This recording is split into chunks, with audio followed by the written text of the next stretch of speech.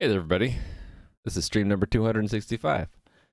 I'm going to work on some pathfinding today, and I'm actually going to build up the plan right now because I didn't have that ready to go. So I'm just copying the template from yesterday and putting that there. And before I forget, I should probably plug in my phone. Having a dead battery on your phone is not nice. All right. Yeah, yesterday I worked on the guide NPC that helps new players exit the dungeon. And one thing I ran into that would have been nice to have is a pathfinding algorithm, so that if the guide is walking the path towards the exit and then gives up on guiding the player, let's say the player logs out or something, we would have the guide. We would want them to return back to the zone entry point immediately and not have to walk all the way to the exit in order to start walking all the way back to the entry. So the difficulty about walking back from the midpoint of one path is that we have to search which, how far they've gone in that path to figure out where to start on the return path. So it would be a lot easier just to give it to a pathfinding algorithm and say, I want to just path back to some other point. So I already have code to do this in another project, so I said, oh, I'll just work on that tomorrow. So that's what I'm going to do. Let's see, is my audio looks good. I don't know if it sounds good or not. Let's wait for people to tell me if it sounds bad. Let me get a link to this. So, top link. I should just bookmark that. I don't know why. What am I doing? Keeping it in OneNote. My organization needs improvement, that's for sure. And I wish this had a dark mode. Actually, you know what I would wish is if I could get a link directly from OneNote on Windows. They have a link to the page, but I don't know if that actually works in the web. Yeah, I don't know if that works or not. And I don't know if it, like, what kind of access it grants. So I don't even want to mess with it.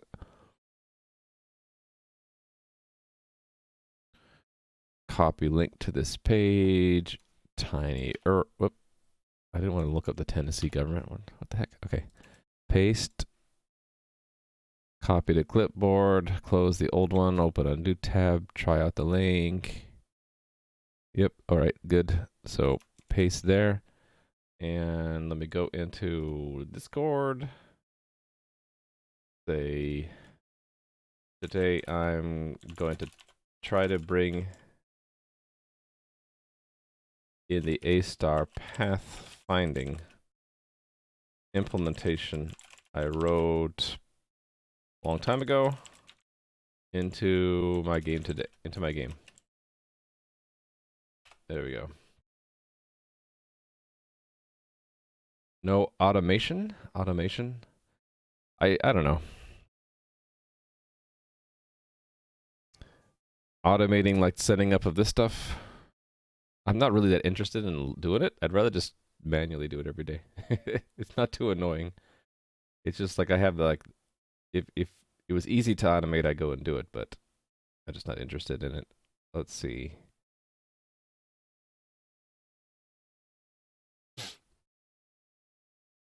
I feel like I'm missing a step. Oh, I know what I'm missing. I gotta take that and put it into the game. And update the today command. It's nice to see my game is still working. What's going on in the sewers? George is still there patrolling, hopefully, yeah. Good George. Still patrolling even though I don't pay him anything. He doesn't even get to pick up the loot on the ground. Raimu is adding pathfinding to his game. Update. Let's turn on the bot. You've submitted issue 618. That's still new. I haven't looked at the issues in a while. Is it in-game? Better player export file names. Currently exports as player.json. If you have more than the browser appends a number. Today's sorting the downloads, wondering what it was. It has to contain at least a player name. Okay, yeah, we can do that. Open.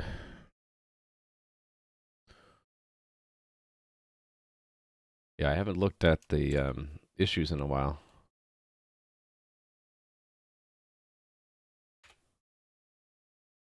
Let's make a new one. Because I don't think... Oh, there's a new one here from A Squared. On small window widths, the password reset form falls off the edge. That's not good. We have a... Yeah, look at that. Oops. I'll have to address that. Labels. Bug. All right. New issue. Title.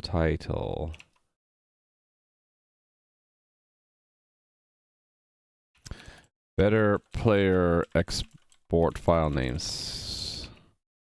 This is in-game ticket number 618 by Nui.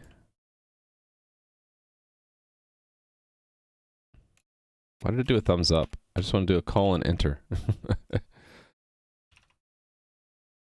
And then quote. Actually, can I paste and then quote? Yes. And then labels bug. Actually, no, it's not a bug. It's more an enhancement or maybe user experience. User experience, sure.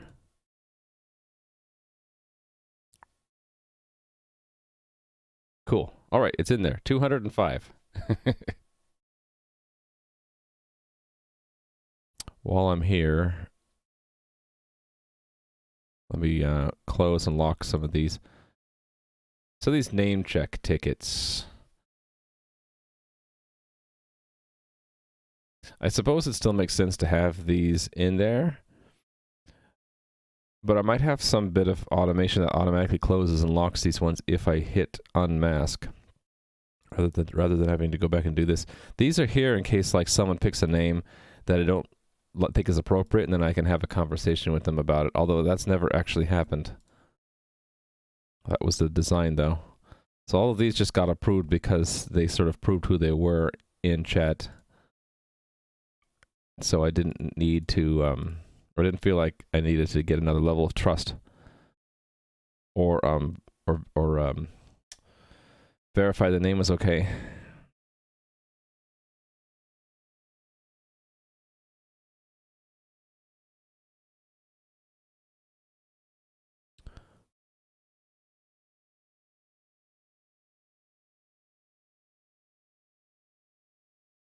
Okay, yeah, see, there are a lot of new players that were created, people trying things out. Max.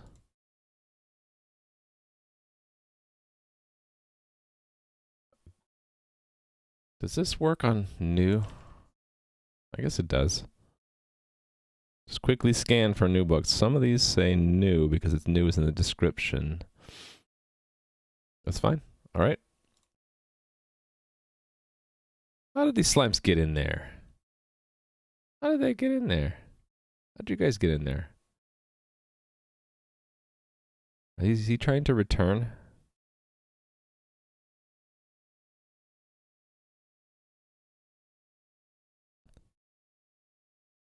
Yeah, he's trying to return. They're getting snagged in there. Okay, let's move you out. There. How about you? Move you out.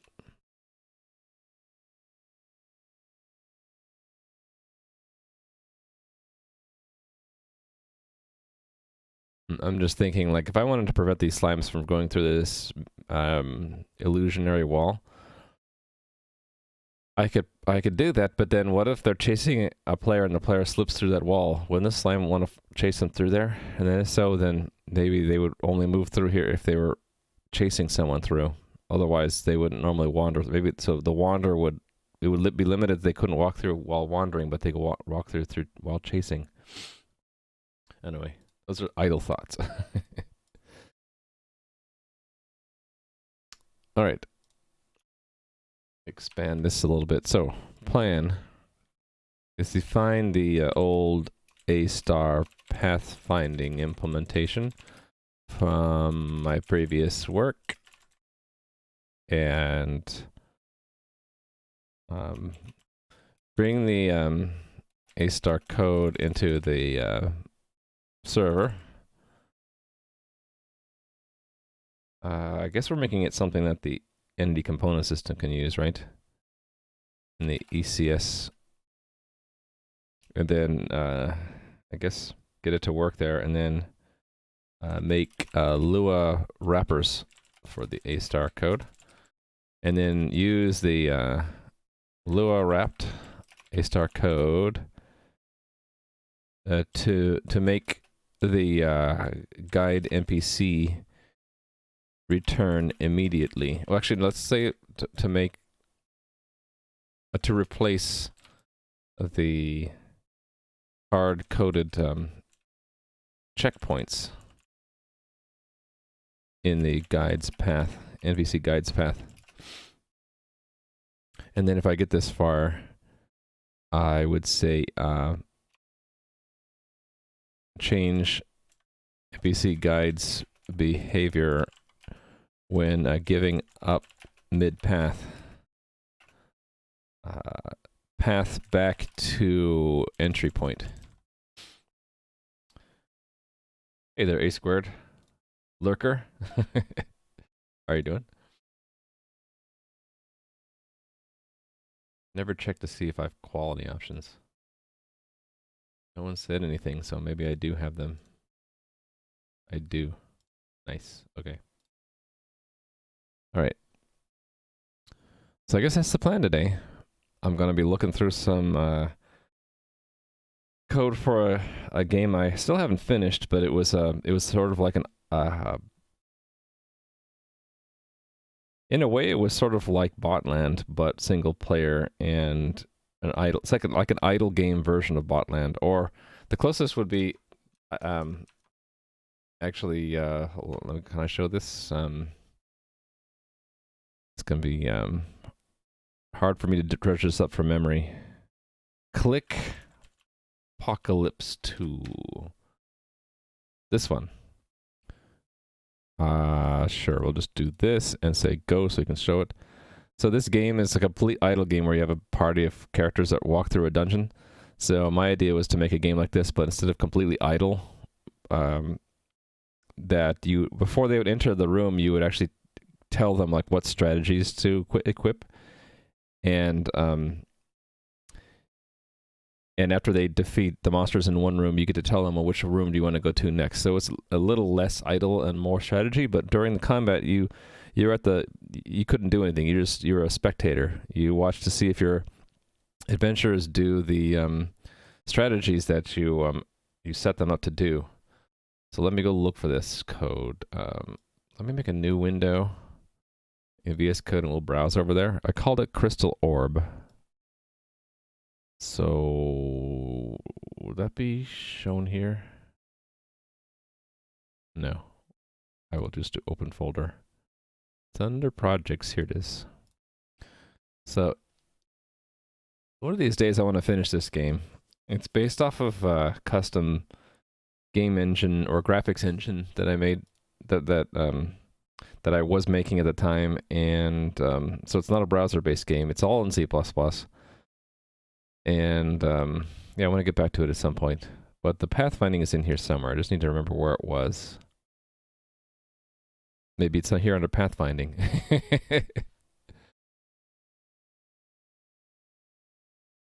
Find a path from one position to another where the type of position is a template argument. Right. So this was actually intentionally a template so that you could use this for any kind of coordinate system. The position was just abstracted away.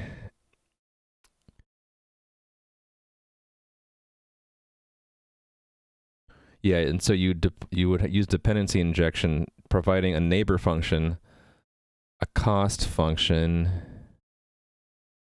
and that's it. So yeah, you give and there are two kinds of cost functions. There's the move cost and the heuristic, and that has to do with the A-star path algorithm. Let me see if I can find the link to that one. That would be in my notebook, but it's in my private notebook, so let me go find it. I'll pull it back on screen when I find it. Hold on a second. Actually, I could just do search.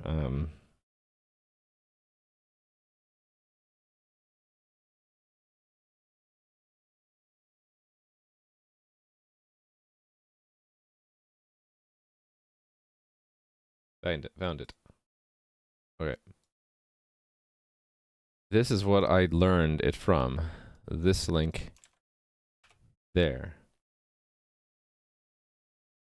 Put this back over here, and so they walk you through well, there's an overview, and then they walk you through the different algorithms. They start from breadth first because it's easier to describe it, and then they augment it with a cost function for Dijkstra's algorithm, and then A star, which is a modification of Dijkstra's algorithm.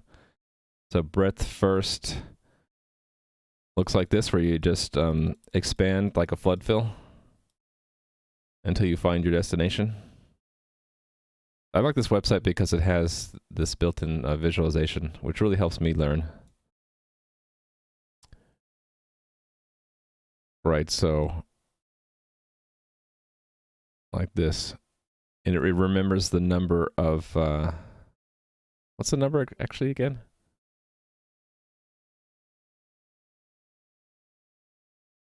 I think it's the iteration number. Definitely keep the template thing. Yeah, I'm going to do that, I think. I'm probably just going to lift the entire template as it is.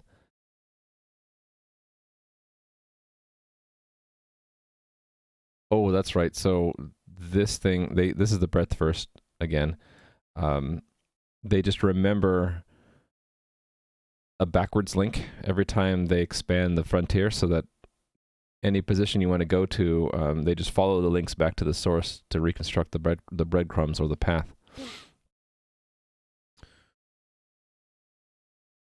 Yeah, and then here's where they introduce movement costs, so that if it costs more to move through this forest or this mountain, then you would avoid the forest if it's cheaper to get there by going around. And that's Dijkstra's algorithm, I believe, where you introduce the cost function. Right. So breadth first is uniform, but then Dijkstra's is like, well, it's more expensive to go this way, so we would more easily expand around, and we'd reach there first by going around than going through. So yeah, so then A star expands that by bringing in a heuristic, where oh no, first they introduce greedy best first search, because that's what A star uses, right? It uses a heuristic that says to try to guess what is the best direction to try first. So breadth first takes longer to find it, but a greedy first finds it almost immediately, because it tries to head toward it. And then if you have something in the way, the greedy first will hit that barrier first, and then it kind of defaults back to breadth first until it gets around the barrier, and then it shoots towards the goal again, and still beats it. Hey there, Kappa Mangoes. Yeah, A star optimizes the search. It's using greedy best first, or whatever algorithm you want, actually.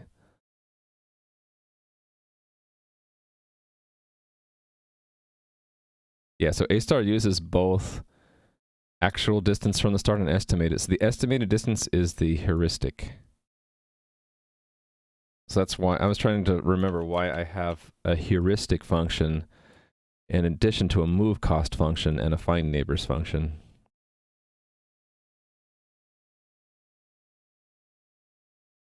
So I wanted to see how I used this. What heuristic functions did I use in this code? Probably it's best to do that. Is this it? Heuristic. What's my heuristic? Oh, this is greedy, where we just say what's the distance to the end. Is that how it works?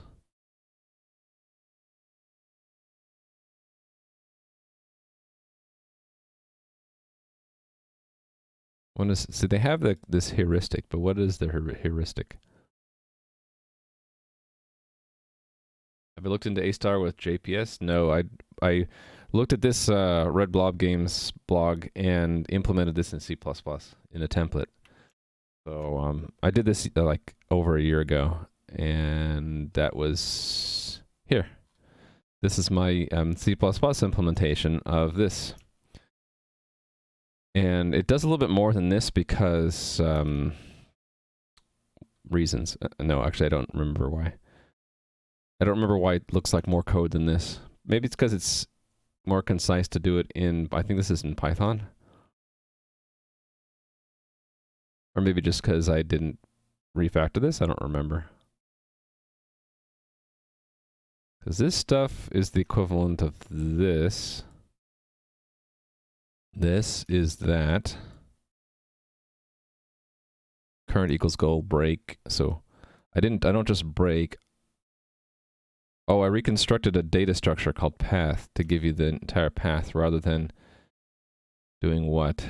Yeah, this sort of leaves up like what's the path? You have to just know it's came from, I believe, and reconstruct your path from that. So this kind of leaves out some of that detail, but this is the detail here. Hey there, Morpheus Zero. Trying to remember what the heuristic really means.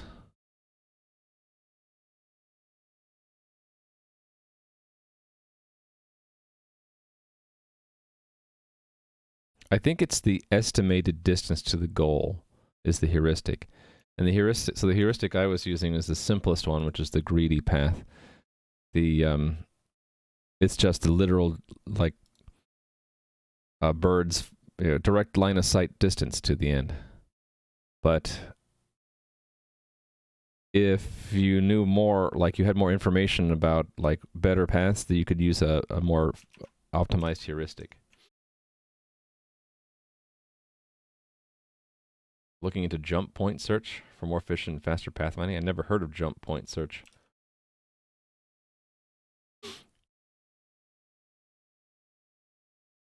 Never heard of that.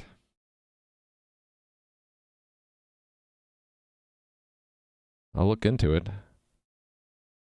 Right, the heuristic tells us how close we are to the goal.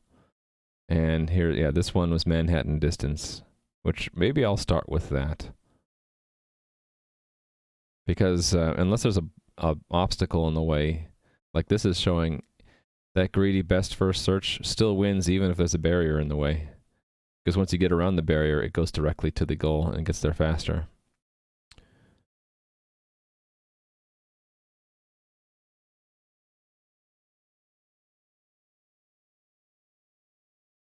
Right, uses both the actual distance. So this one kind of gets hung up at this point because it's exploring all these directions, even though some of these are actually shorter, and it took longer to get to here. So it would do they have an example of that? Oh, right here. They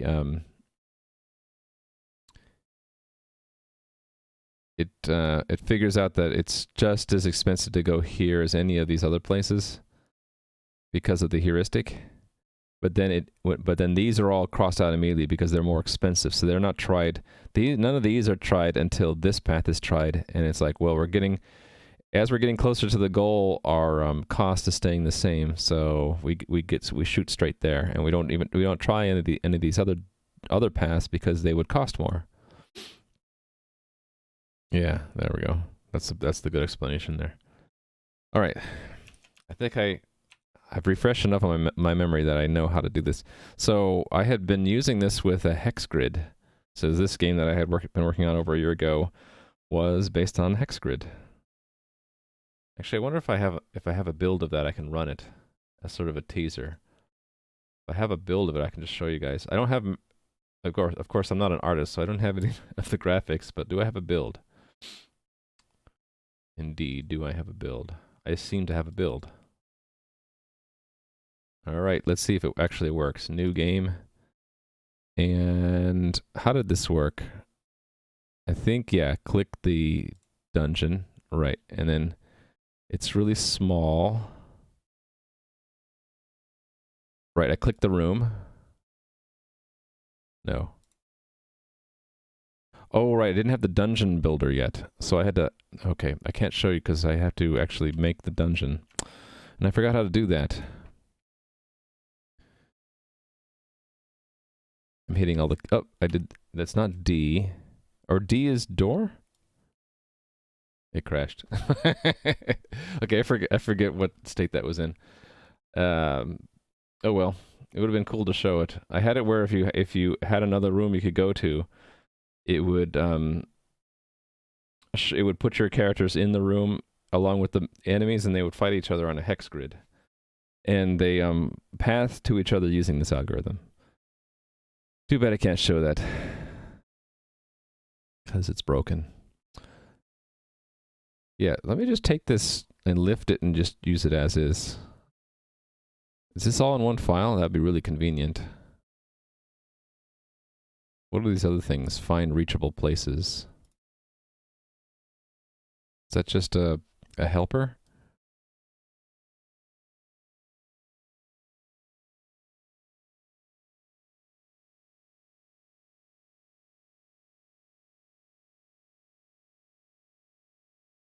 Finds all the places that are reachable from the given starting position, the total cost to reach them. Oh, I remember this. This is sort of like running the pathfinding, but then without a goal in mind. You would just get a map of everything you could reach and up to a certain max cost. And then looking at all of the places you could reach and their costs, you would pick a target. So this is like for drawing aggro, for example. You would, the monster would run this and say like a max cost would be like 4 or 5, how many steps they're willing to reach out to find an enemy, right? And then it would assemble back a list of search steps, and the search step is just a position and cost, I think. Yeah, position, and if you wanted to navigate, you can go to the previous, so you can get breadcrumbs back if you wanted, but then there's a cost, right? And then the idea is every reachable place that has an enemy in it is a potential aggro target, and then you just pick the one with the lowest cost, and the monster would just aggro to them. So maybe I need that too. Right, so this is the classical finding path. You know the destination. This one you don't have a destination in mind, but you have a starting point and you have a max cost, and you're like, let me find all the places I can reach. Yeah, exactly. So we can have it so he pulls aggro only enemies that are reachable by a certain maximum cost. Yeah. So I think I want this entire file.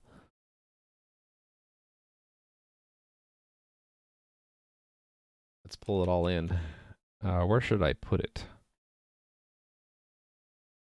It's generic enough. I think I should just put it under source. So what? Pick file here and do new file. Pathfinding.http, and then paste. And let's update this pragma once. And I'll keep that. I haven't done any significant changes yet, so keeping it as is. I need to pull in this file in the build system. Or do I? I don't technically need to because it's a header file, but I'm going to list it anyway. Wait a minute, where am I? This one.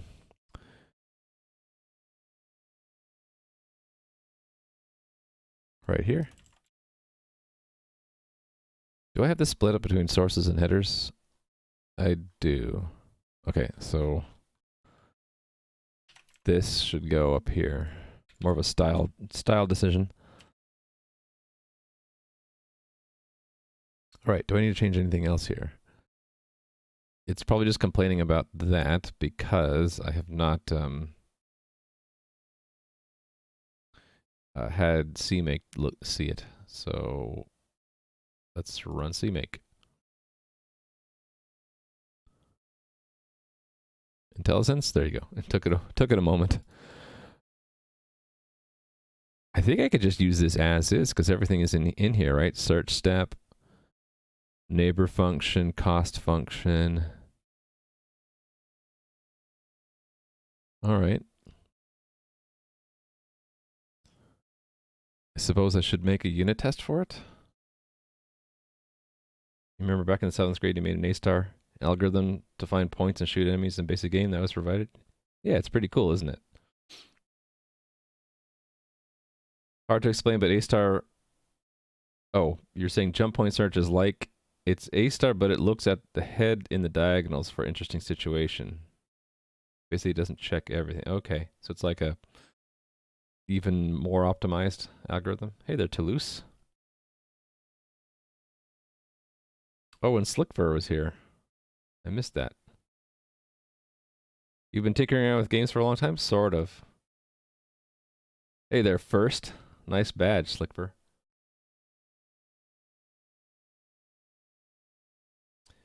Yeah, so the this game idea, I've had the desire to make something like that for, I don't know, how old am I? I'd say like 25 years. But I guess it's always been a little bit too ambitious, and I could never really stay motivated. So that's one of the reasons why I'm streaming on Twitch, is to stay motivated and organized and all that. So hopefully I eventually get my game done. Yeah, founder means you're one of my very first subscribers. First 10, yeah. For affiliates, it's first 10. For partners, it's first 25. Hey there, Red Sky One. Yeah, neat. This is how we reward early adopters, I guess, now on Twitch, as we give them a first badge. And I had nothing to do with it. It's all Twitch. Motivation is hard, yeah. So this is, I think, the 4th iteration of this idea. The first was back a really, really long time ago, probably like 25 years ago. I tried to make something like this on my Apple II, and I ran out of memory. Then I tried it another iteration on PC, and that's where I actually made all these graphics, along with my brother, who made these graphics. And then I guess the 3rd iteration is I rewrote it again in C++, because the original one was in Pascal, I think. And this is the 4th iteration, where it's all multiplayer online in the browser and backend server and all that stuff. Chat properties change when it's a founder badge versus sub badge. You mean what do you mean chat properties? Oh, let's see what my bot thinks of Slickver. Actually, my bot doesn't see subscriber status. Oh, but it should show up here, right? Ah, yes, that's a bug. Slickver's chat is not showing up in game. We need to fix that. Okay, bug. New. What does the badge actually say? Founder badge. Makes my bot think the chatter is not a subscriber when they are. It's like a new status, isn't it?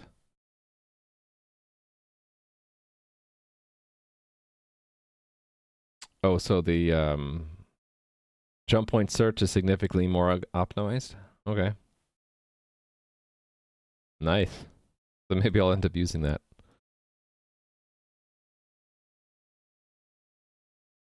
Yeah, I think my code, exactly, Toulouse, it would look for badges like sub/1 or subscriber/1, so it's probably founder/1, right?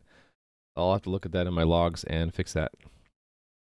I actually run 2 bots now, so the one that has the bug that I'm more concerned about is the in-game one, so Slickver's chat is not showing up when it should. The other bot I have is just a stream helper, and right now it doesn't really care about the sub badge or not. Forgot my first robocall just now. It overwrites the sub badge, yeah, so it doesn't look like you're a sub anymore. You're like more than a sub, you're a first. It was VIPs and above, I think, Toulouse. We can actually go look. That would be in the coordinator golem. Very important person.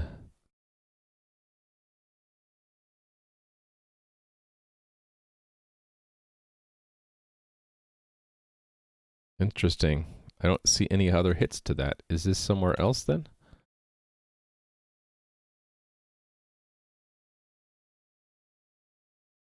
Okay. Where do we decide to put it posted in game? Oh, it's probably if the role is not equal to, yeah, role is not equal to viewer. So it's all roles but viewer. But so we only have 3 recognized roles: broadcaster, moderator, and VIP. I guess it's the default, right? Viewer. Yeah, so it defaults to viewer, and if we see any of these badges, we overwrite it. So I'd have to look and see what actually the badge is. Ooh, newly linked their account. Give you a point for that. I can actually look at my log right now and see. I have to do that off screen though. Or do I? The log isn't that secret. I can do this. I could probably do this on screen. Hey there, Rally Monkey. Look at you. You got that first badge also. Busy with the kid lately? I understand. I understand completely. Chat over. Oh, you like it too? It's funny. Like, it seems most people either don't care or they like it. I didn't like it at first, but it's not for me to look at. It's for you guys. So it's whatever you want to see. Okay. I'm just trying to find the log.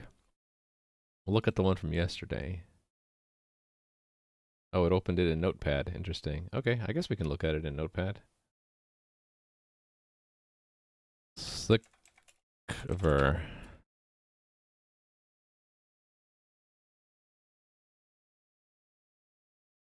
It says subscriber. Did they change it midday yesterday? Let's look at today's.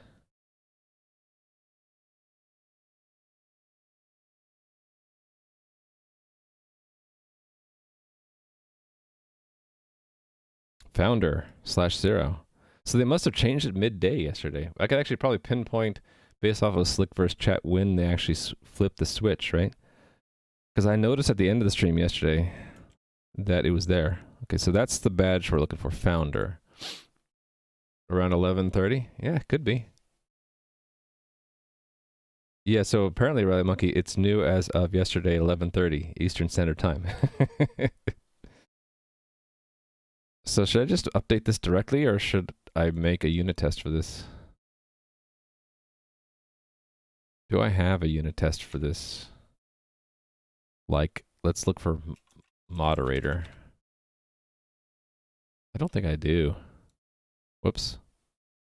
What the heck?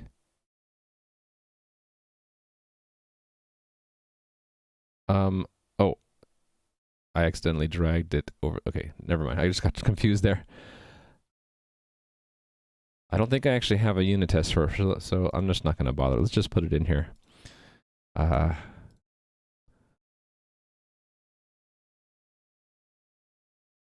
So what's the ranking for it?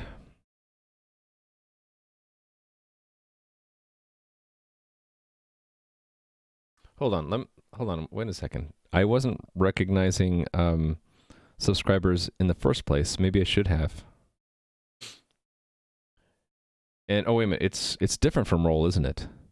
It's different from role. It's not a role. It's because for example, Rally Monkey is both a moderator and a founder. Interesting. So it's more of like subscription status. Okay, so it doesn't really go here, and we weren't putting subs in chat in the first place. That's a different kind of bug. So it's not really that it thinks they're not a subscriber. So it's not really a bug.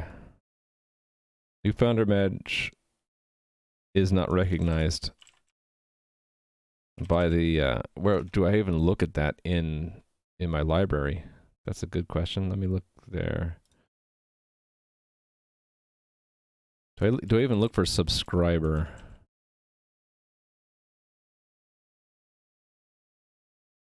Do I look for VIP? I don't even think it does. I think it just passes it along. So actually, I don't even need to do anything. Let me just write it down. New founder badge replaces subscriber badge. And it is founder/0 or slash, just say founder. And I never actually did have my bot do anything special with subscribers anyway. So let me just write down, let's let the subscriber chat show up in game. We'll make that a feature we add at some point. No, it's enabled by default. I think I can turn it off. Yeah, Toulouse, I think there is a way for me to have it show the subscriber loyalty badge instead. But I'm just leaving it at the default. And this chat overlay, yeah, it's Dream Parrot. It is indeed.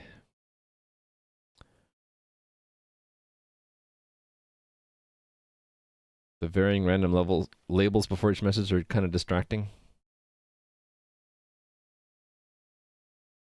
Well, yeah, that's one thing I didn't like about it as much. But there's not. It's either I have no control over that part of the layout.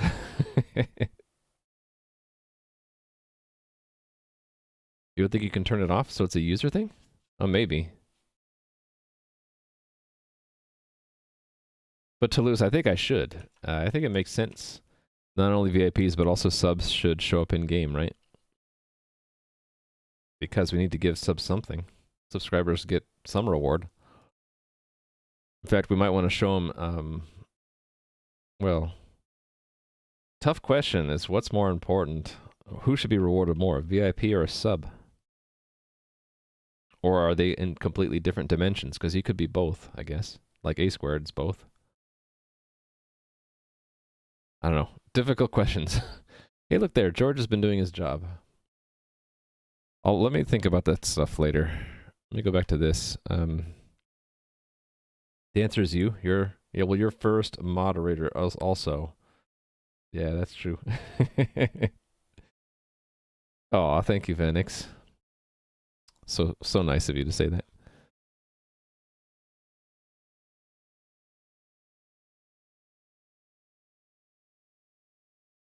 I'm trying to decide, do I make unit tests for the template itself or make it available in the ECS and have unit tests there? I'm thinking about doing the latter. So that would be in tests ECS components, I guess. I can put it here somewhere.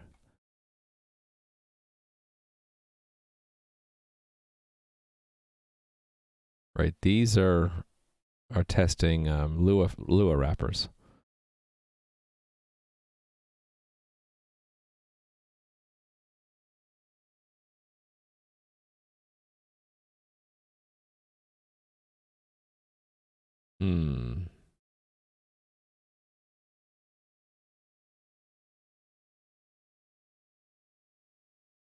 Okay, I think I don't need to copy from anything, but I will make some helpers for just copy the overall template here. So yeah, I don't need a tile set or any of that.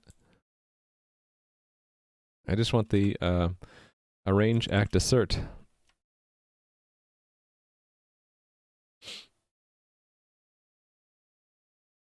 Your VS Code is installed. You can save and run programs from another. Sure, why not? I don't know why you get no input files. Don't know what to say, Shankar. It sounds like you don't have the build system configured right.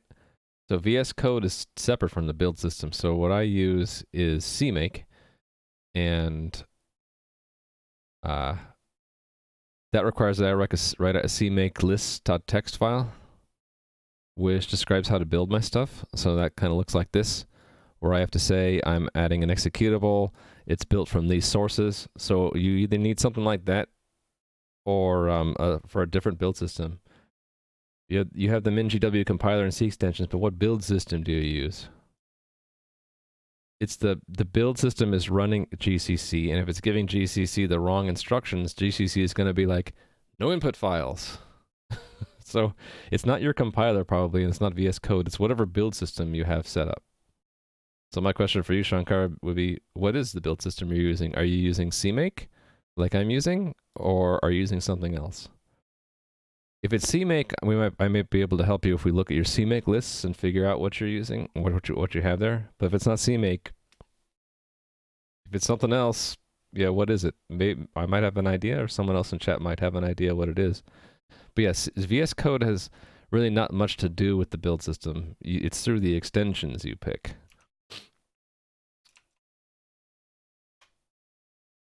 Okay.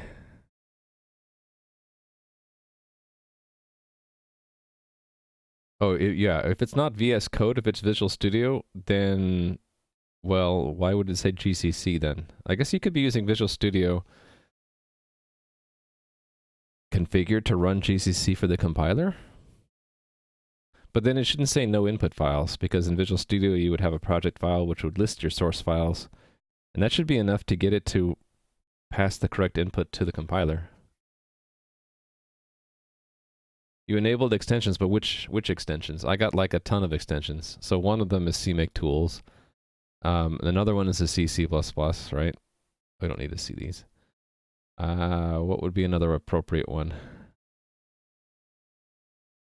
I think that's really all that has to do with C and C++. Well, I guess there's the test runner stuff, which is not building, it's running. To give me, come on, you can do it. Give me that window, this window, to let me run individual tests like that. But that has nothing to do with building. Yeah, C, C++, and IntelliSense is not the build system either. That's just syntax highlighting. So if I mistype something there, I get the red squiggly. That's C, C++, and IntelliSense. But that's, again, not the build system. Where do you check what build system? Well, it might be you don't even have one set up. So that might explain why you get no input files.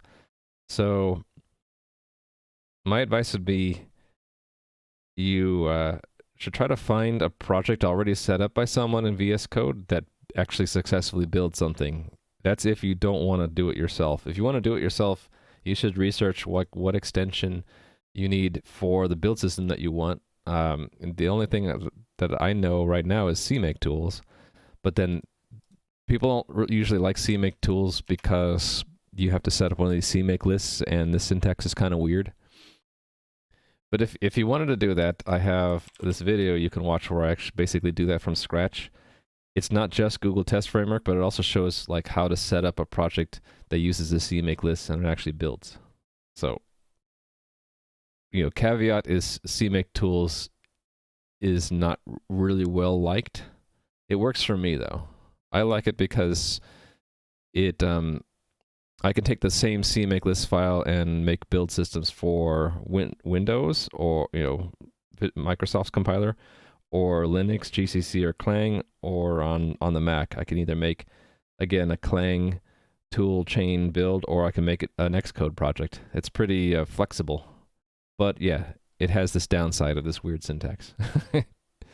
Unfortunately. Okay, this will be... what do we want to call this? Just a generic pathfinding?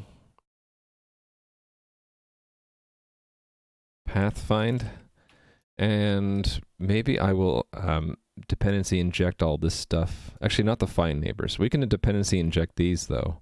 Find neighbors is just saying, given a position, give me the neighboring positions. Who are you going to call? Ghostbusters? Yeah. You got to put an appropriate emote after that. Isn't there a built-in one, a Ghostbusters emote? Or am I mistaken? What will be the arrange here? We need to arrange like a little bit of a maze thing. We're ready to believe you. Oh, is that part of their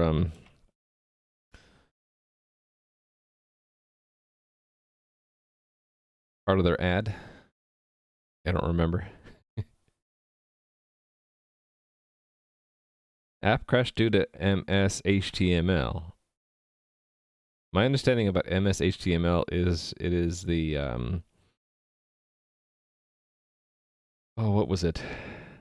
It's basically the web client, the Internet Explorer junk that you kind of get in there as a dependency because of other things. It shouldn't crash though. It's usually just baggage you don't need that happens to be there. You'd only really need it if you had if you were rendering web pages inside of your app, and you're not using something like uh, the Chrome stuff. Let's see.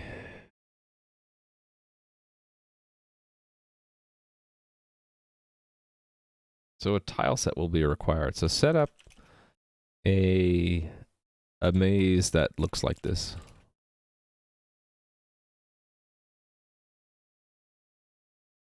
And we'll say X is a wall. What we're gonna say? O is starting point. And trying to think of a character. What would be the destination?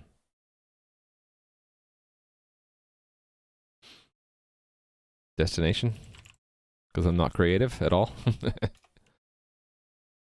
Oh, good old C0005. Yeah, that basic is access violation. That just basically tells you nothing other than something. Whatever the buggy code was, it caused the CPU to try to read from a memory location that was not correctly mapped for your program. So could be almost anything.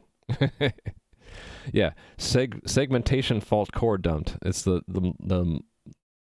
pretty much the least helpful error message you could ever get on Linux, and the Windows equivalent is that. Yeah.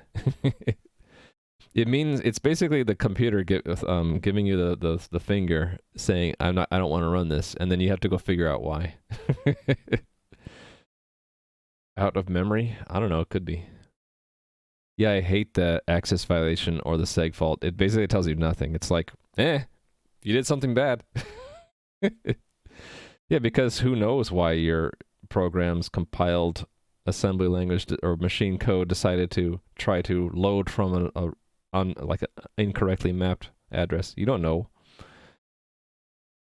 It would be like if you are I can't think of a good analogy, but you know what I mean. It's like not helpful at all.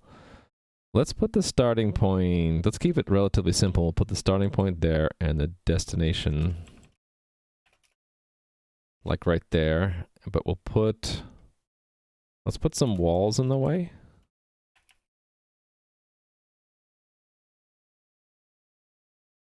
I don't know. Like this.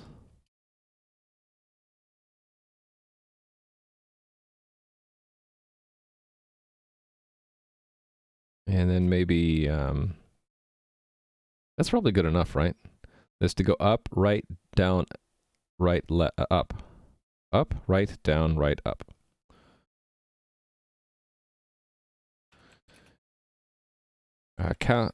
Use the components. Actually, let's make a more expensive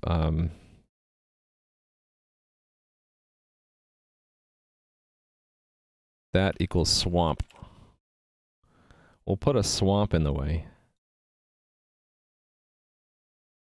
Select the direct path. Looks like you could just shoot there, but this would be very expensive.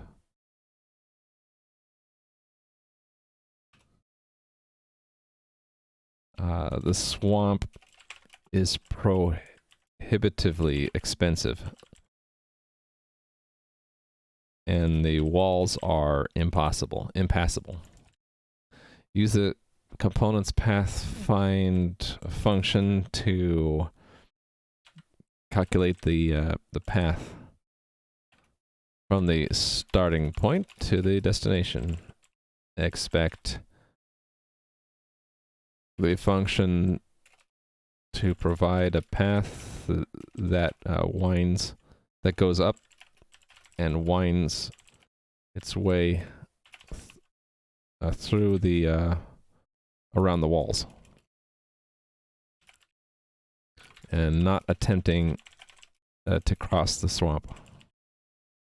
All right, so we need a tile set that has ground, wall, and swamp.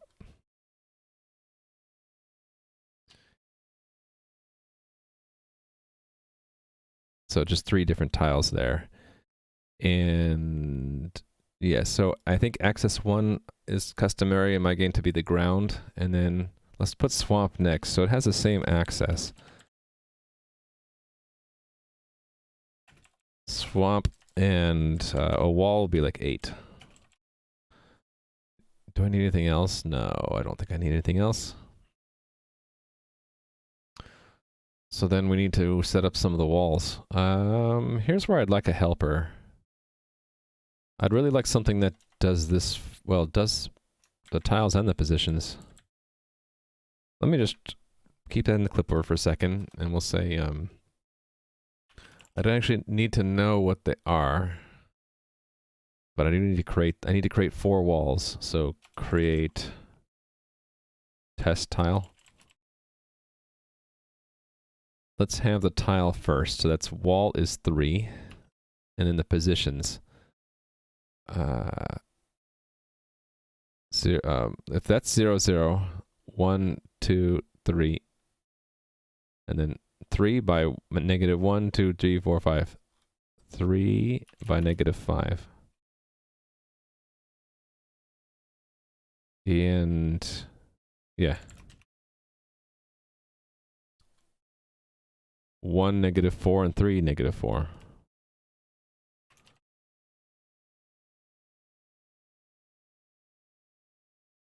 And then 1, negative 2. Or 3. Right? And then the swamps are all at minus 2.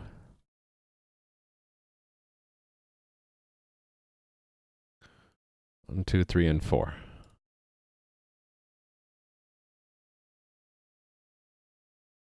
And then the ground pieces. I need to put ground everywhere.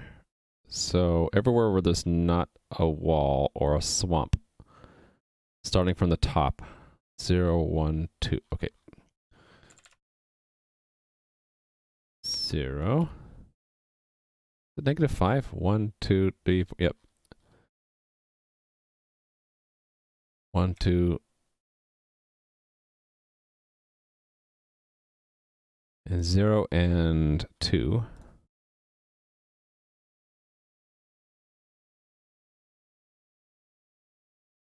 Negative 4.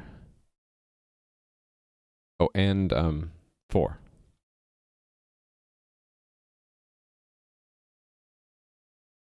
And then also a 4 here.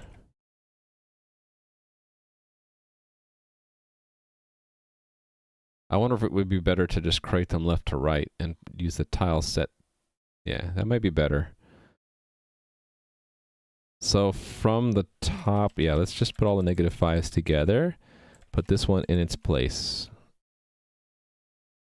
So you can see the wall there. And then negative 4s, put them together. 0, 1, 2, 3, 4. 0, 1, 2, 3, 4. Right, okay. And then negative 3. Okay. 0, 1, 2, 3, 4. And then negative 2. There's a ground at 0.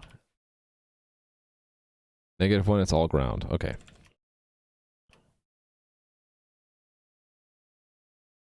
One, 2, 3, and 4. And these are all negative 1. Okay, and then the last one, a full row of ground tiles at 0. Cool. So there's our grid. I just need to have this helper.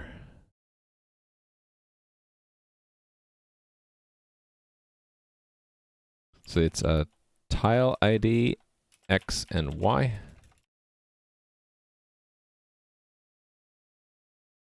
And we need to create a tile and a position. So here's the tile stuff.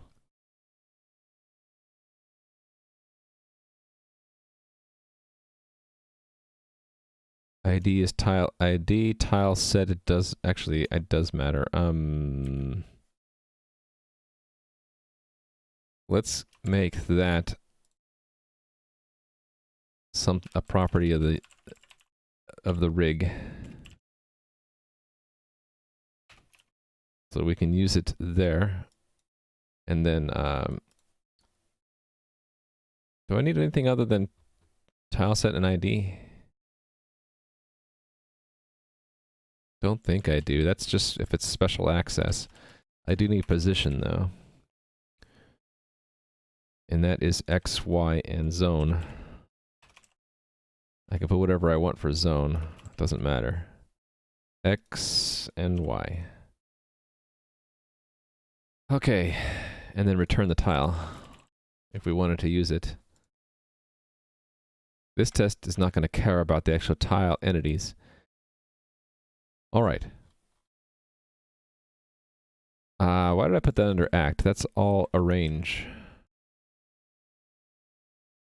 The act is we want to ask the entity component system for a path, right? What is your... Oh, wait a minute, I missed some other chat.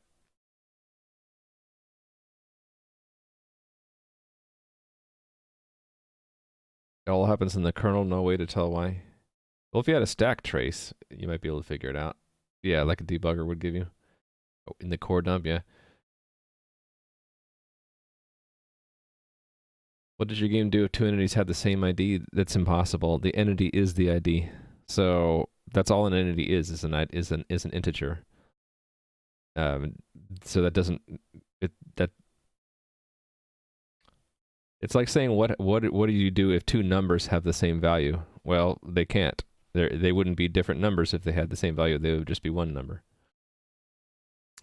What might be a problem is if two components of the same type ended up having the same entity ID, and right now that's also not possible because the way I store components is a map from entity number to a component. So if you try to make two components for the same entity, it would just overwrite. The second one would overwrite the first one. So I guess that's the closest a squared to answering that is when you attempt to make two of the same thing, the second one would overwrite the first. How broken would it be? The hazard would be you destroy the first one, replacing it with the second. So there's an overwrite. Yeah. So if I didn't create an entity and if I just use the same entity and just do a create component, another tile and another position with the same entity, it just overwrites it. Yeah. Cool, that's what you meant? Yeah. So that's actually how I update positions, is I just set it again. The new one replaces the old one. So yeah, you would lose whatever it used to be and it becomes something new. All right. I think what we'll do is a const auto path equals components path find, which doesn't exist yet. We need to figure out the arguments here. Let's go by position and zone. Let's not use 42. Let's make a global constant. Const expr test zone ID. There we go. This is a made up entity. Actually, let's not do it this way. Let's actually make one in the setup. I don't have a setup for this. I should have one though. Setup. Let's have a setup. And we'll have a zone. Exactly. So we'll use that zone there. So this will be zone. So that's the starting point. What else does pathfinding need? The destination. So the destination is 1, 2, 3, 4, -1, -2, 3, 4, 4 by -5. And let's assume that the same zone, so I don't need to say it twice. Did I put dirt at 4, -5? It did. All right. And then what else do we need? The find neighbors should just be built into the ECS. Cost and heuristic. Yeah, we should provide that. So what does the cost function look like? Return an integer given a start and an end position. And it's always neighbors, right? Actually, I don't know. I should probably look and see. If we should only be using the cost function for neighbors. Next step position is a neighbor of the previous. Yeah, so it's only for neighbors. Yes.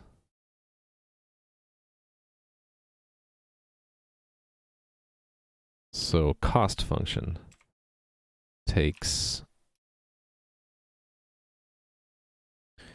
it has to be one value.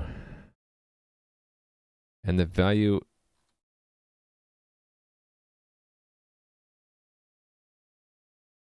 the type of position, we need to make a type of position. I don't have one of those yet. And that should be used. Do I already have one, actually? I might. I might have something called position.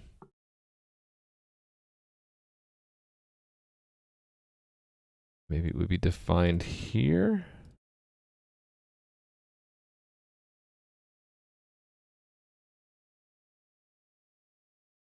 I do. I have something called position. There we go. We should be using that.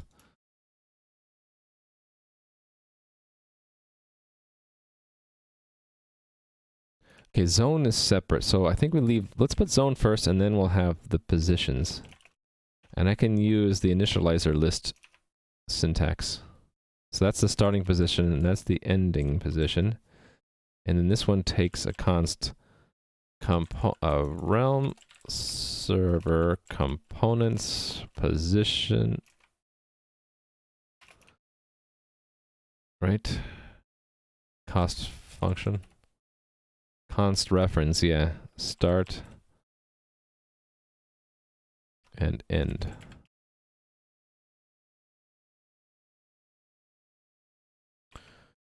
And we're supposed to return something. So let's return a constant cost for, actually no, I can't do that.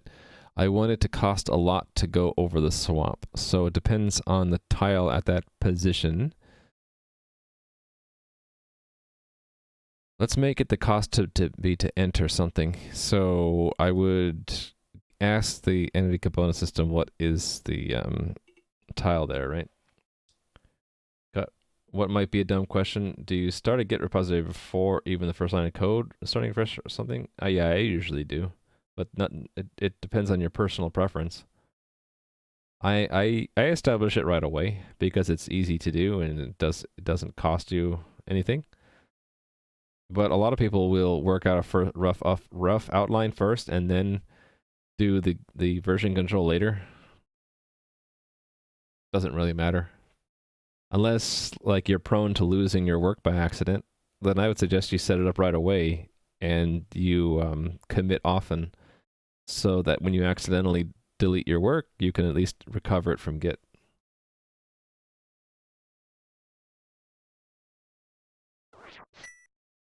Thanks for that follow. I'm wondering, do I want to relay the cost as a position directly, or do I want to have it where we actually get the entities and their components? I'm kind of thinking the latter. Get right away only because you have awful memory and good to see changes. I think of it as a safety net. If I accidentally delete something, I can recover it from Git.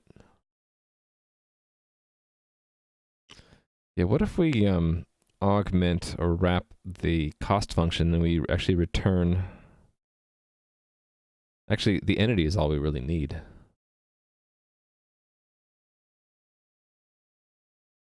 So what would that look like? Int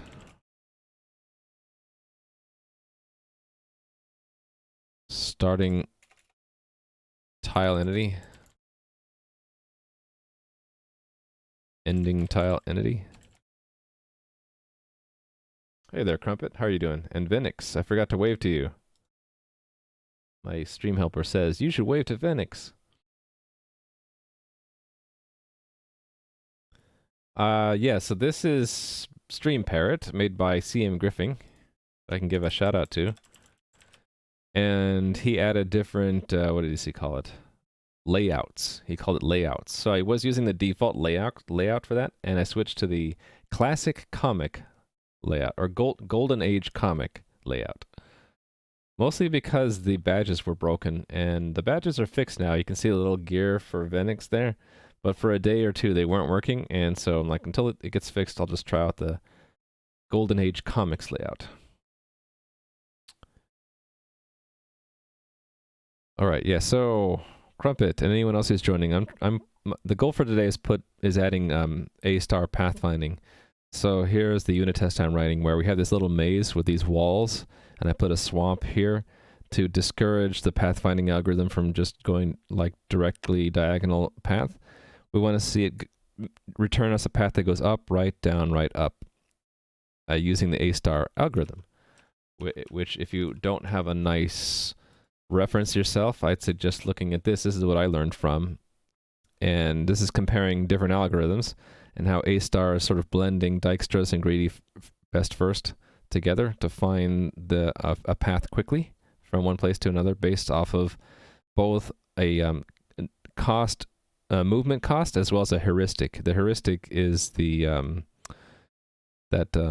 direct line.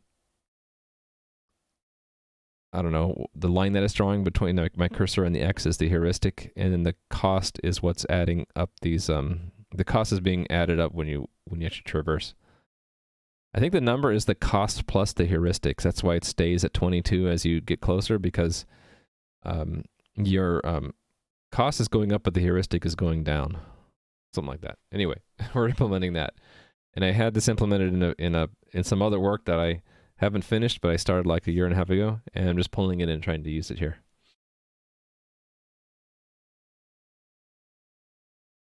Wait a minute, what? If you want a badge, you'll have to un-VIP and unsub. Which badge? Wait a minute, why don't you have badges A squared? Oh, because of the theme?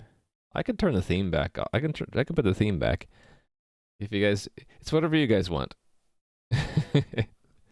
So it's only showing badges for non-VIP, non-mods then.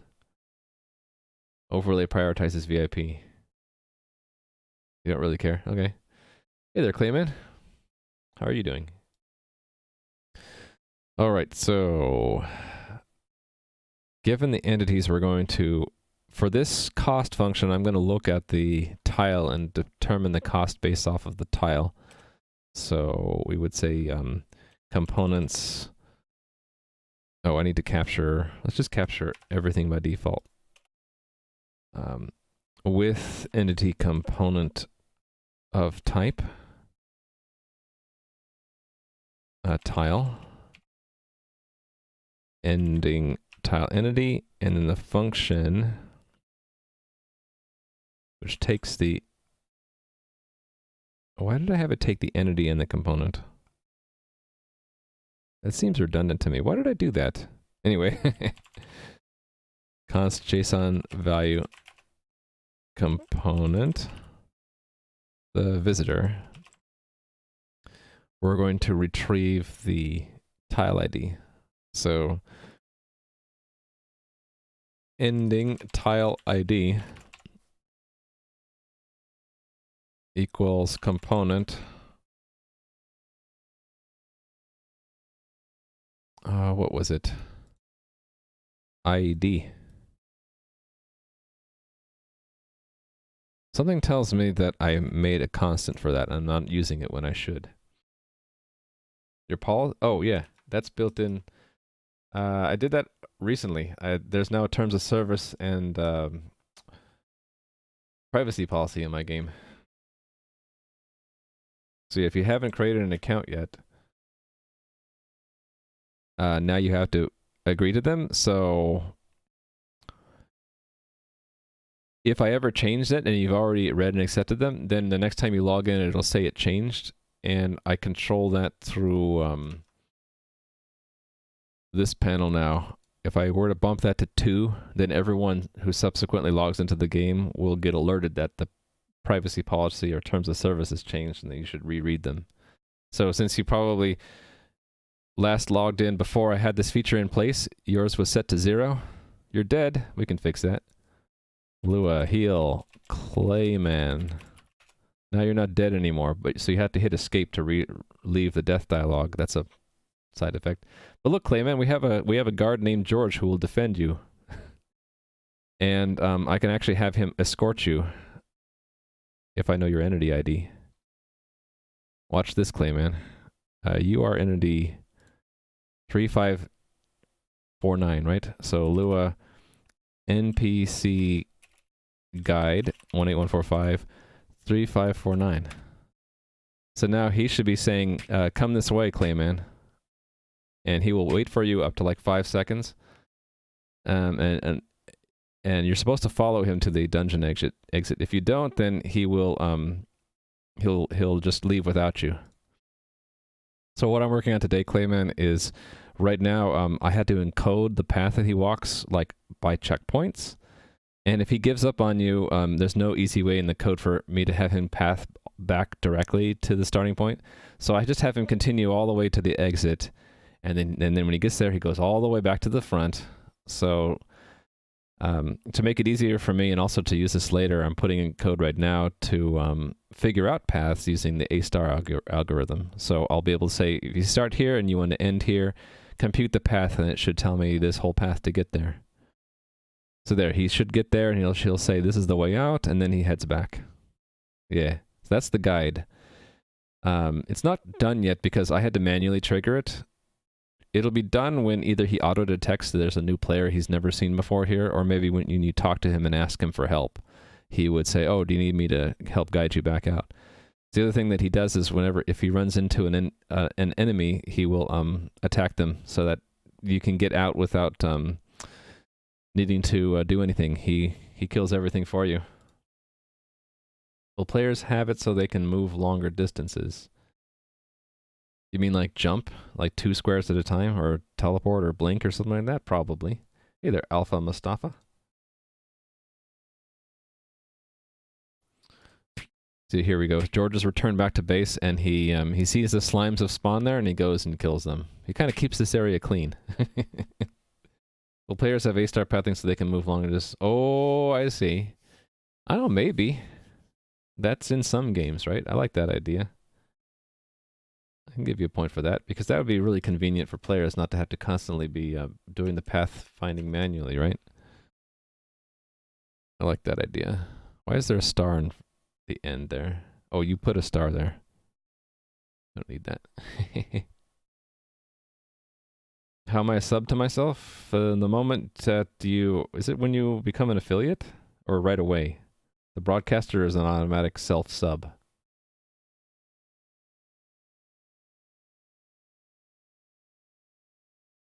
Yeah, and not only sub, I am a tier 3 sub. So I can use all of my own silly tier 3 emotes like the beast. I think is I don't have a tier 3 emote, but I have that tier 2 one. I'm like, I can use it for whatever I want.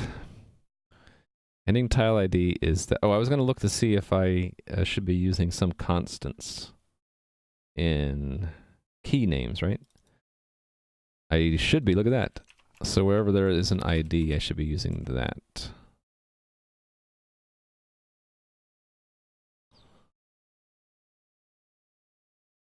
Oh, that's everywhere, isn't it? Actually, it's not too many places.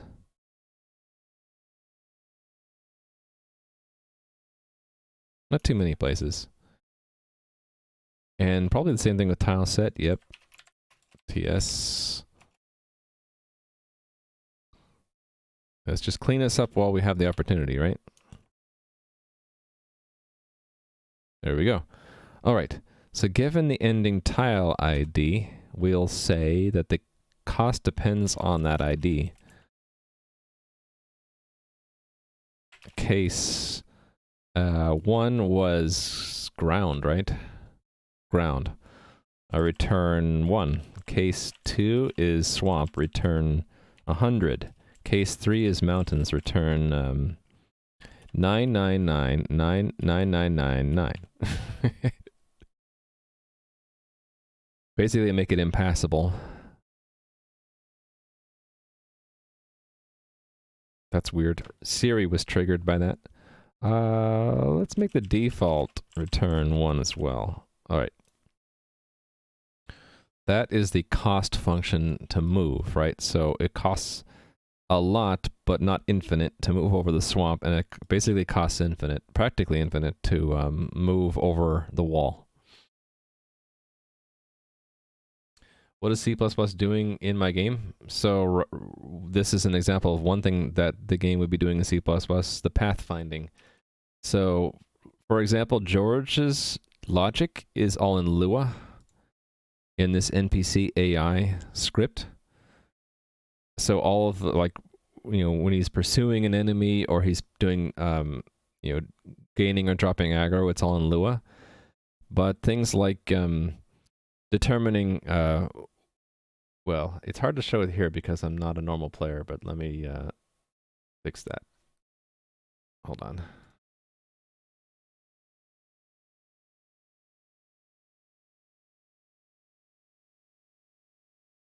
So here I am as a normal player, right?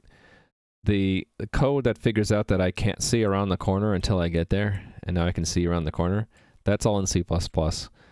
And I figured that I will make all of the game systems in Lua while I'm developing them, and then for performance reasons, port them to C++. And also anything in the server code that forms part of the framework or the engine, so to speak, is all also in C++. That's sort of the division in the server code between C++ and Lua. Things that are part of the foundational, you know, framework or the engine, so to speak, of the game are in C++, and then things that are still malleable and undetermined, like the game logic. Lua is really convenient because I can go in and just change it on the fly here. I could change the default weapon to do more damage and submit that, and it's done. I don't need to recompile or anything. So in that, again, that's only really half of the game. That's the bigger half of the game. The smaller half, so to speak, is the front end, which is the user interface, and that's all in JavaScript. So this is a multi-language game.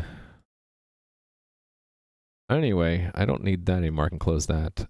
And returning to this. So this is the cost function. Maybe we should pull it out and call it cost function, just to make it easier to read. Cost function equals that. If that's the cost function, and then I need a heuristic, right? Yeah, heuristic. A heuristic, let's just do a Manhattan distance. Const auto heuristic. I don't think I need to actually capture anything, do I? Actually, I do, because it's going to be the same thing, right? It's another cost function, so it's going to be like this. So let's do this with the position. So ending tile X and Y, or position?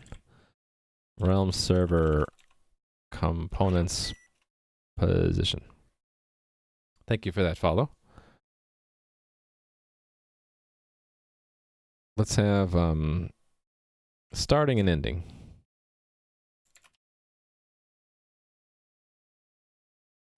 And I might move this into the pathfind function, but right now let's assume that we only get the entity number. So we'd have to take the starting tile entity and calculate the position is X and Y, right?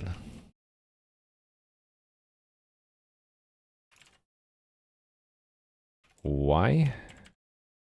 There. And then we'll need to do the same thing with the ending tile. Ending tile position, whoops. Ending tile position is the position of the ending tile entity. And then we're just going to return the Manhattan distance. So that is the sum of the absolute values of the differences. So absolute value of starting tile position. Come on, help me out here. X minus ending tile position X plus absolute value of the Y's. That's our heuristic. So heuristic. What else does pathfinding need? Max cost. That's to put a cap on it. So what is the max cost that I need? If the cost is just 1 along the good path, 1, 2, 3, 4, 5, 6, 7, 8, 9, 10, 11, 12, 13. So let's just do 15. Then the assert will be that the path is up, right, down, right, up.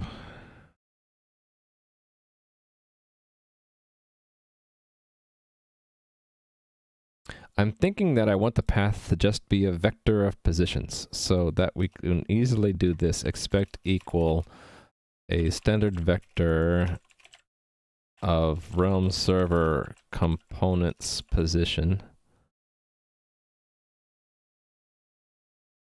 path, and then just put in the positions here. So 0, -1, right?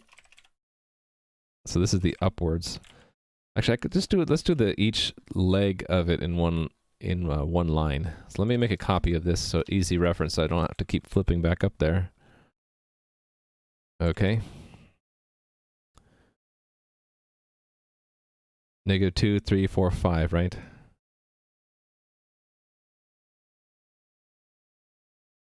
-2. -3. -4 and -5. And then the second leg would go 2 steps to the right. So 1, -5, 2, -5, and then down. So that's 2, -4, 2, -3, and then to the right, 3, -3, 4, -3, right? 1, 2, 3. Yeah, 1, 2, 3, exactly. And then up to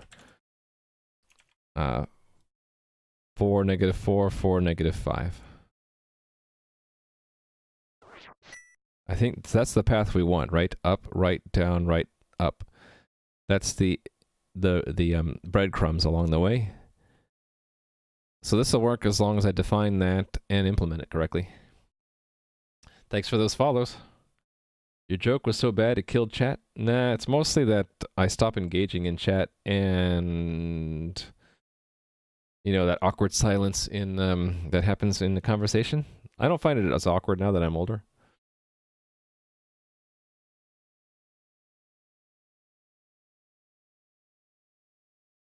Pyrotechnic. It took me a while to figure out how to say your name. Hi there, Pyrotechnic. Yeah, so if you haven't seen this channel before, I'm working on a game. You can actually play it now. And it's based off of the old Ultima games. Not based off. It's inspired by the old Ultima games. And so the graphics are pretty primitive. The engine is all custom work. So I'm focusing mostly on the engine, not on the game content yet. So part of the game engine that I want to have are NPCs like George here to do things like escort missions or just following any kind of like direction. Like if he's supposed to go across this bridge and down here, you know, basically get to this stairway, which is his job right now. Something like a pathfinding algorithm would come in handy there, so that's what I'm doing today. I'm giving George the power of A-star pathfinding. And instead of having, right now, I have to manually encode all the checkpoints that he follows whenever he escorts someone out of the dungeon. It's sort of like a MUD, but with a little bit of graphics tied to it. So a lot of the interaction with the game will be through text, where you go and talk to NPCs and you chat with them in text. But there's some graphical elements too, so you can see spatially where you are in the dungeon. You can see enemies. You can attack them when you step next to them. It's a combination of a text-based adventure with a little bit of graphics. You're making voxel MMOs. You focus too much on graphics. So yeah, I'm doing the opposite. I'm focusing more on the underlying story engine, I guess you call it, and less on the graphics. But there's still a lot to do.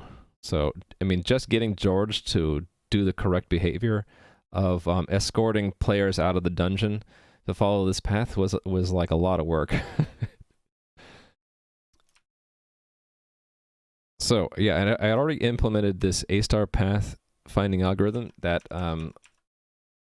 I found here. This is an excellent blog post about it. And this is for some previous work, so I'm pulling this into my game now.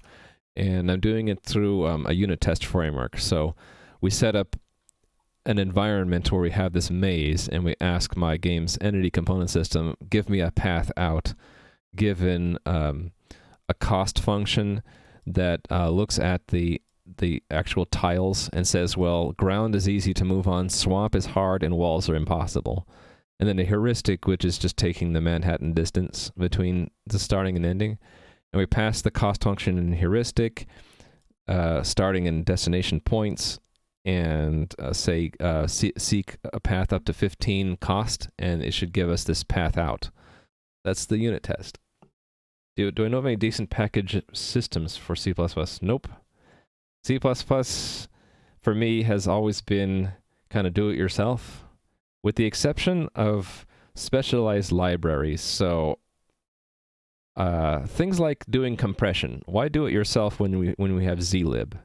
Or security. Why try to do that yourself and screw up and make a big mess when you can just pull in LibreSSL or OpenSSL, right? So as far as package systems, I mean, I'm just old school. I think I just download it, run their make system, and tie their build system into mine, and it's pretty manual as far as package systems go. Why don't I extend that mentality to all facets of the system? Which one? Which mentality? I think I lost you there. I see. I don't even know of Conan. That's a cool name for a package system, I have to say. Oh, not screwing up by using libs? Because I enjoy making stuff from scratch. I kind of drew the line at compression and security because compression wasn't so interesting to me to learn. It's a pretty deep subject. Security is interesting to me, but I really didn't want to screw it up. So I kind of drew the line there, but everything else I enjoyed doing from scratch. So I implemented JSON wrappers for C++ myself. I did the web client and server stuff. I did the web socket stuff that I use to talk between server and client. And all the little bits and pieces like doing Unicode and parsing URIs, integrating with Twitch, all that stuff I did myself because it was fun. Do you ever use Git submodules? I have my own thing called Mugit to manage that, and that's mostly just my personal preference and what I've gotten used to doing. I did Android development, and there Google had a tool called Repo, and so I was inspired by that workflow. I have the same kind of thing where I have an XML file.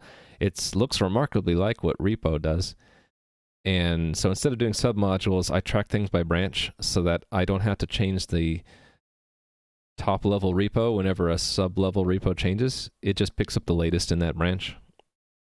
And I released that tool as open source. It's a nifty little Python tool.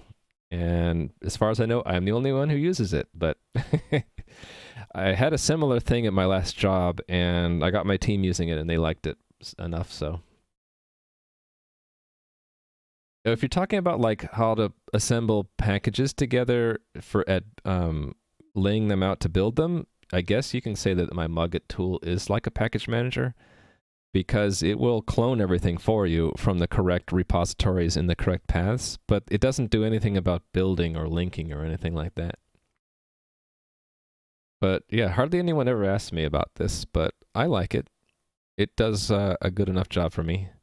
I even have it so where if I make a release and I want to get a snapshot of what every version was, it'll do that for me. So it just basically attaches the commit ID to everything so that I can just clone this directly and I'll get back exactly what version I used to build, exactly what version of every subrepository went into a particular build.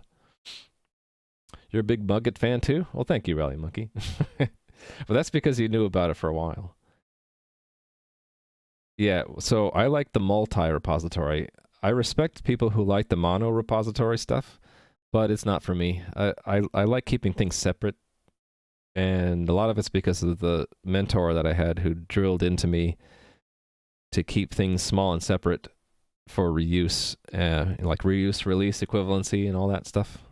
But you know, I try not to either accept or generate dogma. And so if you like monorepo, that's cool too. There are issues, I think, in both camps. So it really depends on the nature of your work, the personality of the people in your team, you know, what kind of legacy code you're dealing with. I would always just, whenever you're starting something new, consider both and weigh the pros and cons of both, because there's no one-fits-all solution for everything. Do you keep vegetables, grains, and proteins carefully separated? I'm not going to answer that question, Raleigh Monkey. Actually, I will. Sure. I keep them separated. I'm that kind of person. I don't mix things together, except for rice and beans. I'll mix those together because I'm just weird.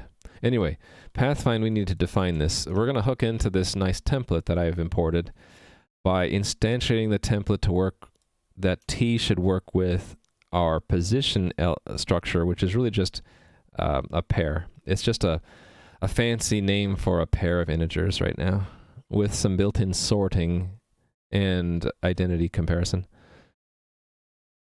And I'm going to wrap the cost functions take, how do I show this better? The cost functions take the position, and I wanted to convert it into entity ID. So that, because we might want the positions, but other places we want the tile instead. And so for a heuristic that doesn't need the tile, or a cost function that doesn't need the position, it won't get them unnecessarily. Okay, where am I going to define this? I suppose we make it an external, part of the external interface. So that's here. These are testing only, so we're going to skip them. So I guess it would be here. Well, above the static, let's put it here. And this returns a path. So let's define a type called path in a bit. Path find. It's going to take a zone ID. And then 2 positions. Starting position.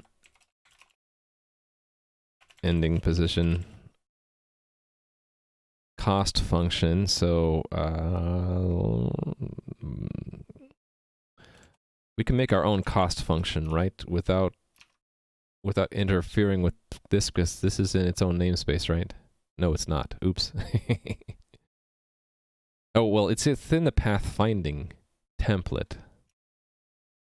That should be good. We'll just make a type called cost function in a minute.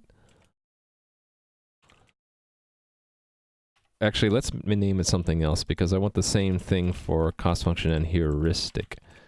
Let's say entity comparer? Entity comparison? I don't know. And then I wanted max cost. Max cost, right? Max cost. Should I have a default on that? Nah, let's not have a default on that. Show me your cost at ATM at the moment? You're a pro at this? You love the Metamorphos font? I just picked something that looked either medieval or like Dungeons and Dragons like. That was as free as I could find it. Oh yeah, inverted gold. If you like it, it's open source. Check it out. Let me know if you have any problems with it. Oh, you want to see my implementation of the A-star? That is here. It's modeled after what Red Blob Games has, so let me put that link here again. They have right here what do you call it? Pseudocode? Well, it's not really pseudocode. I think it's actually Python. Or it's either Python or it's Pythonic pseudocode. Anyway, so my code is modeled after that. So there's set your starting position on your frontier, and then while the frontier is not empty, we find the neighbors of the current position. So that's right here, finding the neighbors, and getting the cost and heuristic for every neighbor, and putting them onto that frontier, and then you just repeat. And I think the way it works is this is, yeah, a priority queue. So it's sorted by cost from least to most costly. And so you're done when you get to your destination, and then by that time you built up the steps that you take, and that is what you return if you find the destination, which happens right here. I reverse the steps to get the path from the source to the end because the path is built in reverse order, I believe. Yeah, priority queue. And they had the similar thing. Yeah, they say use a priority queue. So I'm like, cool, I'll use priority queue. No, this is the standard priority queue in C++ standard library. I didn't know about unordered map. I probably don't need to use map. I could probably use unordered map. I only learned about unordered map recently. Yeah, this doesn't require sorting, right? It just requires fast lookup. So steps could be, yeah, steps could be, oh wait a minute, no, it does require ordering. Never mind. Oh no, that's path steps, not steps.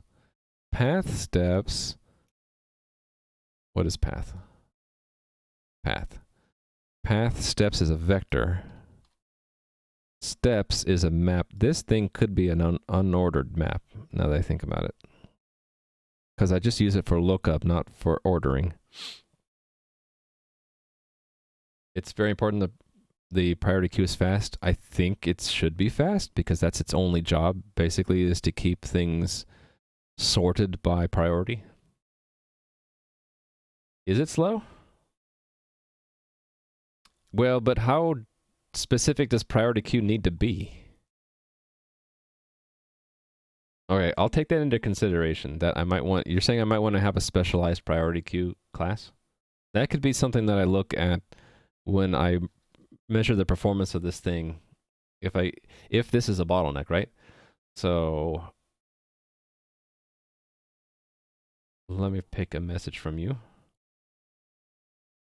Let me put into context in my notes. One problem is you're segmenting all your messages, so it's hard for me to put that in my notes. So consider for if the pathfinding becomes a performance bottleneck, that you said it's important that the priority queue and EQ is priority queue. So we'll consider that. Thing is, I don't like to do premature optimization, so I'll take it under consideration that it's important that it be fast, but probably not act on it until and unless the pathfinding becomes a performance bottleneck in my game. At that point, I would go back and consider, this is the first thing I would try, is let's try a custom priority queue class, right? You like it, Playman? Premature optimization? It's one of the evils of programming, though, right? Where you just make your code impossible to read because it's optimized right away, and then you can't... Yeah, it's crystallizing things too early, man. All right. Let's get back to this. Why is this not working? I'm wondering if this needs to be in parentheses. Sometimes it does for this macro to work. That... Okay, what type does it think it will be? Error type. That's probably why. Error type is not the correct type. Why does it say it's an error type? Oh, because I haven't defined it. Yeah, let's do that.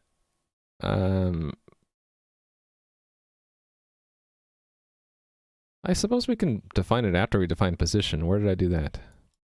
Position. There's delta position. Where's position? There's position. So let's put in type here using path equals standard vector of positions. There we go.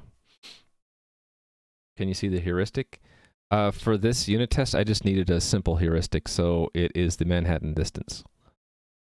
So this is the I'm leaving the heuristic and the cost function as dependencies that are injected. So it doesn't really matter the implementation of the cost function and heuristic as long as it matches the unit test. So the unit test is just find a path from O to D, and it doesn't need to be the best heuristic, so I'll just use Manhattan distance, and the cost function is, it's a 1 if it's a ground tile, 10 or 100 if it's a swamp, and basically a huge number if it's a wall, to discourage the algorithm from trying to cross this swamp here, and should never cross a wall. So it should force it to, it should constrain it enough to find this path. Now in the actual game, the heuristic I was thinking of starting with is, again, the Manhattan distance, because it's easy to do. But if I learn that it's not optimal, yeah, we have to maybe come up with better heuristics. Yeah, I basically just followed the suggestions from Red Blob Games. They talk about starting out with the heuristic that's based off of the greedy first search. Where do they talk about that? I think I went too far up. Yeah, they say if you use greedy best first for your heuristic, it's a nice mix between that and Dijkstra's. Yeah. Manhattan will get you pretty far. Right, so it could be unoptimal, right? The if you have more insight, like if you knew that this wall was in the way, you might account for that in heuristic and say, well, if you're too far to the right and you're too far below this, then it's perhaps more costly to get there. Right? Here, the heuristic's not telling you much. It tells you enough to avoid the area as long as you do as long as you have the cost function correct and all that. It has to overestimate? Yeah. So you understand it, Pyrotechnic. I think you understand it a lot better than I do.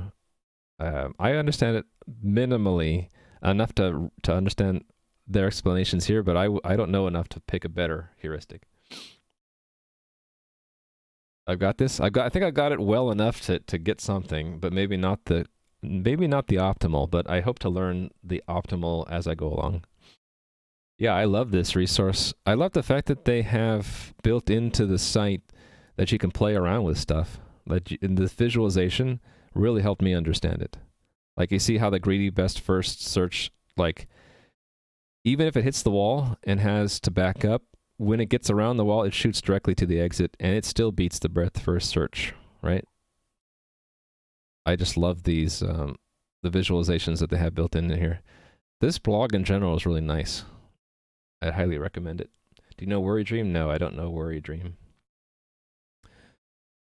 All right, so this compiles, but it will not link because I did not actually finish this, right? Oh, I don't have this one either. Where to define that? Up here somewhere. Should I be lazy and just put it next to this one? So this will be a function of some kind. It will return an int. And the arguments it will get will be starting entity and ending entity. There we go. I'll comment it later because I'm lazy. Aha. Thank you for that link. I always like to look at links later. I'll give you a point for that. I should give you more than 1 point because you've been doing a lot of great interaction with the stream. So I'll round you up to an even. Oops. There we go. I fixed it. An even 10 points there. It's an old concept from the 50s. I don't doubt it. A lot of algorithms in their generic sense are used outside of computers. Who invented what? I don't know. Oh, the guy reinvented the concept. Yeah, I mean, like, generic algorithms apply way outside the scope of computers, right? They're used in mathematics and I'm sure other engineering that has nothing to do with computers, right? Of course, Clayman, you invented the internet, but you just revealed who you are, Mr. Gore. Article explains everything. I hope you don't mind if I don't look at it right now, but I'll leave it up to the viewers if they want to view it too. I'll look at it later just to not get distracted. It's always a balancing act when you're streaming and working at the same time to not get too distracted. I appreciate the link. I'll look at it later. Yeah, no problem. I try to keep a balance between working and interacting with chat, and I want to reward people for the links that are and any other stream help. So I put in the notes. The notes are always public if anyone wants to come back to it. And if you want to get back to the note directly, it's there. And we have that link there, so we'll all look at it when we want to, when we have a chance. I'm going to go to this and just put it... I'm very lazy about the organization of these functions. I've been thinking I should probably reorganize these to be in alphabetical order or something, and break them up into smaller files. Okay, and this little bit of syntactical problem you could solve with that. I don't like that I have to repeat myself because I'm super lazy, so what I like to do is say auto and use the newer syntax where I can just say path. Bada boom. Alright, and then we're going to wrap the pathfinding, so let's include it. It's directly in... No, it's one directory up. Pathfinding. Pathfind. Okay. So I need to wrap the cost and heuristic functions. So const auto wrapped cost function is... It has to be something that this algorithm takes. This algorithm takes something that takes 2 positions. So, given 2 positions, const position, start and end, right?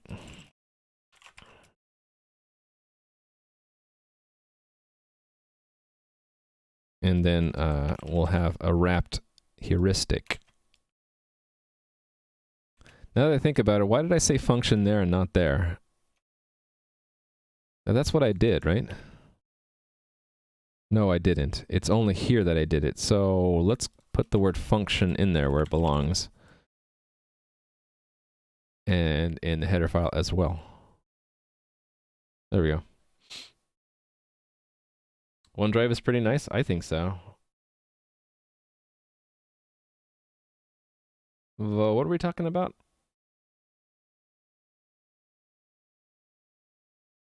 Oh, Worry Dream?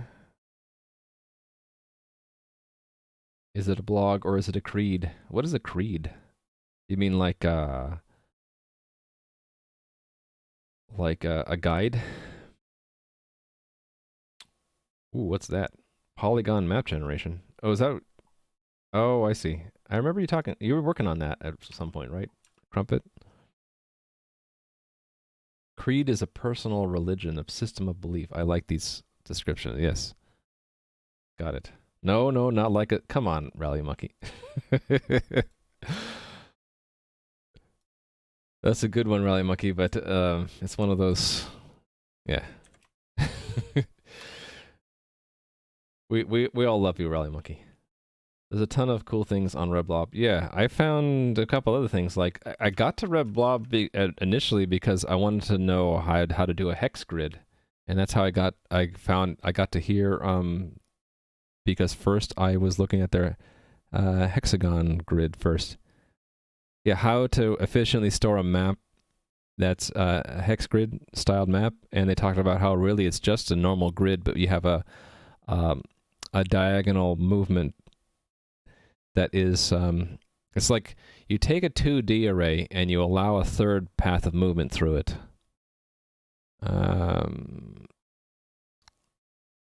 This isn't the one that I started with. Was it a different one?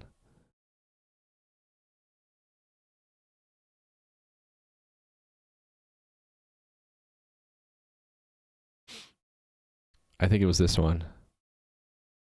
Yeah. This one's a nice one too. If you want to read more about how to do hex grids, because it talks about how you can either have a flat topped or pointy topped. And look at this, you can actually click on this and their examples change. I love that. Look at that. So it's whichever you prefer. I think I ended up using this one for the game I was doing. But they talk about how, like, they break it apart. What is a hex grid? How are they arranged? And then how do you deal with the coordinate system? You know, that there are columns and rows, and then how it kind of maps to a cube. This is excellent stuff. And they talk about different coordinate systems, axial versus cubic, and how you translate between them. And they have lots of code examples. I mean, it's got everything. I love this. This really helped me out. I mean, can you think of a blog that actually does this really well, where the examples update as you click in them? I mean, that's awesome. Anyway, I get too sidetracked by it. It's just an excellent blog.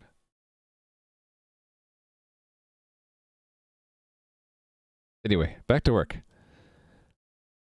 I'll wrap these in a second. Essentially, I want to delegate to the pathfinding. So return. No, we're going to get a path in the form of this, what this calls a path, a struct of some kind. So we'll have to get const auto path equals path finding. Is it just path? No, it's path finding something, right? Find path. Oh, I need to instantiate this position. Find path. Right, and then we have our starting position. Our end destination was our ending position. And then our neighbors function, I haven't written that yet, so find neighbors, I'll do in a second. Then the cost function, so that's the wrapped cost function, then the wrapped heuristic, and then last is the max cost. And then we have to take this path and convert it to this kind of path, so we will be making that. Let's call this one the... I don't know. I need two names that are like path. This one is specifically the path finding, the find path result. Let's call it find path result. And we'll be making a path from that and returning that path eventually. And I forgot to make the find neighbors function. Find neighbors is what? It takes... What is this? Oh, it takes a position, returns a vector. Okay. So it takes a position and returns a vector. Neighbors. Return neighbors. And this T is position. Right. And what does it not like about this one? Oh, it doesn't know that I'm returning something. We'll just return 0 for now, just to get it to compile. I want to get it to compile so that I can get to doing this test-driven development way. Incompatible. How so?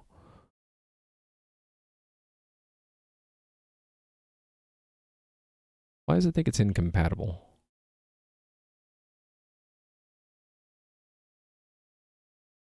How is that different? I don't get it. I don't know. Anyway, it should be const. We're not actually modifying the component system. But why would it say it's incompatible? I don't know.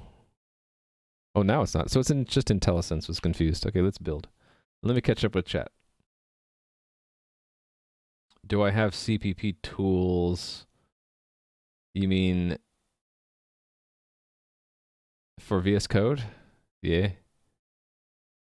This one, right? Is that the same one that you linked me to? Yeah. I got that one. Sometimes IntelliSense just lags behind, so here's what the extensions I normally use are.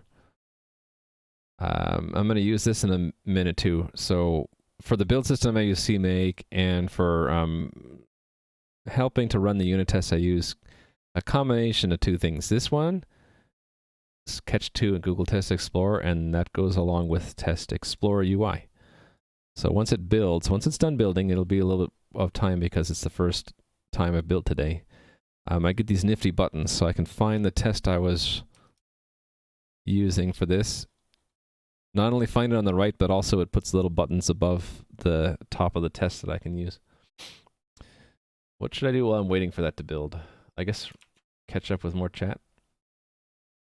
Result path for this name. Result path seems ambiguous though, because we're also returning a result path, aren't we? This is specifically the result of calling find path. I just noticed that's path find and that's find path. That's confusing, isn't it? Maybe I should do result path.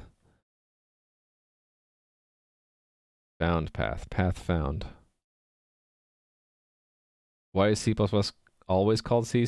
I don't do that myself. I think a lot of people do that because there's a large intersection between C and C++. It's kind of, yeah, but not exactly. It's from when you're first learning, it's convenient enough. It's close enough that you can think of it as a superset. When then the finer details reveal that it's not strictly a superset, but it's close enough when you're first learning. Technically, like you can think A squared, you can technically go with that for a lot of things, for most of the, like 99.9%, but you'll like you could probably, like most people who could make that could go with that all C is valid C++ and never run into a counter argument. But there are some weird counter arguments out there. If you're pedantically minded, you could probably find them if you searched. That there is some C that is not valid C++ and vice versa. For example, in the Linux kernel, they purposefully use the word class so that they prevent you from compiling the kernel using a C++ compiler. Like that, they did that on purpose. Now the other way, actually that's there you go, A squared. That's a counterpoint. Having something like int class equals 5, right? That won't work in C++. It works in C though, just fine. And that's what the Linux kernel does. That's what I recall. All right, so this is built. Oh, I accidentally made a change. We'll do another build. That'll be a quick build. But yeah, I have these buttons now. Once this is done, I can hit this button. And I expect it to fail. And of course it fails. It has no path. So then we try to fill in the path. Neighbors will be that we need to search for positions that are next to this position within this zone. So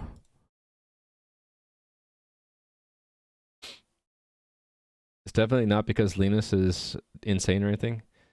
I mean, he's a character, right? I think he does he still hate C++? He at one point he says something like, "As long as I live, there will never be any C++ in the kernel," or something like that. Something like that. Don't quote me on that. How can you send a file using WinSock?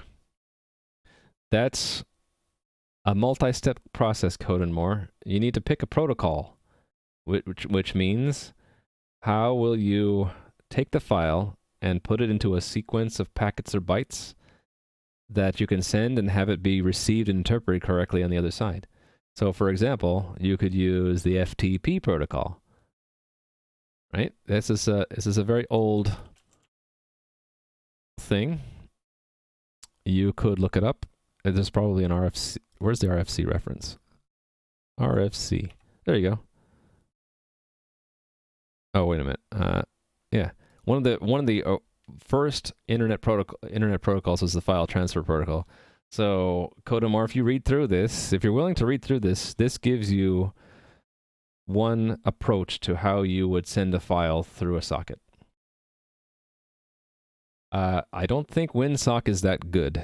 WinSock is going to give you the basic framework for sending bytes and packets, and then this protocol goes on top of that. Yeah, this is old. File transfer protocol is old.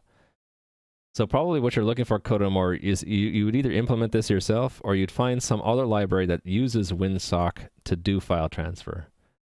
So the latter is probably what you're looking for. So if I were you, I would just say WinSock transfer file.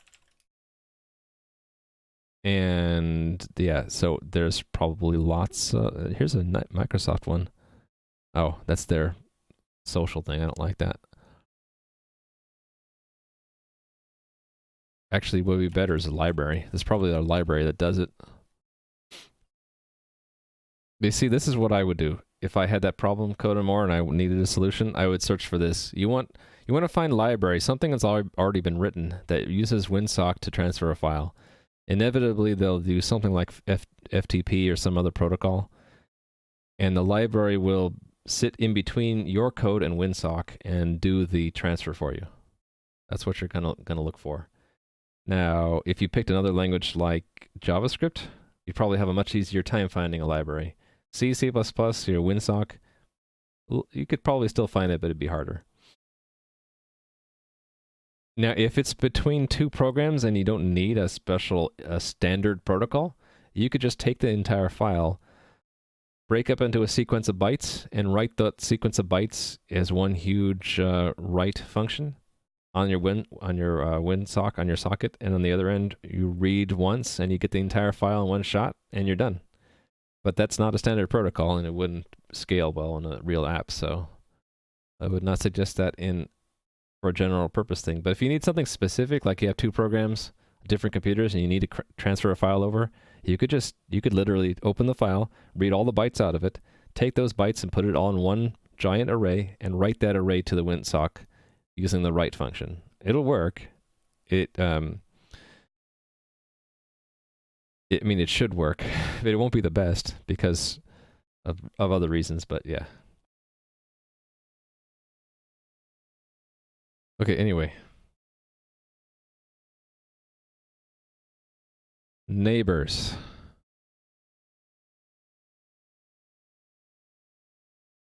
Let me make sure I understand what I already have. I have get entities at position. I think that's what I want. Actually, all I really need to know... Oh, hold on. Do we return any tile or only ground tiles?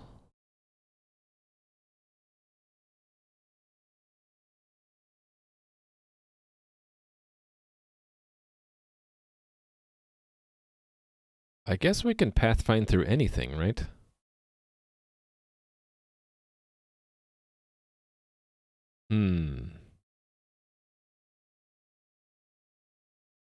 If there are two entities at the same position in the game, which entity do we pick? Like, for example, let's say this wall with a torch on top. They're two different entities. If we were to pathfind through that for some reason, what would we pick? My gut instinct is to take the bottommost tile at depth 0 and use that for pathfinding. But what if I had, like, up here? Here's a problem.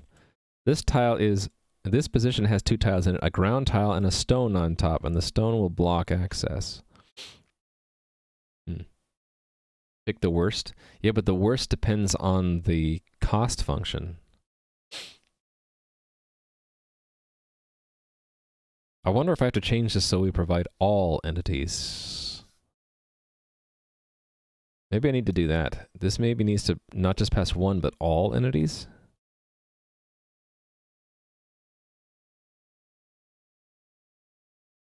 I think that's what I need to do. This needs to have all entities. Do I have a do I already have a vector? Oh, no, I already have a type for this. What was it? Entities. Entity with depth.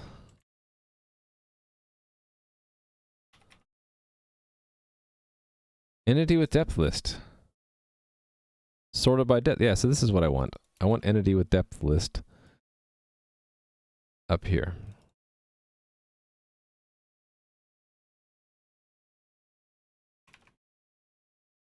I suppose that means I'll need to move this, and that's fine with me. Let's move it. We'll put it here. So we'll get every entity along with what depth they're at. Oh, also the tile ID and tile set's conveniently there too. That's nice.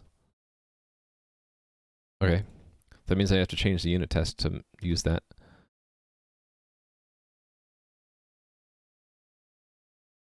Right, so it's this goes there, and that has to be realm server components that.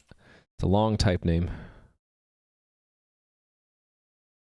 The good news is that we have the ID in there, so I don't need to do this. This is just ending tile entity dot. There's a list of them. I think we'd use, like you said, Crumpet, we'd pick the worst. So it means we're going to loop through them, isn't it? And we're going to find out worst cost. So for well, it doesn't really, it does matter. Cost reference, so we don't make a copy. Entity with depth in ending tile, and that should be plural.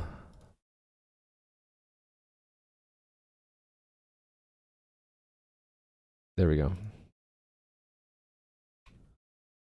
So worst cost is the maximum of the worst cost and the cost, and I'll need to move this cost thing up here. Int cost is 0, and this is entity with depth dot tile ID, and these returns are all replaced with cost equals break. I suppose I should clean these up like this.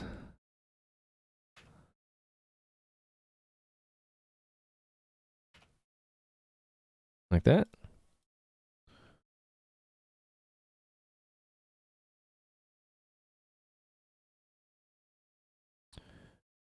And then I don't need this. We're just returning the worst cost. How does a bridge over a wall override it, but a torch doesn't then? Oh, you're talking about, yeah, there's some subtleties here. So the movement system looks if any entity here is impassable. The lighting system is different, though.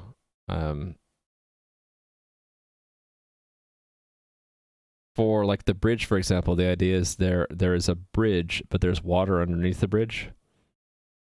So that's for display purposes, and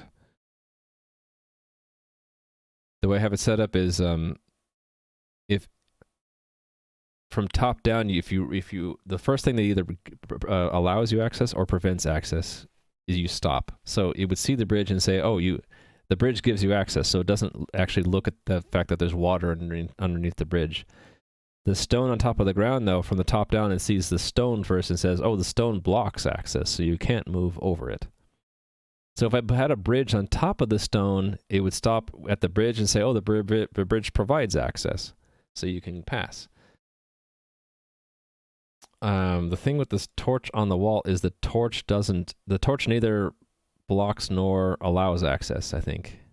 So it skips the torch and looks at the wall. I think that's the way I did it, but, you know. What kind of profanity filter blocked you? Interesting. I don't know what it blocked because I would not be able to see that, would I?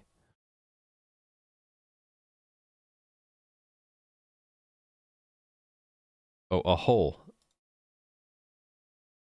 A hole is not bad.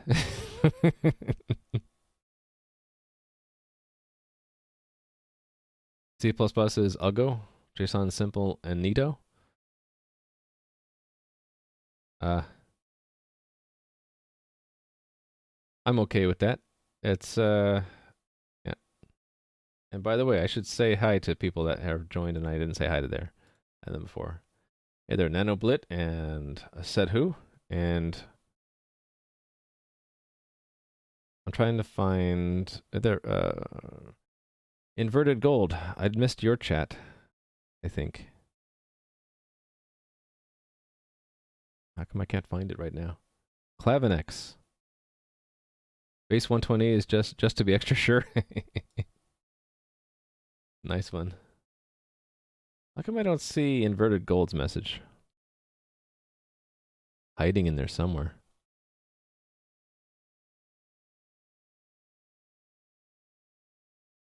Oh, you're talking about the build system. Yeah, that was a while ago.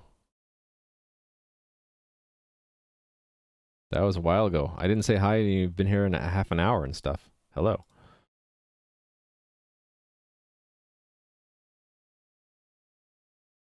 Yeah, thank you, Toulouse. There's a new filter for the client side that covers words, so I didn't know that. Interesting.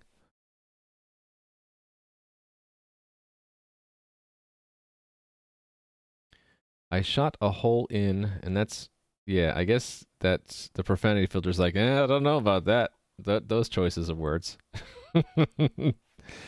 Why would a hole be profane? A hole. Shot a hole. Now, if you say you shot that a hole, that's different, right? But still, isn't that a euphemism? No, that's not the right word. Like frig. You should be able to say that because you know it should be profane, but I on purpose picked an unprofane substitute. I don't know. I'm a fan of George Carlin. You guys remember George Carlin? The 7 words that you should never that you can never ever say on television. How they're just words. It's not the words themselves. It's how they are used and interpreted. I was talking to my kids the other day. I told them there are certain contexts where it is acceptable to say the F word.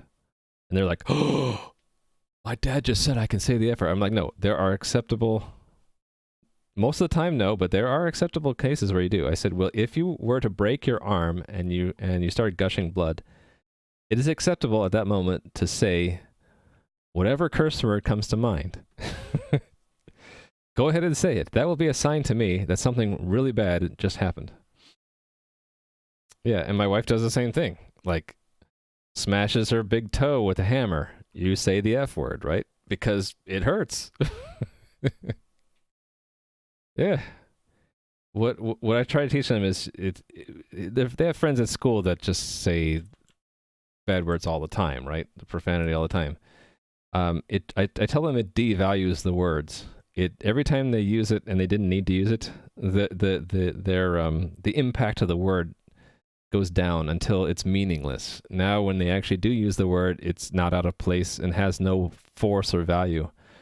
But you really notice it when someone who never uses profanity, actually uses profanity, everyone turns their head and says, whoa, they just said the F word. They never say that. So it has a lot more power. So I said, you want those words to be reserved for when you want them to be the most effective. So don't use them until one of these special circumstances where you really could use it and be effective. So, all right. That's the cost. That's the neighbor. No, let me think about this. Right, I need to update the heuristic too. That takes a bunch of entities. But this one, it doesn't really matter. I'll just take the first one. So we'll just take this one's dot begin dereference. Okay, will it not let me do that? Probably not, because it wants a position. No, it wants an entity. First, right? Entity. We're just taking the top one because we don't care about the actual entity. We only want to know the position of these entities. Actually, we already have the position. It's, let me think about this. No, we don't have it. We have to look it up again. All right. So that's updated, right? And updated there, but not here? Not here. Well, sort of. Let me think about this.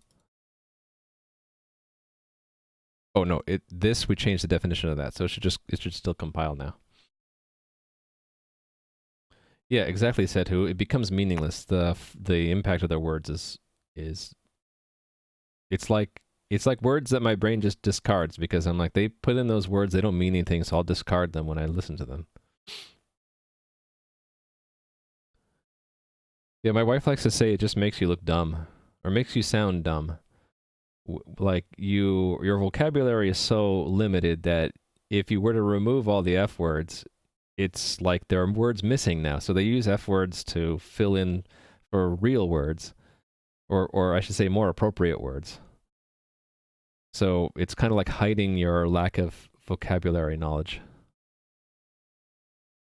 And one of the favorite things that our family likes to do is come up with creative insults. So my wife has like a list of creative insults on the refrigerator.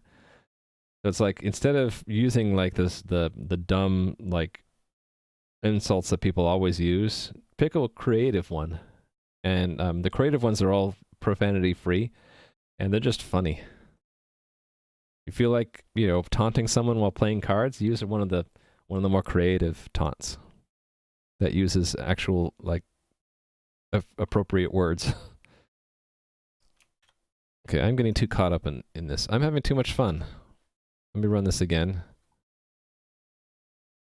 It'll still break with an empty list. Okay, so at least we're getting the right information at this point. The neighbors has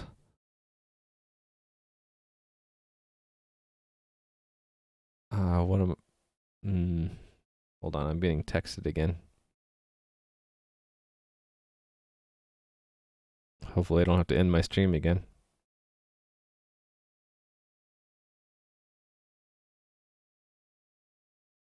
Okay. Nope. All's well. Yes, I put it into Discord yesterday, but I don't know if everyone saw that. I had to end the stream early and abruptly yesterday because someone in my family needed to talk on the phone for a long time. And I felt like it sucks to make everyone wait for like a half an hour while I talk to someone on the phone. So I'm like, I'll just end the stream early. But everything's okay. It's just, someone was having a very rough day and needed to talk. Mapped. Which to attack first? I think I was up here, right? Yeah, I was going to look at the position index and neighbors. Wait a minute. Oh, it was thinking that looking at the position index would give me multiple entities. It led me to like that I'm going to need that for the for the cost function. Yeah, okay, fine. So this one's easier, right? I can just do what I'm doing up here, getting entities at position. Basically, if there's anything in the position index at all, I don't actually need the list. I just need the entry, right? Yeah. This part. Oh, I forgot to lock the mutex too. Oops. Okay, let's lock the mutex first. Then we'll do this junk.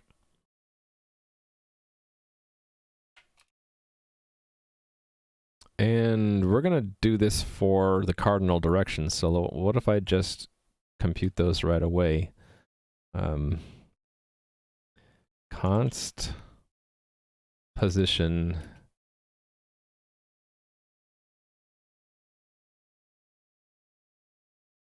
potential neighbors. This should be this actually. Equals, and then we'll compute them here. So it's position x minus 1, position y, and then plus 1, and then these plus and minus 1, right? Those are the potential neighbors, and then we're going to loop through all of those. Potential neighbor in potential neighbors, and then do this stuff in there. Dad used to play chess online. He told me a story where one time he was playing with someone, and it was his turn, and the other guy was chatting to him, telling him to be faster. Now he's taking too much time. Your dad says something like, "Are you a dog or what?" And the guy answered him, "Yes, I'm a dog. Woof woof." On the internet, you never know that you're a dog.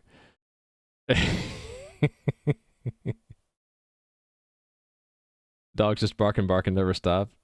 Yeah.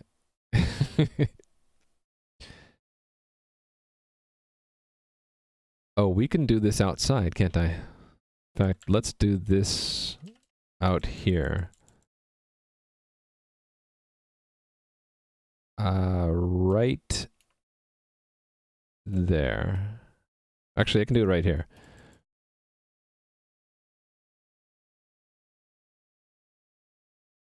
I can say, if we can't find the target zone ID, then we're returning... Why is this giving me a squiggly? To not provide a return type. I guess we can be explicit. This is supposed to return this type. So return an empty list. Should I comment here? I think I should.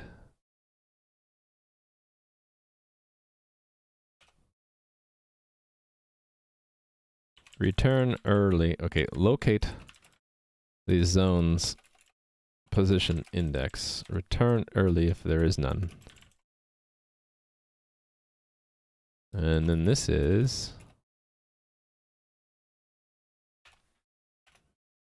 Oh wow, someone came home and the dog did not bark. My goodness.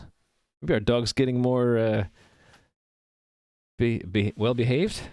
Usually someone comes home and the dog goes berserk. And I even have this, I have this like quick keybind. It looks like this.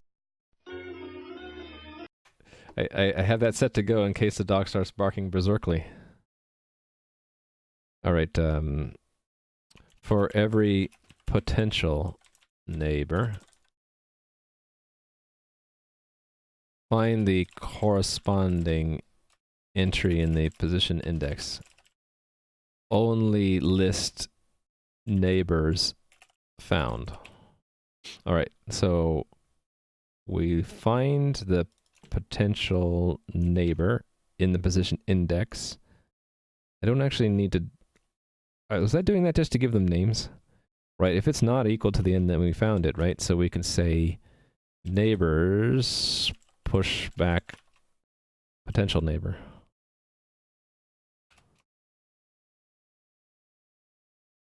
Yeah, It's going to make a copy, but they're pretty light. Cool. That's the find neighbors function. Cost function. I need to do the same thing. I need to look up the entities. So it's this one.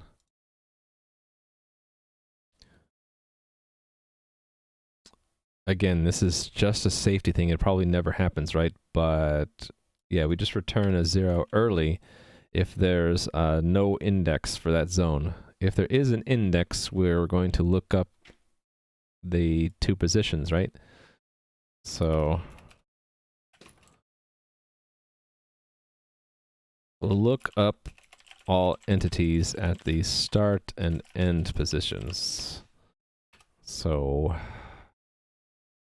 we're going to want to convert this into an entity with depth list. Oh, wait a minute, that's directly in the position index, isn't it? Yeah. Okay, so I don't need to store them. I can just get it. I just get an entry. So why do I have that auto? Shouldn't that be const auto? I think I remember why it wasn't const before, but that reason is gone now. We have a new neighbor. Her dogs bark like all day. They're big dogs, like maybe a pit bull. Sounds scary. Const auto start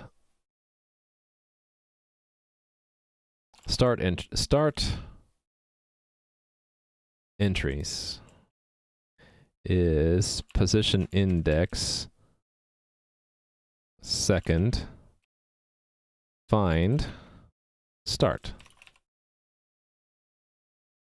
And yeah, what do we do if it's empty? I guess if it's empty, then yeah, then we can just make a temporary empty one, right? So we could say const auto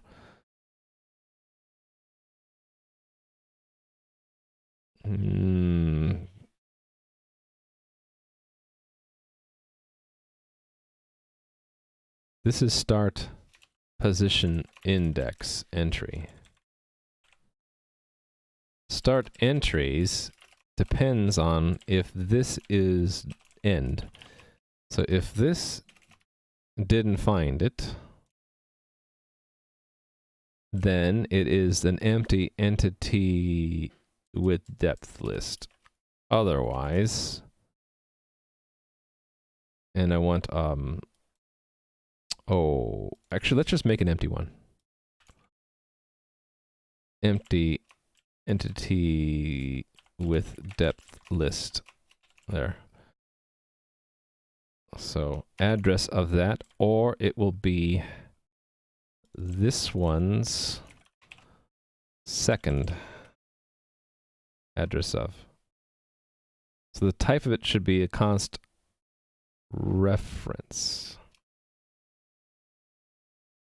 Actually, I don't know. I don't need address of, do I? Yes. So we're either referencing the empty list or the one that's actually in the position index. So we'll do that for the end as well. So this is just go through and hit end. And then now we have it correctly wrapped. I can just return the outer one. Cost function. Start entries, end entries. There you go.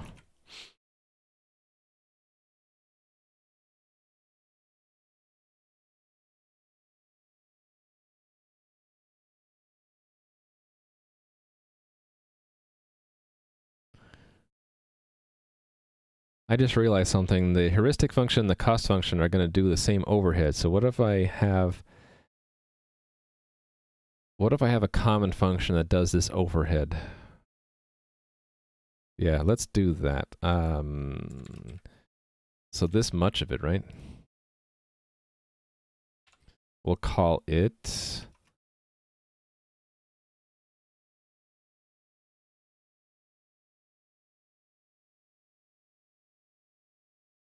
wrap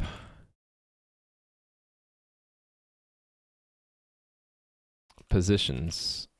Exactly what are we doing? Actually, we're doing entries from position, right? Yeah, entries from position. Entries at position. And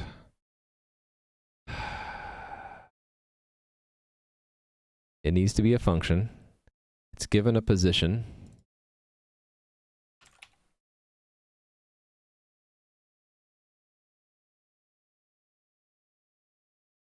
I'm not scared of dogs, but I'm uncertain of dogs because I never know how the dogs are being treated and how they've been trained.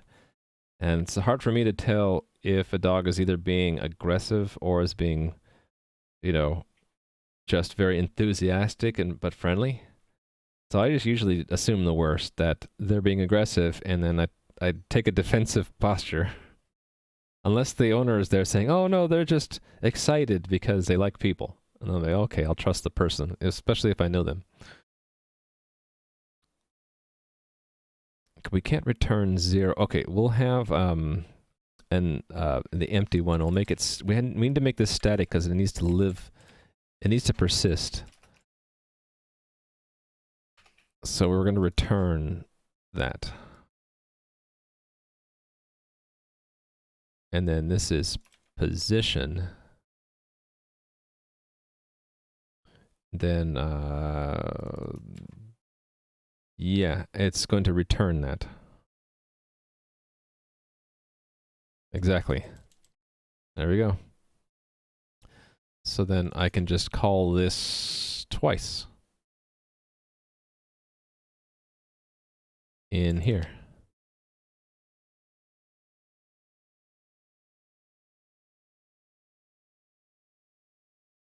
Start. End. And then this is just wrapping a different function then. This is wrapping the heuristic function.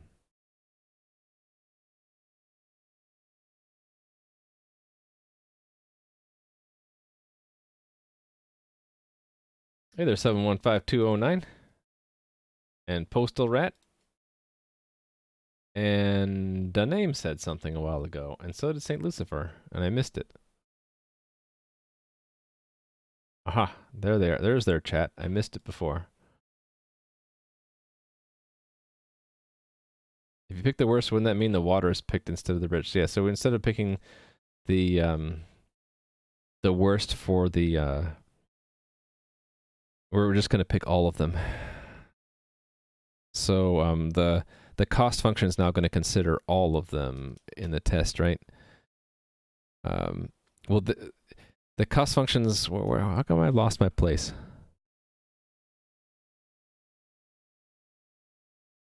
The cost function for the unit test is very simple and doesn't have stacked tiles, and the real cost function that I use in the real game will need to consider access, right? So and also the order. It has to have the same logic that the access check has. That's probably what I'll do. I'll just use the access check function.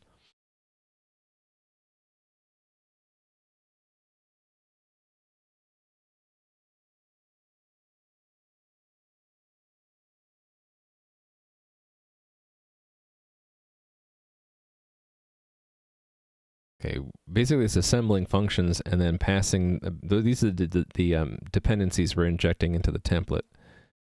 And then when we get the result, we need to convert it. So this returns me a vector.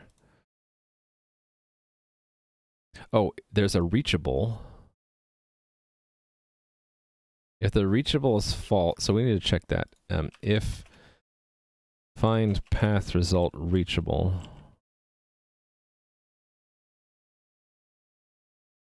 Actually, maybe I want to wrap this entire thing. Because we might want to know that cost. For now, we'll not. We'll just ignore that cost. So if it's reachable, then we're iterating through the steps and covering those steps, right? The path we want to return is what? Vector. Okay, so, okay, then I don't need to do any kind of conversion. I just say path equals find path result dot path steps, and I can do a standard move there because I don't need it after that. Cool.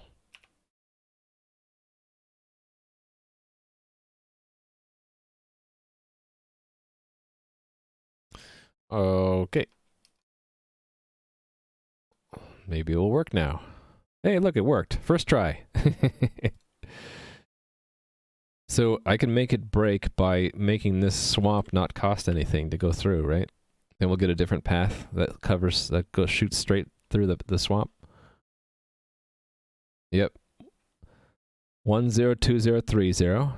So it goes this there to there to there, and then it goes up, up, up, up, and then to the right, and then up, up.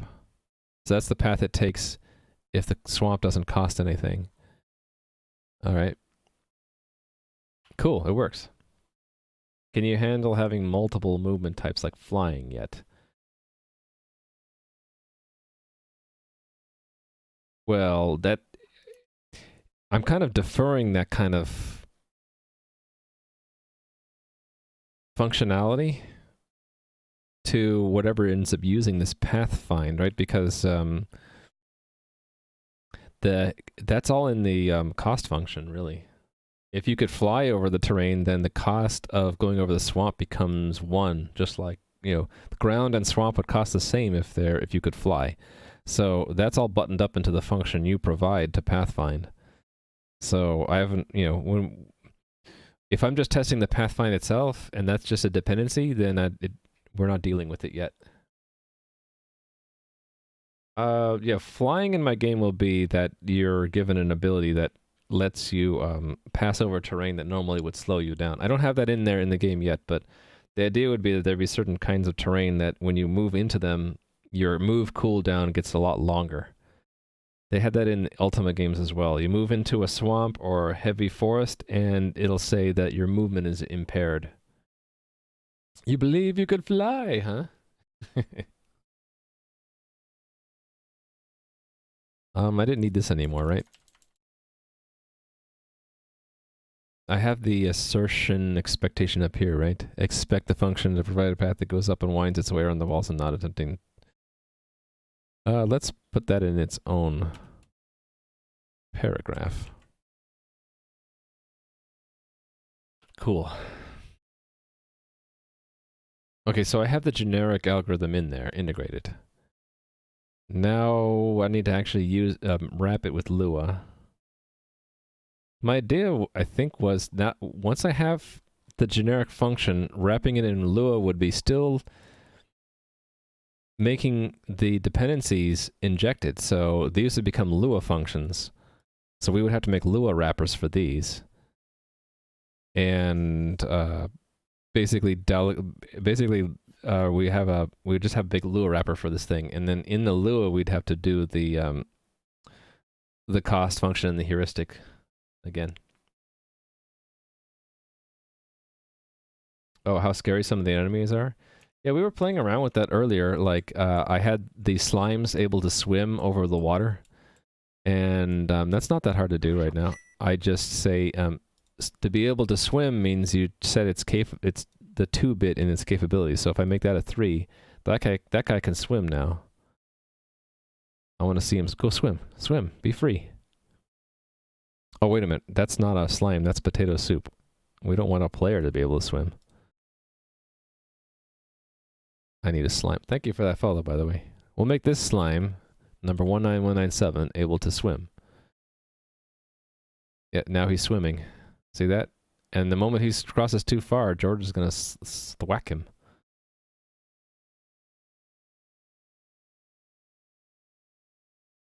Come on, do it. George won't hurt you. Come on, you can go. I want to see him go onto the water. Here he goes. George, go get him. George, don't you see him? He's right there. Oh, he's... Okay, I want George to see him. There we go. Sucks to be you, slime. Wait a minute. Why are you not attacking him? That's weird.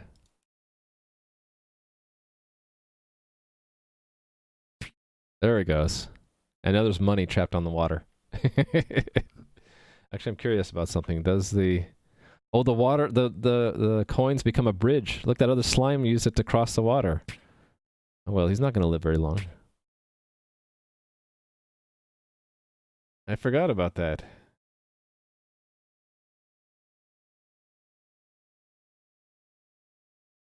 So I could cross the water now because there's money on the... If I got it, now I took the bridge away.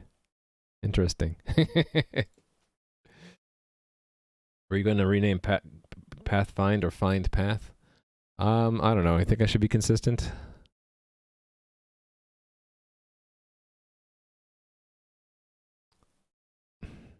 I think Find Path is better, right? You wanted to grab it? Sorry, I got it. Got it before you could. Yeah, let's rename it to Find Path.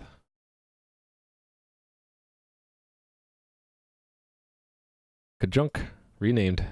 Thank you for reminding me, Toulouse.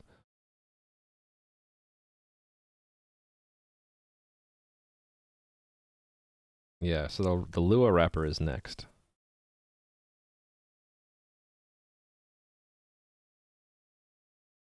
I wonder if I'll still have a problem if this path is kind of long, right? To get to there, that's a lot of steps.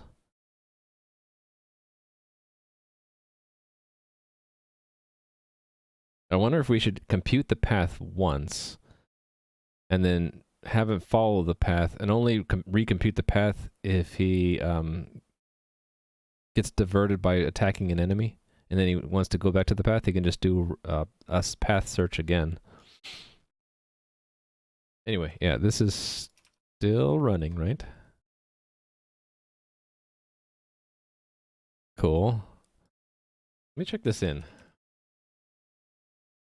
Sometimes I forget to check in changes to the code.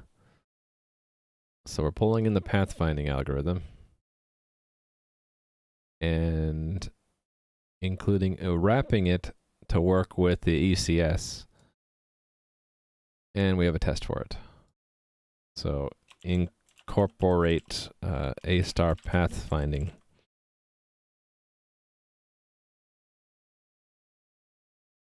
WoW has waypoints. When an NPC gets off the waypoints or something, they return to the path. Yeah, but they don't necessarily have to return to the path. They could just repath.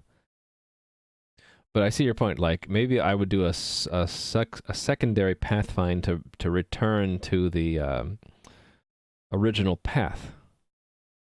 So it would pathfind back to the track, in other words. Thank you for the follow, by the way. So as always, I should say, I don't call out lurkers, including people who follow, but if you chat and you say hi, I will say hi back. And thank you for following. So it's an opt-in shout-out system. Unless you're a subscriber, then I feel like you subscribe, so I'm going to shout you out, even if you're lurking. There shall be no lurkers who can subscribe without getting unlurked. Yeah, so let's make a Lua equivalent of this, I suppose.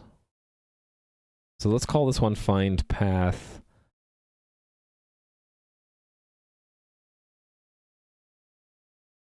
Not Lua.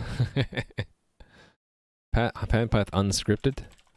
And then we'll have a variant of this called Find Path scripted.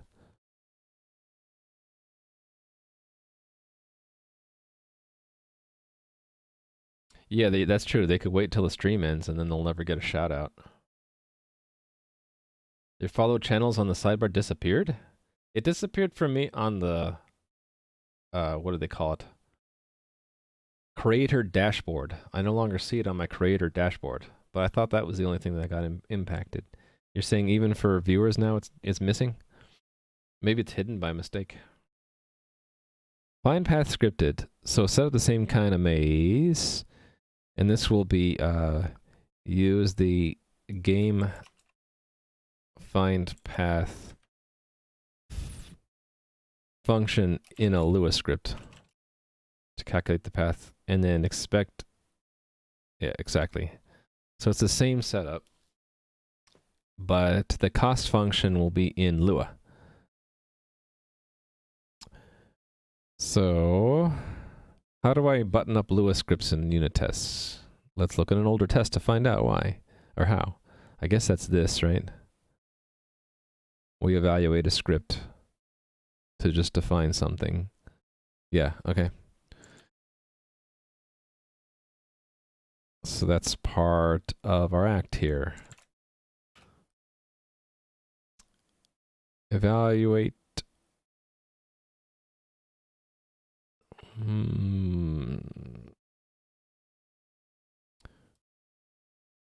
Just call it evaluate result. Actually, no, we're gonna put it all in here, right? So it's going to be cost is a function that takes starting tiles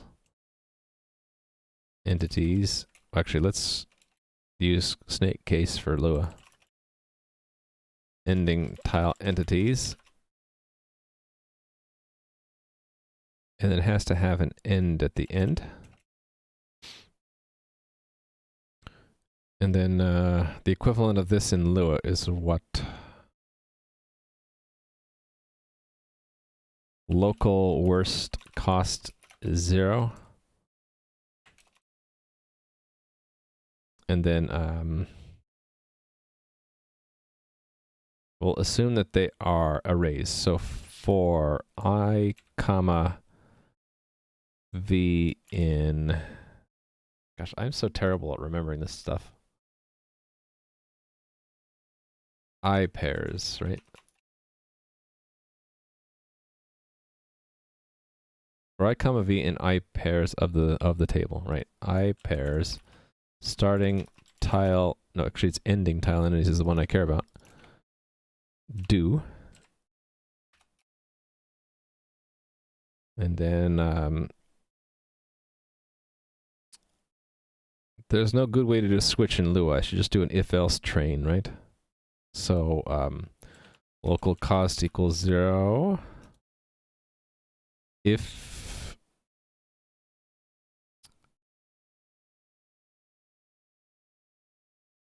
oh yeah, what's each field going to be? Am I going to wrap the entire entity with depth? I might as well, right? So it would be a v dot entity. No, tile ID.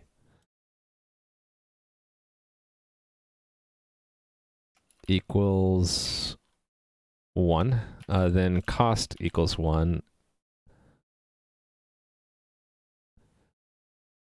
Else if... We'll just keep this abbreviated.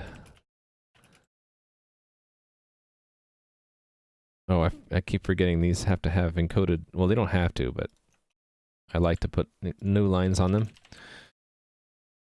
3, then cost is a very high number.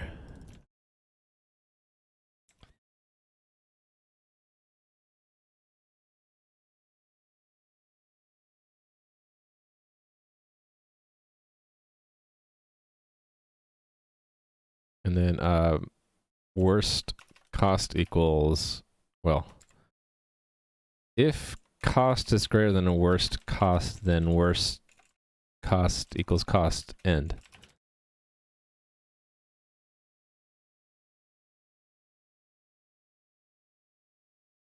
And then return that, right? Worst cost.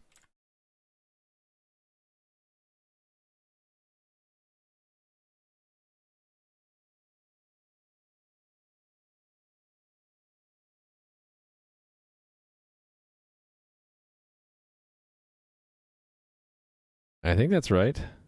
And then I don't have any, I actually don't need to do sprintf at all. I can just do that. So that's the cost function. And then heuristic. It's going to be a little bit tougher.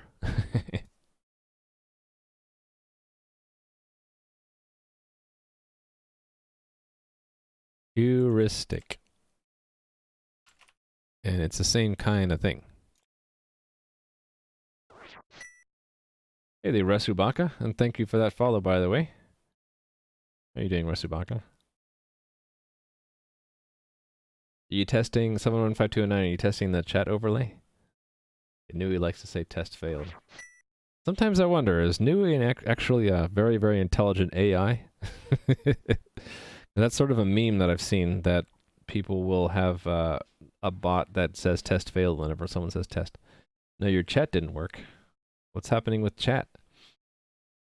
Followers page is not working right now either, so Twitch is having issues again. Who'd have thought Twitch would have issues? Twitch having issues? It's like unheard of. Twitch doesn't have bugs. All right. So there's an equivalent of this. I'm going to cheat and look at my Lua scripts. That's pinned, so I'm safe. Let's look at scripts. This one has a lot of these, right? With... Right.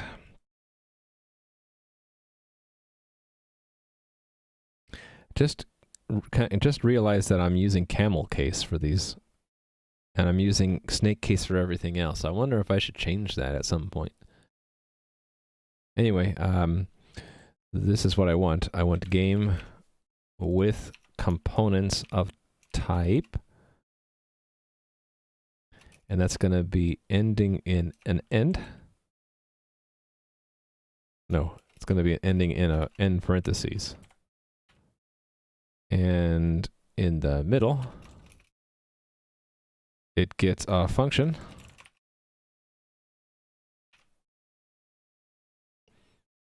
Entity, and ultimately we're getting a position. Well, let's use the same... We're just basically porting the C++. And then that gets an end, comma, right? Because after the function, then we have to say the type, which is... I'll use single quotes, so I don't have to escape them. Position.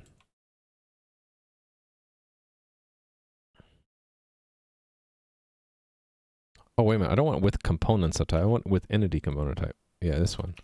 What am I thinking? So it's just the component. Yeah, I don't know why in the C++ I have it returning both, but I am. In the Lua, I did the right thing. I'm just having the return the component. So then it's the type and then the entity, which would be... Oh, did I forget to do this in a loop? Oh, no, I'm just taking the first one. So that would be starting tile entities 1 dot entity. That should be a comma. All right. And then the body of the function is just recovering the x and y coordinates, and we're going to put it outside, so local starting tile position. Starting tile position equals x. Do I want x and y or what?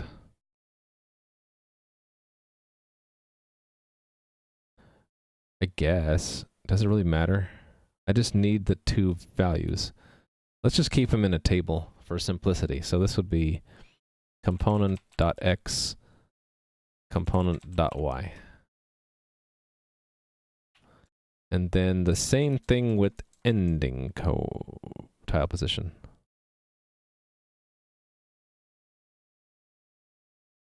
Ending tile position with ending tile entities.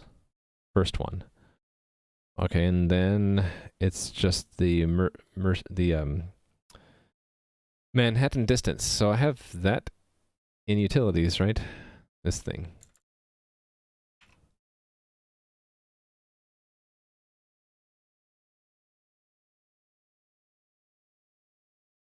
Okay, so let's fix this up.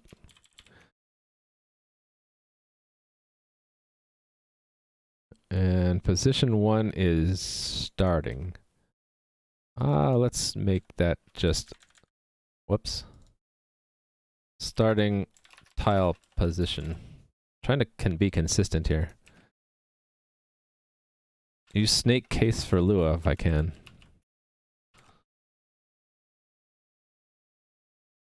And then ending tile position. And then instead of .x, I chose to just have a normal, an array. So math, absolute position, the difference of one coordinate plus absolute value of the difference in the other coordinate. I think that's good.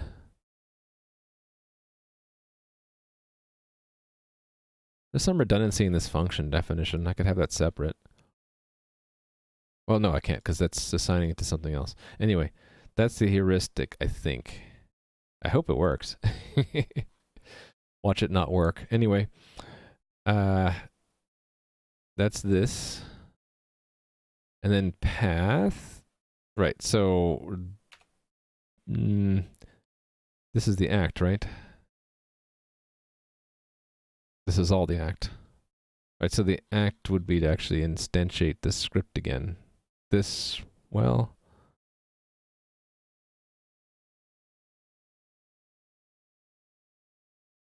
Oh, this is the way I was getting the list out. By doing evaluate script return. And getting it as a JSON value, right?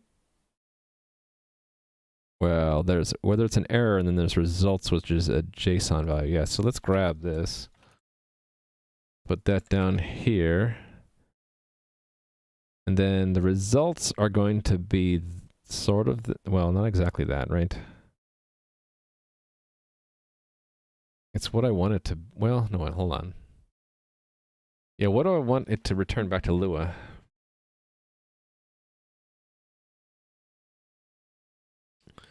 I don't have a wrapper for position, do I? Just keep it a simple array of coordinates right now.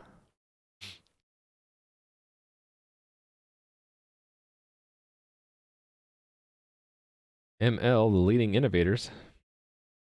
Machine learning? Is that a machine learning joke? Okay, ultimately I want these somehow. It's an AI. It could be. Watch out. It could be an AI. It should be an array of arrays, right? Each one of these is a JSON array. And then this would, its return as a JSON array, the path. So I need to have path. Oh, am I in the wrong spot? No, I'm in the right spot. What happened here? Oh, I totally changed the wrong test. This is unscripted. Oops. Let's flip it then. Let's grab, well, let's grab that and let me hit undo a bunch of times to fix it again. And paste here. And this is actually scripted and the other one's unscripted.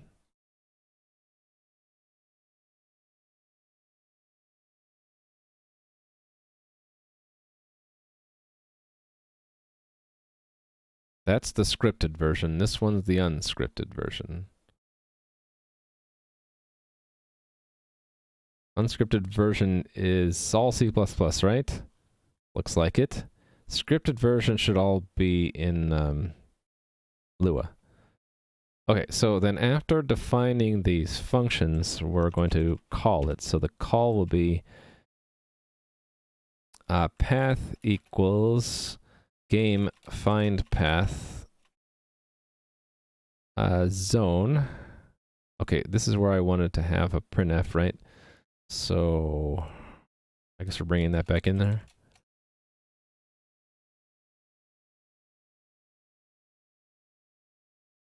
Because this is going to be some number, right? and then positions, and then cost and heuristic, and then 15, and then comma zone. And then that replaces this. So that should execute, and then we take what it returns, package it into a JSON array, and we should get an array of JSON arrays. So I just need to put this around all of these.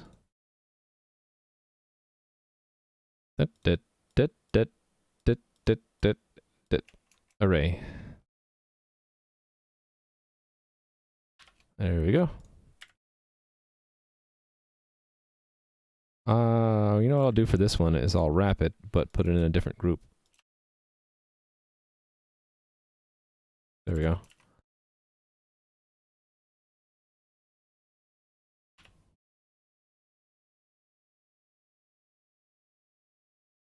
So this will not work, because I have not written the wrappers yet.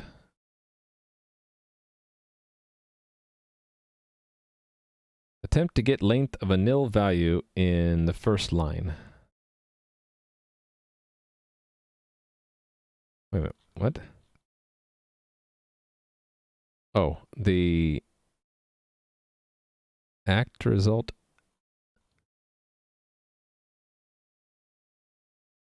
Errored, right. Both of them errored. This should be an assert. There's no point continuing if that fails.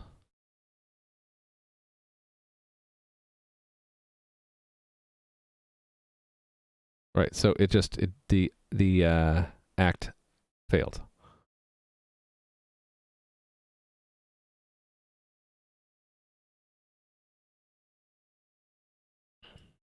And it's failing probably because that doesn't exist. So let's make that the first step, is to make that binding there.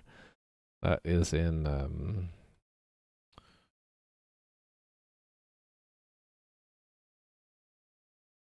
ECS components, where I do the Lua bindings. Thank you for that follow. Right here. So here's how you bind a C or C++ function to Lua. You give it a name. So in this case it's find path, and then you do this thing to push up basically a reference to a pointer to a C function onto the Lua stack, and then this set table stores that pointer into the table that we were setting up before, given that key. So I just need to have something that fits the signature of a Lua C function. Do I need to declare that or define that more than once? I do. So I need to do that here. Find path, and then find path. Okay, so the first thing has to be a game. The second thing has to be a zone ID. So that's check integer zone. The third thing has to be an array. So that's is there a Lua check table? There is not. How do I guarantee it's a table? I swear I've done this before. Where would I have done it? JSON array? That's not in this file. It's in JSON wrapper.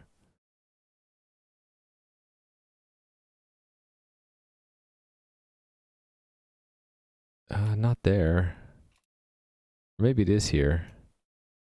Yeah, okay.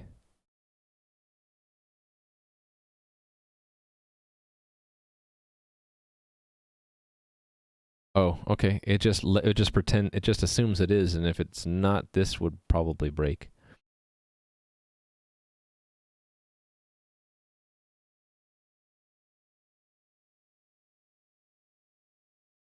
I guess that one puts the length on the stack. That's why we're doing that and popping it. Yeah, okay, so this is just doing the equivalent of I pairs. So, yeah. Okay. So I can just verify it is 2. Right?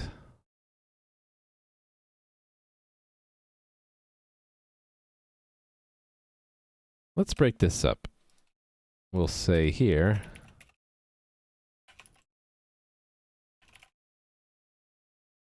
extract starting position.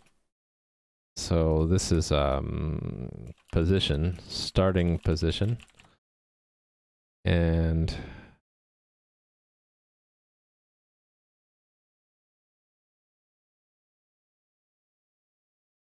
we're going to reuse n.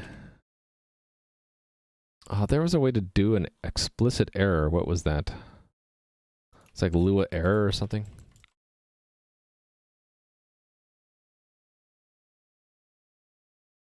I hate looking stuff up. I'd rather find where I've done it before. But I'm not finding it right now. Is Lua new to the project? It's not that new. So I'm using Lua for the game system logic these days. And I can't remember when I put it in here, but so George is an NPC right now controlled by this Lua script. It's pretty long, but it's specifically this one. When oh no, this is when they're guiding someone. Hold on, where is the act for guide? Right, so what was this?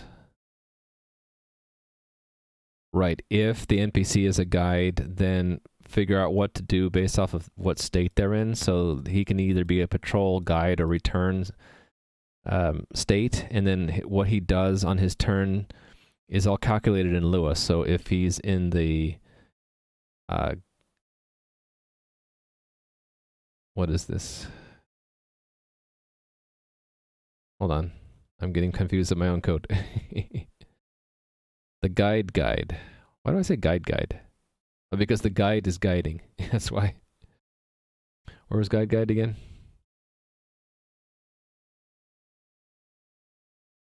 There's a return. Here it is. So he'll try to follow a path. And when he reaches the end of the path, he'll say, this is the way out, you know, stuff like that. So it's, I put in Lua for the game systems because then I can kind of change the game logic on the fly without having to rebuild the server. And at the cost of it's a little slower, but I figure if that's only done once a second, once every turn that he takes, it's not a big deal. There's a trade-off though. So what I'm doing right now is I've added a pathfinding algorithm, which looks like this, where you it implements A star. So there is a cost, a movement cost, and a heuristic cost function that you use to calculate the best path through a maze, and the unit test that sets up the maze. It looks like this. These are swamp tiles, so they're costly to traverse. These are walls, they're impossible. So the algorithm is supposed to find a path. And so I've implemented that in C++, and now I'm doing the same thing for Lua, because what I want to do is update George's AI script so that instead of having to program in specific checkpoints for when he's guiding along a path, I just want to say, okay, George, find a path to this, to 0 by 6, and the A star algorithm would calculate this path, and he would just follow it. That's the goal for today. Although I'm kind of running out of time. I want to at least get this Lua wrapper working. So here's how you would use it. It's kind of hard to read because it's Lua inside of a string that we're evaluating at runtime here. But we would ask the game, this is a wrapper I'm writing that says find a path in this zone from this set of coordinates to this set of coordinates. Use this cost function and this heuristic function with a max cost of 15. So if you can't find a path within 15 units of cost, then give up. And then it's dependency injection for the cost and heuristic. So the heuristic is itself a Lua function, and so is cost. And just like in the C++ version of it, the cost is saying, looking at all the tiles at a given ending position, if it picks the worst costing tile. So if there is a wall there, it costs a lot. If it's swamp, it's 100. If it's a ground, it's 1. And if nothing else, it doesn't cost anything. And then return the worst cost. So these functions are called, sort of callbacks that the algorithm calls when it needs to know how much does it cost to go from one square to another square. And the heuristic is used to guide the algorithm toward the goal more quickly. And if you weren't here before, this is the guide that I use to learn this algorithm, and it's a really good introduction to it. And they even have like little interactive examples showing like how what the costs are computed along the way and how it finds the best route. And comparing different algorithms.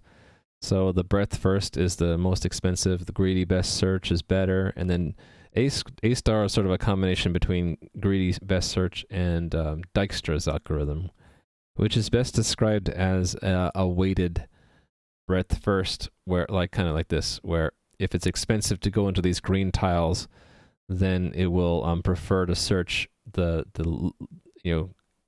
lower cost first, and it'll eventually find its way around the forest there to its goal as a less costly route than straight through the forest.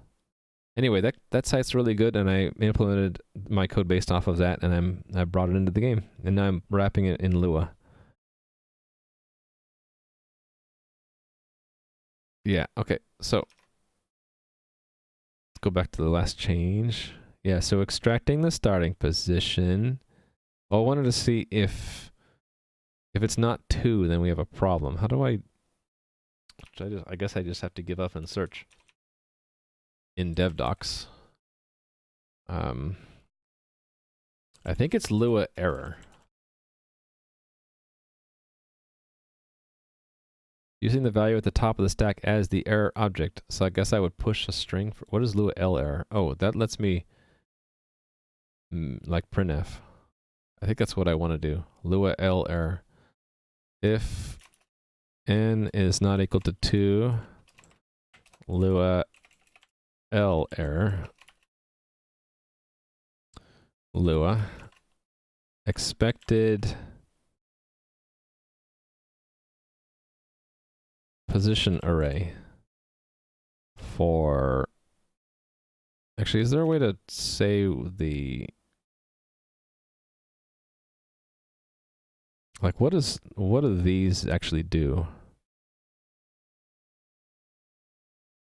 Tag error. Is that what I want? Tag error? Is that internal? Yeah, I think it's internal. Type, yeah, these are all internal, right? I can't use them, or I shouldn't use them. Too bad. Right, something expected got something else. They all end up calling Lua. Oh, there's arg error. There, maybe that's available. Ooh, it is. That's what I want. Right. I have to do the printf myself, though, looks like. I'm okay with doing the printf myself. Lua L arg error, because that's argument 1. No. That should be 3. Argument 3, right?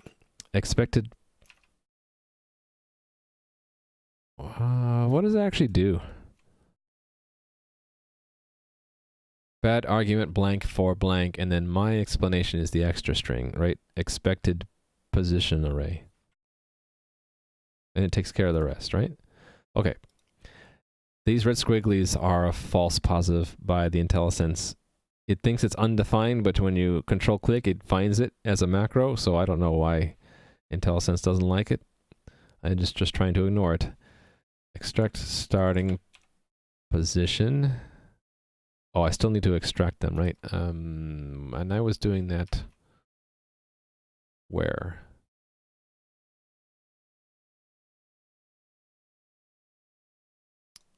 here. Lua get I is what I was doing. Right, okay. So, how do I get it out? Oh, I have to pull it off the stack? Got it, okay.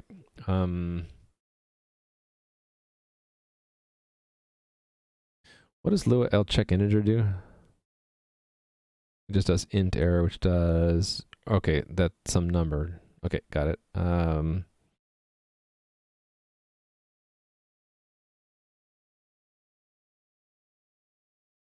thinking like if it's not... If you put something in the array that's not an integer, like you did that, it might not... It'll tell you expected an integer, but it would be like, what?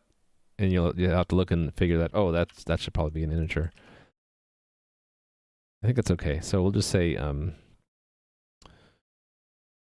we get it off the stack, right? So this is 1. If I understand Lua get I, the third argument is the index.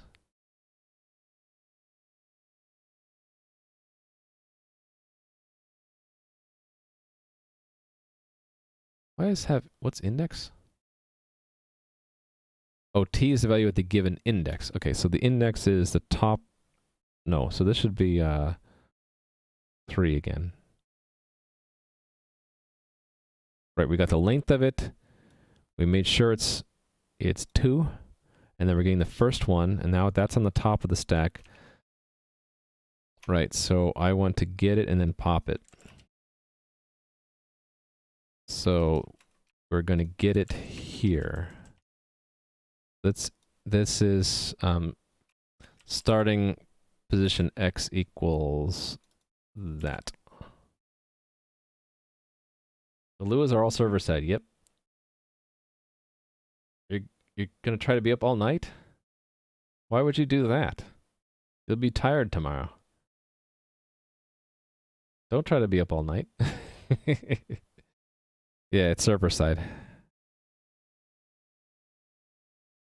And it's not player provided. It's all controlled. Like I'm the only one that can write scripts for it. If I allow players to write scripts, there's a hazard of them being able to have the server do unauthorized things. So we're not doing that. Do I know Redis? Nope. Don't know Redis.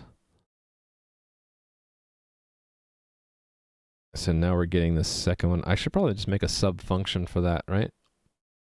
Position from Lua.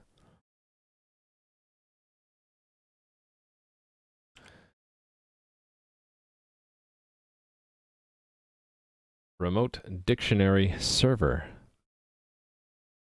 Interesting.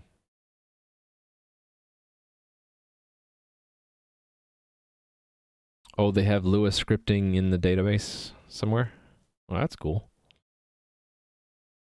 I first learned about Lua because of the last job I was at. There are some really enthusiastic proponents of using Lua. They actually were writing an entire operating system in Lua, which I thought was insane, but you know, more power to them. And then I learned that Lua is used to script add-ons for World of Warcraft and other games. And then because of that, I looked into using it for scripting some programs I was writing, and I'm like, wow, this is super easy. A lot easier than embedding Perl or Python. You know, not that it's the wrong thing or it's that hard to do embedding of Python into programs. I just thought Lua was even easier for me. Lua doesn't mean anything. It is based off of the word for moon in Spanish, I think. That word it's called? Lua.org. About. Means moon in Portuguese. Okay, so I was close. I said Spanish. It means moon in Portuguese. So there you go. Yeah, because it was developed by the folks at the University of Rio de Janeiro in Brazil. As I say that and butcher it with my horrible American accent. What you wanted to point out is that is Lua or Lua not capitalized. Yeah. I don't mind if you capitalize it. I know what you mean. I think I want to wrap this into a helper of some kind. Can I just put it in an anonymous namespace? Maybe? Do I have other helpers like this? I don't, but why not? This would be so convenient. Let's just add it. Yeah, let's just put it here. So this would be, we're getting back a realm server components position. Position from Lua. Lua state Lua. And then I need to know the index. There we go. So that goes there, and then that's just position, and then we're going to return it. The index goes in place of this 3. You think that's all I need? Position from Lua.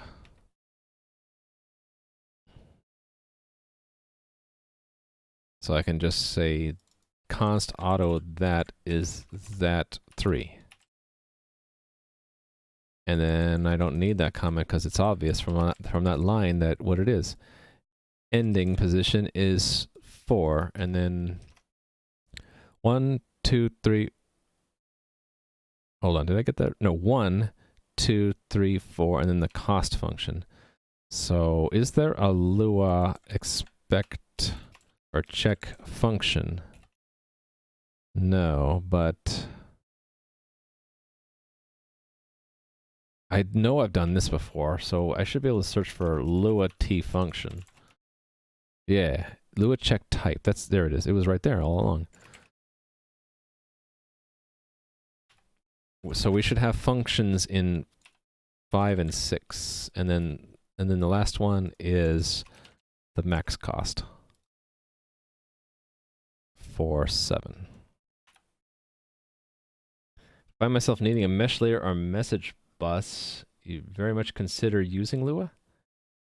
Why so? When your mom sends you to the store but wants the change back, what did it cost? Everything, yeah. Lustrous undulating apparatus. Nice. Oh, in Redis. Is it Redis or Redis? Sounds like it should be Redis, like remote. Thank you for the follow, by the way. Oh, I forgot to say hi to iGronk. Hi. OS and Lua, yeah. So they were really crazy about Lua. And I'm like, okay, if you want to do an OS and Lua, go ahead, go for it. Hi there, Manez. I forgot to say hi to you. And Iterator Next. I like that name. All right, I'd answered your question before, but I forgot to say hi. I have a little stream helper that I run now. And if I forget to wave to someone, it puts it here as like a little wave image. I'm like, oh, I forgot to wave to whoever it was. Secret project. Yeah, it was my secret project. Revealed. Yes. Mostly it is my stream aid showing me who I've forgotten to acknowledge. Bouncer? Yeah, it's in my GitHub too. If you want to check it out, it's all open source. So you go to my GitHub and look for Bouncer. Yep. So it's using my Twitch library I also use in my game. Along with a bunch of my other libraries. So that one downside of my stuff is that a lot of things are interdependent with other things I wrote. So like my Twitch library depends on my system abstraction library. Bouncer depends on Twitch and a bunch of other things. So that's the downside of my code. Oh yeah? I got some interesting features in here that I put in because it's useful for me. Like if there's a bot like here, we'll just ignore everyone and let's see what are the known bots. So these are the bots that I know about that are in the channel right now. So we got Commander Root, and it's Voodoo and Windsock, and these are all pretty much I pretty much have convinced myself, or I already know that they're bots, right? So I can set it up so that I can just ignore the known bots. And I can look and see, well, if someone's been in the channel for a long time and they haven't chatted at all, they're probably also a bot. So this one might be a bot. I think it actually is. But I don't want to call out lurkers. It might be someone's been watching forever and just doesn't like to chat, right? So, like, who knows? This person might be just a lurker. I have a way, like, if I'm pretty sure something's a bot, I have like a note, possible lurker bot, and I can put in a note there. Oh, Carbon21, how are you doing? So I can see now I can wave to Carbon21. Just a lurker, but now you're not, because I called you out. Oh, Superius said something. You're not a bot, then. Oh, I already marked you as not a bot. No, there was another one, right? Oh no, you just never chatted. Yeah, you're the number one lurker. So don't chat anymore because you only have you've been here viewing the longest with the fewest number of messages. Actually, there's someone else you're tied with now. Oh, now someone's taking the lead in lowest number of messages. That's not a bot. So now the lead lurker is Waldenchen. Pretty sure this one's a bot though. But yeah, you can see there are other things in here are I have this set up so that it will auto ban some of the low effort spam bots, and also I can whitelist. I can mark someone that I want to, you know, if I see them in chat, if I want to know that they're there. Like this one, I think I'm pretty sure it's a bot. Not completely sure though, because I haven't seen it in other people's channels and stuff. So what are the other things I was doing with this? Oh, just marking if I want to see like the last messages, like let's pick myself, right? I can see the last messages that I put in chat and what the time of day are. It also keeps a full log of chat, so I find it useful. This little stream aid. Ooh, we've got a bunch of people who are chatting all of a sudden. Spicy condiment, beep boop. Are you a bot? I can say, well, I'm not sure about that spicy condiment. Start watching spicy condiment. I don't know.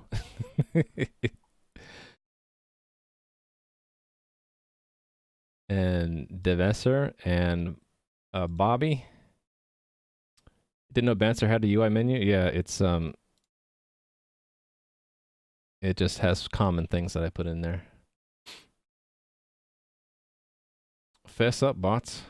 I think we just have a lot of lurkers who aren't bots. I'll just wave to all of you. Hambone, not a bot. I see. Yeah, I figured that the most lurker bots never say anything in chat, and so like why show them in chat? So I just have them hidden now. Your bot status is unknown? Well, I haven't gone through and marked all of them. Yeah, we know iGrok's not a bot, so, and we'll whitelist him too. Not a bot. And Carbon21's chatted a lot, so whitelist and not a bot. Yeah. Bot monitoring. Pretty sure you're okay. We'll stop watching Spicy Condiment and say not a bot and whitelisted. But I also have quick stuff in there I can do to a timeout and ban. So with a few more features, I could use it as a full-fledged Twitch chat program. But I already use Yada for that anyway, so I didn't really feel like adding those missing features. I just use Hideo's Yada client for the normal things you'd use chat for. What the problem with the lurker bots was? So I'll do what is recommended, which is not to draw attention to them, but from time to time we have people who come in and abuse either Twitch terms of service or just are annoying. And so one of the things we saw was someone would come in with like 50 to 80 different chat bots and just start flooding chat with random messages. And so reported them all to Twitch, mass banned them. And the tool I wrote helps me keep track of that. So I think it's just to annoy the streamer. But the key is to acknowledge that it happened and say what we did about it, but then not feed, don't feed the trolls. Happens as Discord too, yes. So there's a little bit of an arms race that goes on, but you just don't get them what they want. You don't.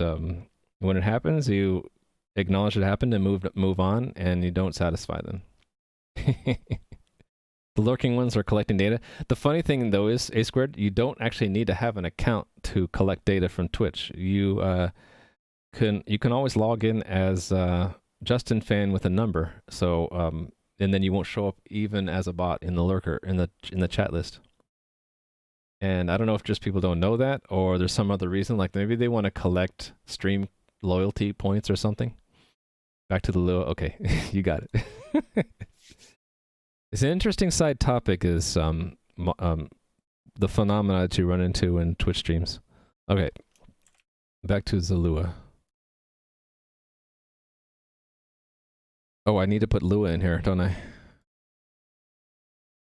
Okay, and then we get all of our parameters, and we're going to do our thing, right? So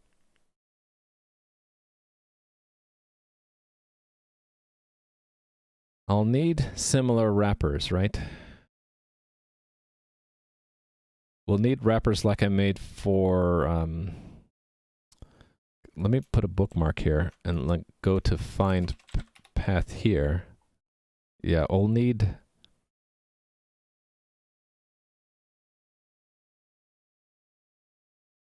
we need entity comparison functions that end up calling back into Lua is what I need.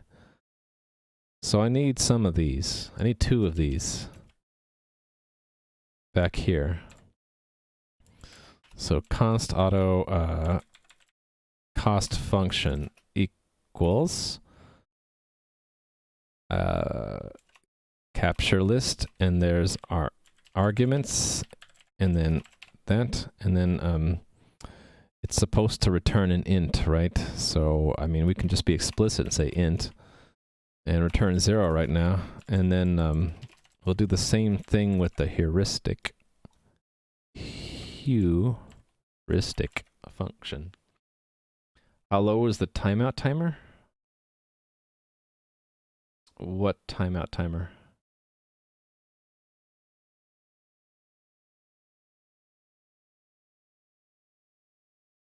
I don't understand what timeout timer. We're talking about bot.land, right? Bots don't exist. They're just all weirdly robotic humans.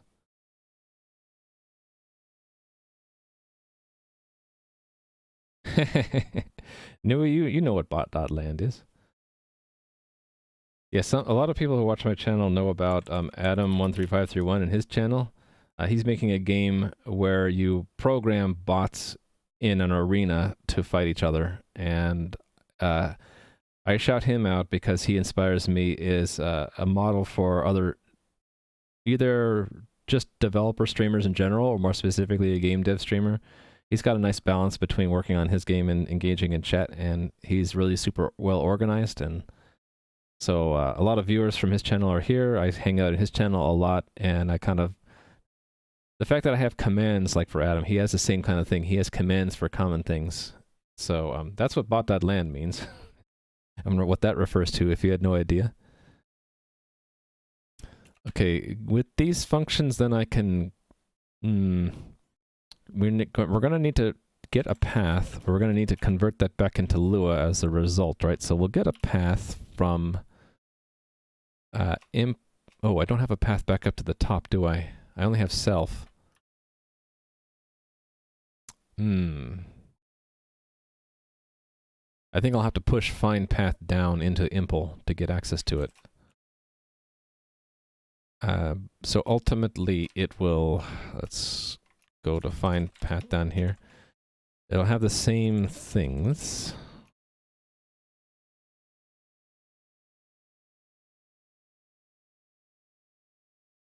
Zone. Starting position and ending position. Cost function, heuristic function, and max cost. And then we're going to return something, which is the path, but I need to convert it into Lua. So we're going to be building a Lua array. So I'm going to do what JSON wrapper does.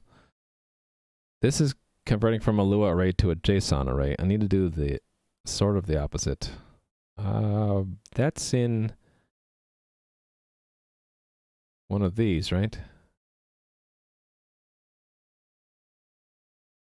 No, the other way. Is there a Lua value from JSON value?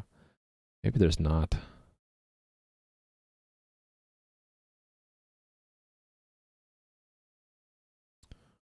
Oh, wait a minute. It might be here.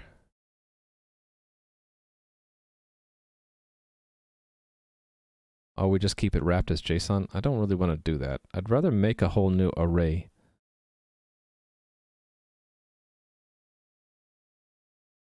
Do I not have code to do that? This is doing what? This is filling an object. Okay, maybe I don't do this. It would be like Lua table or something, right? I don't think I am doing this yet. New table. Yeah, I'm not calling Lua new table. Well, that's what I want to call.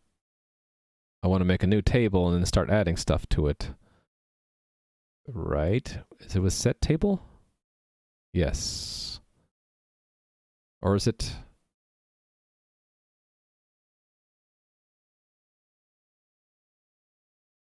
Hold on.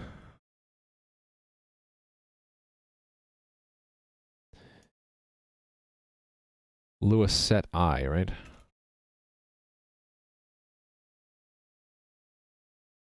Which is better, Lua set table or Lua set I? Lua set I because I have the things I don't need to push it on the stack, right?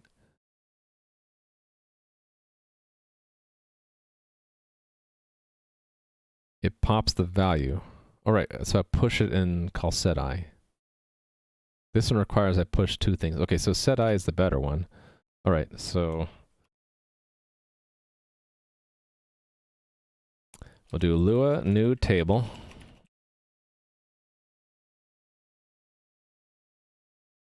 And then we're looping through everything in the path, right? So for const auto step in path.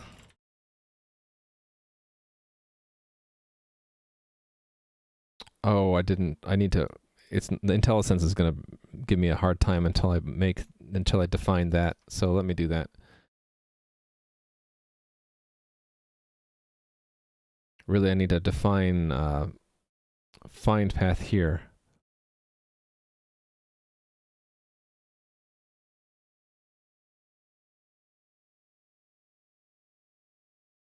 Yeah, it's not part of the rendering system. It's the overall. So probably here would be the best place.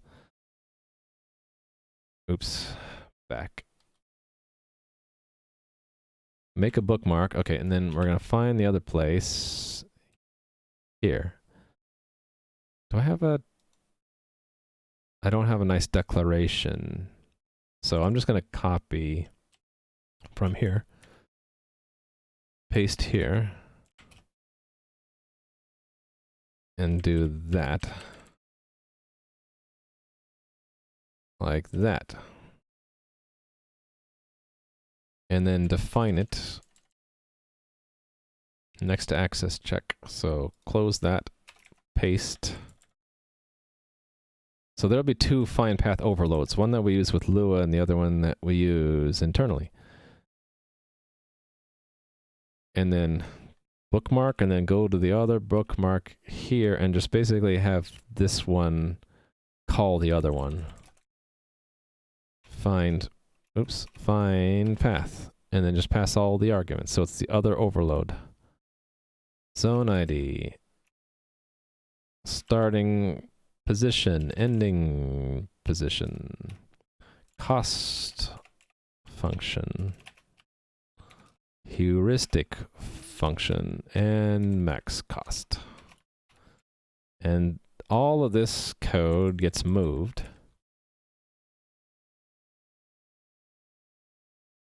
over here. And I get rid of all the impulse. All the impulse go.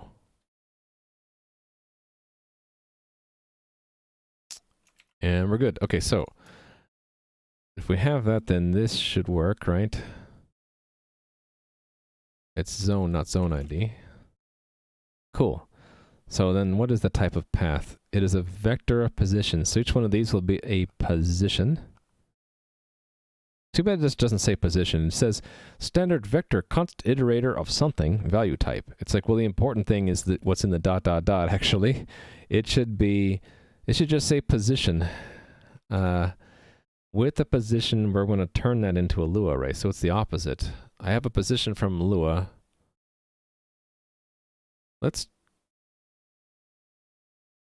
I can have it say position from Lua array, and then I can have say Lua array from position. Maybe that's the best thing. Oops.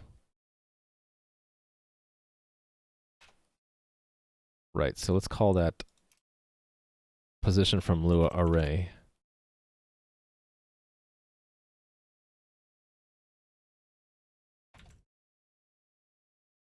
And let's have an opposite direction. Lua array from position. So there's no index. Instead, it's a position. Const realm server. Actually, it's right here. So that's void position. Okay, so turning it around, we're going to do Lua new table. And then we're going to do Lua push integer. And that's position.x. And then Lua set I, right? Lua index is -1. No, -2. Integer is... oh, I don't need to push the integer. I can just do that, right? So that's -1. I don't need the push integer. Is that right? It pops the value from the stack. Oh no, I do need to push it. So then what's the third argument there? N. Oh, that's the index, so that should be 1. And then push the y coordinate as index 2. And then return, right? Okay, so then that's what I'm going to use down here.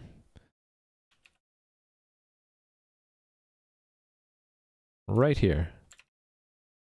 So Lua position from arrays, Lua array from position, Lua step, and then Lua set I, Lua -2, and then, oh, I need to count the steps.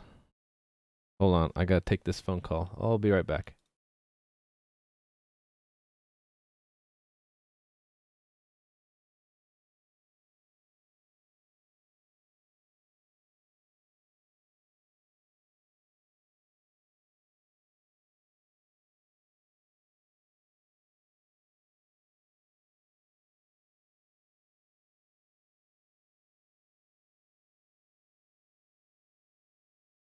Sorry about that. That was Mrs. Raimu. I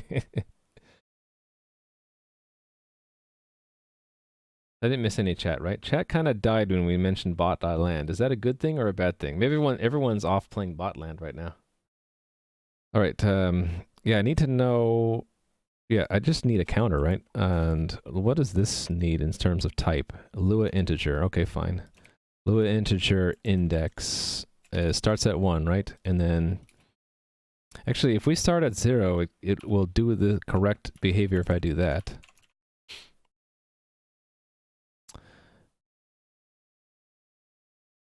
All right. Is that all? I think that's it.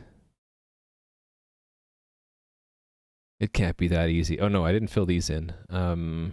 Yeah, so the cost function has to take these, put them into Lua arrays,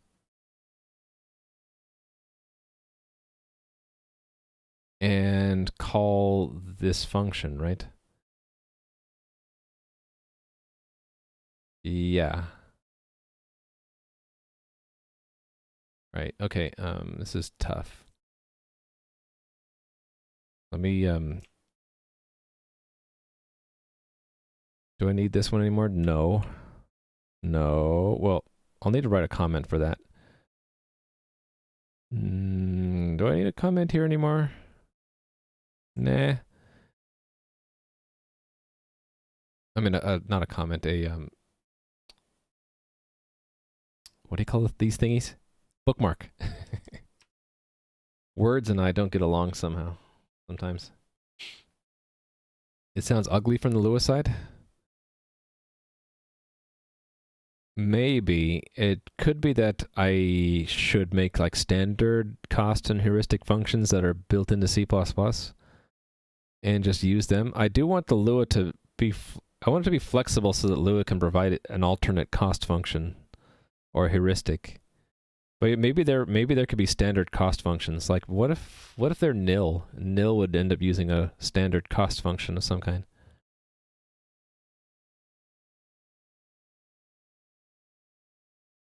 Actually, you know what I can do is I can have the cost function. I can make it so that it doesn't actually need to be a function. If it's a string, maybe we use a predefined cost function in C++. So yeah, so it's mess. It'll be messy right now because I'm shoving it all into Lua. I think it's okay though. So this is expecting key pair or key value tables inside of an array. So that's what we're going to do. So this is going to do a Lua new table. And then within that, we're going to build entities. So I'm going to say for const auto entity with depth in starting entities.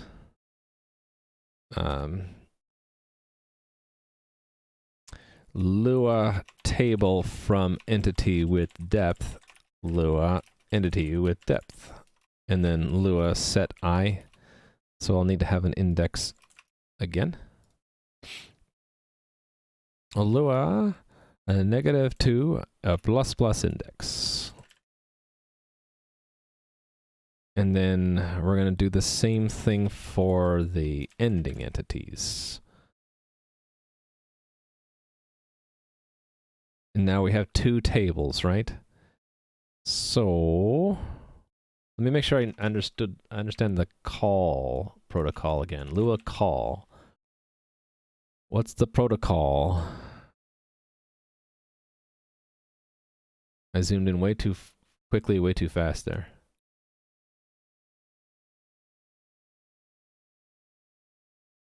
The function to be called is pushed onto the stack. Then the arguments are pushed in direct order. That is, the first argument is pushed first. So I should push the function first. Lua push.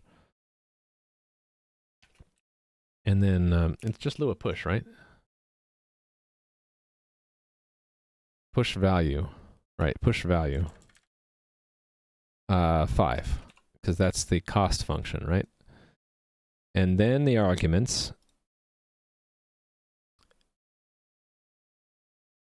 Finally, call Lua call. So Lua call.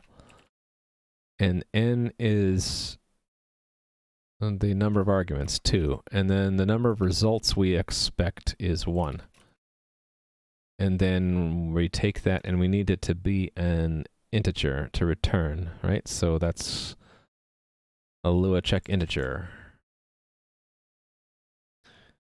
So we call that cost.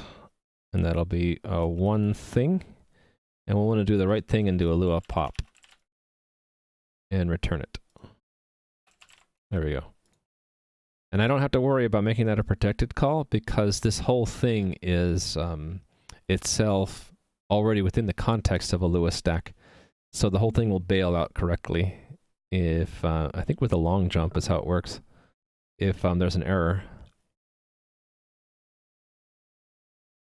think that's okay because we're not mutating any data, so it doesn't matter if we long jump out of this whole thing. Yeah, because I'm not constructing anything on the stack, am I, that I care about? Yeah.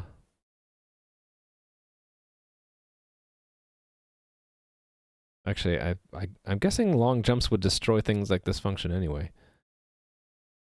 I don't know. Who knows? Maybe I have a memory leak. If so, then this would have to be a protected call, right? And then we would... Well, we have to return an error anyway. Okay, anyway, I'm done musing over this. So that's the... It's the same, heuristic is the same thing, only it's a different function. So I can do the same thing I did before, right? I can make a shared one. And call this one... what did I call it in the other place? And now I regret not having a bookmark there. Yeah, this thing.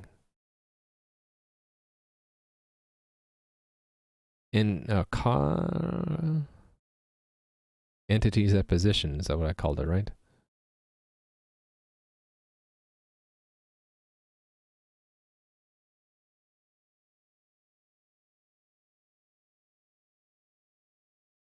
Yeah.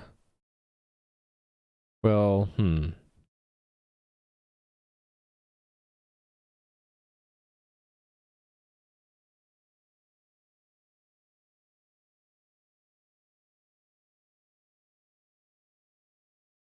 really it's if I get rid of that part,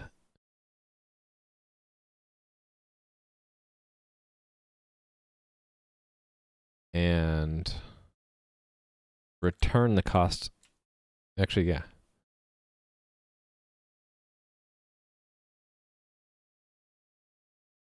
So it's the common part. So what do I call it? In the other place I called it what? Yeah, it was very specific. So here it's more generic. So it's like the common part of the cost functions. It's like forward, it's like wrap Lua cost function. All right? Yeah, and in here we're wrapping it and calling it and returning the cost. Okay, I like it. So then we can just say push the correct function, then wrap it with starting and ending entities and return that. Like that, right? And then this is the same, only it's function at 6. Okay, we're done. No, we're not done. We got compiler errors.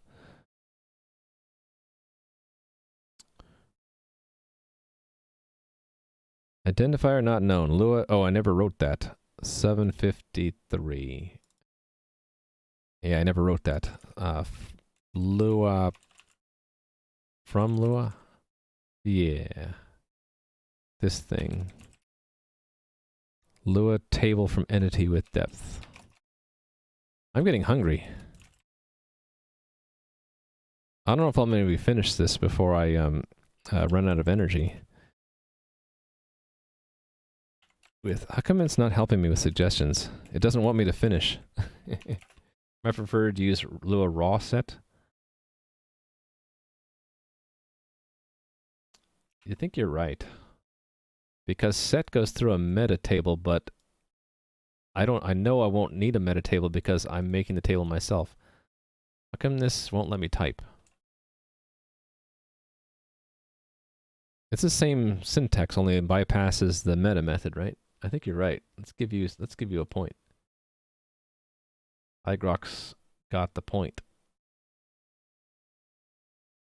Let me finish this and then I'll do that. Entity with depth.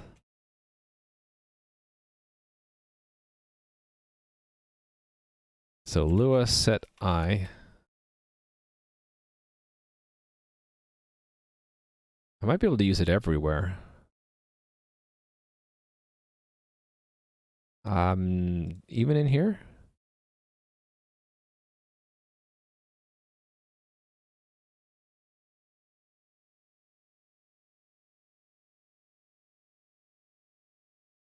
Oh, this is a test. Yeah, let me not bother with these tests, but all of these are all my own tables, right, with no meta table. So I can say these are all Lua raw set I. There we go. Done.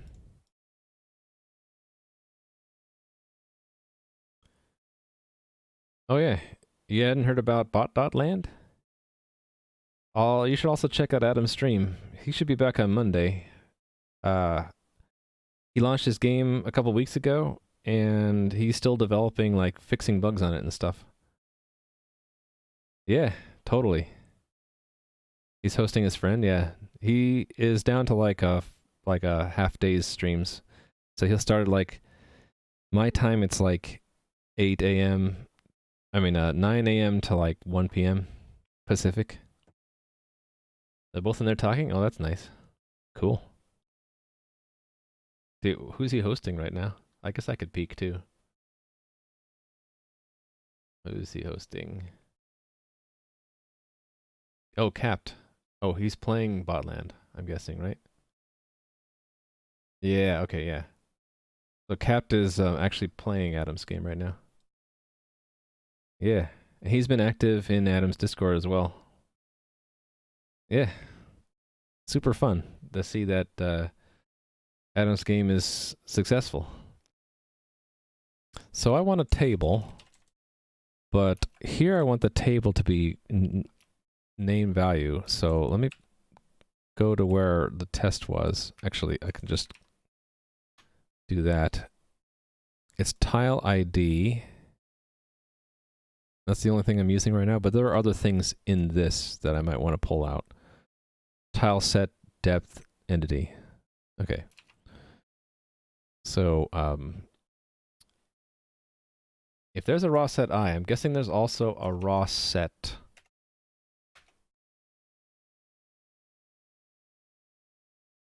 It probably, yeah, it needs to have the name. It's too bad there's not one that takes a C string directly. So this one probably requires that I push the name separately, right? Yeah, so I have to put the name first, then the value. So it's Lua push string, right? Yeah.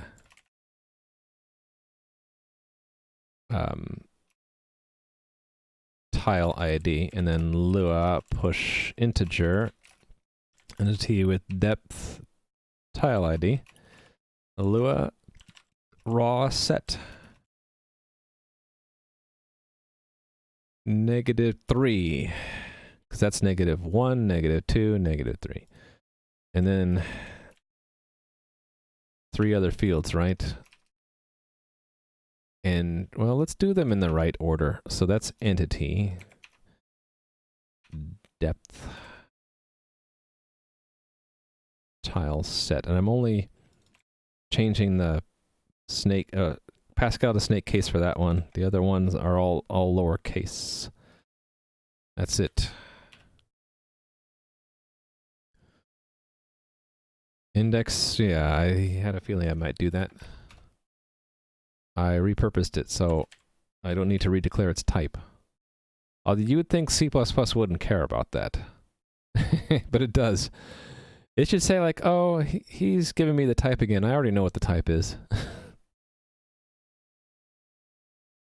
All right. Hey, medium rare ice cream Jeff. That's an awesome name. How are you doing?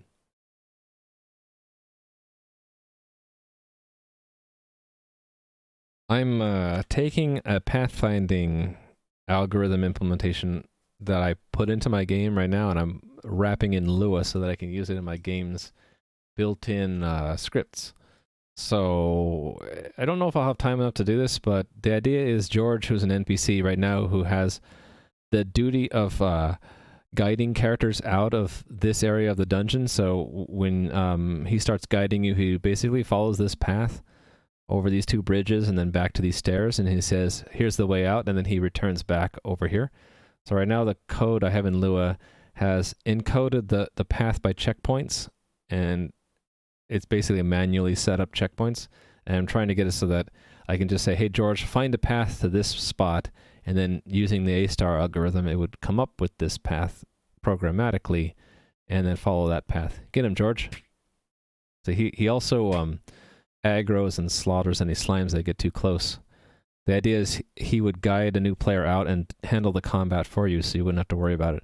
His aggro range is 2 squares, so one more, there we go, and then he sees him and then goes attacks him. And he leaves the loot there, so if you logged in the game now, you could pick up that couple gold pieces there. Anyway, let's run the test, and if I'm really amazingly lucky, it will pass. But when does that ever happen? No, of course it didn't happen. We got an error.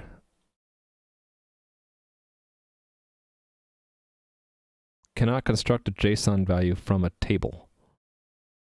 On line 1 of the expression here. Wait a minute. Why did it say cannot construct a JSON value from a table? That's what JSON array does.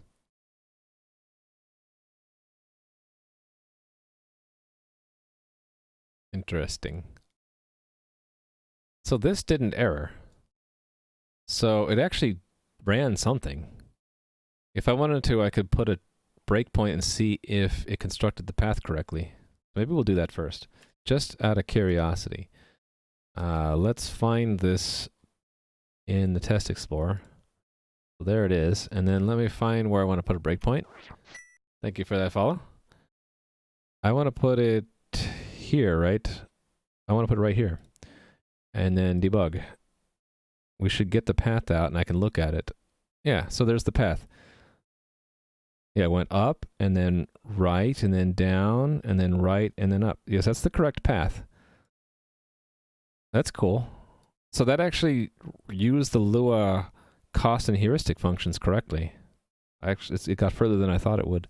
It just got tripped up on this for some reason. This should be an array, so why is it breaking? It's breaking, so this succeeds, there's no error, but when it's getting the result and getting it back as a JSON array, it's not working. Why is that?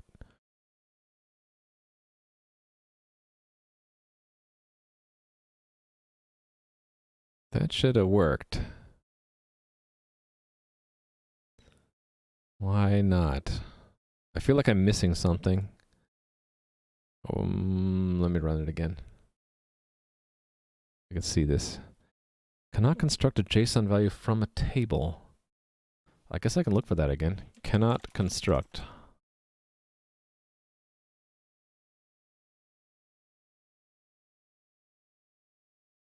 JSON value from Lua value. That's if it's a user data or a default. So, how did it end up calling Lua JSON value from Lua value?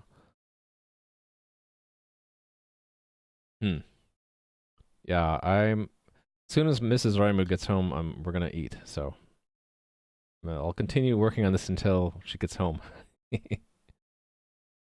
You're tired? Well, go to sleep. That's what I do when I get tired. Chat overlay can collapse messages. Oh, that's a good idea. So, like, combine the two chat bubbles together. Are you on the way out, Pyrotechnic? Or are you saying thank you because I'm on my way out? I'll be going for a little bit longer. That's a good idea, Nui. We can recommend that to CM Griffing. For me, it's lunch. I actually don't know what we're going to have for lunch. I'm going to write down this idea. Pass along to CM Griffing. But there was something from yesterday, too, wasn't there? Oh, yeah. Oh, no, we fixed that, right? This was, so follow-up. This was because I hadn't configured the animation settings. I thought there was it 2 days ago? Or 2 streams ago that someone had a suggestion for Chris? I don't see it now. Anyway, we'll pass this along to Chris. Hi there, JD Hirsch. Oh, no problem, Pyrotechnic. That's what we're partially here to do. To be entertaining, but also, I guess, I'm getting stuff out of it. I'm getting your feedback, and I appreciate that. Let's see. How did we get here? You know what I can do? I can just put a breakpoint here and to understand why we got here in that test. That's what I'm going to do. Let the debugger help guide me. How did we get there? Okay, we know that that's fine. So continue. How did I get here? Call stack. Oh, it's an array. Inside an array, it can't handle that. Oh, shoot. Yeah, that's a problem. It doesn't support nested arrays. Well, I guess I could code it up in Lua then. So this only handles one level of an array, but the thing is a two-dimensional array, so we can't just do that. So sure, we will do it in a more complicated script here. So path as path JSON, right?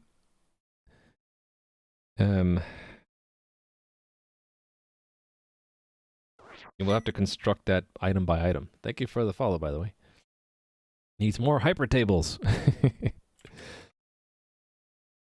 So let's do it this way. We'll say local, or does it even matter? I don't think it matters. Path JSON equals some empty table, right? And then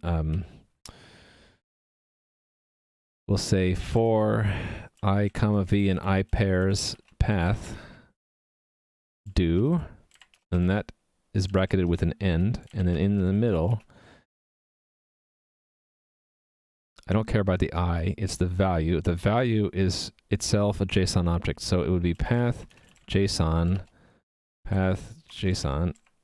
equals JSON array v. And let me do the right thing here and make this one snake case. There we go. Let's see if that works.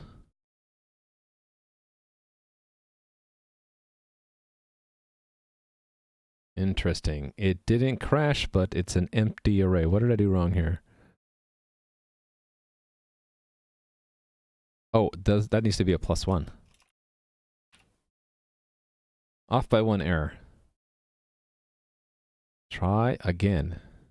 Yay! I'm going to use one of my favorite emotes. The Tim Bo Good from Tim Baudette's channel. I love that emote. The double-fisted thumbs up. Evaluate instead of evaluate? Evaluate. Do I have evaluate? Ooh, you're right. Hey there, Mr. Lovepickle. And thank you for that point. I probably misspelled that everywhere. Let's look for it. Evaluate. Oh, look at all the places I misspelled that. Let's fix it all in one fell swoop. Evaluate. Done. I love search replace. Yeah, I've done common misspelling mistakes. I don't worry about it too much because as soon as one of us spots it, I spot it or some viewer spots it. In fact, I misspelled it again, didn't I? Oh no, that's correct. I had that weird thing happen again where I look at a word and it doesn't look like it's spelled right, and it's like a little brain hiccup. I would do something like this to verify it's correct, right? Yeah, it's correct. For some reason, my brain looked at that sequence of letters and thought it was misspelled again. Anyway, it's super easy to search and replace typing mistakes, so I don't sweat them too much. Why don't you put the Lua into a separate Lua files and read it into the C++ at runtime? Mostly because this is just a test framework thing. This is part of the unit tests for it, and so I don't care so much. But I could do that. As long as we're on spelling mistakes, you've seen placed in the past where you used purse instead of pursue. Possible. Purse. Yeah, 2 places. Thank you, Agrock. Purse becomes pursue. Kazam. Keep it simple, stupid? I guess. It's more like I don't worry about... There's two reasons that I don't worry about getting the spelling correct on the first go.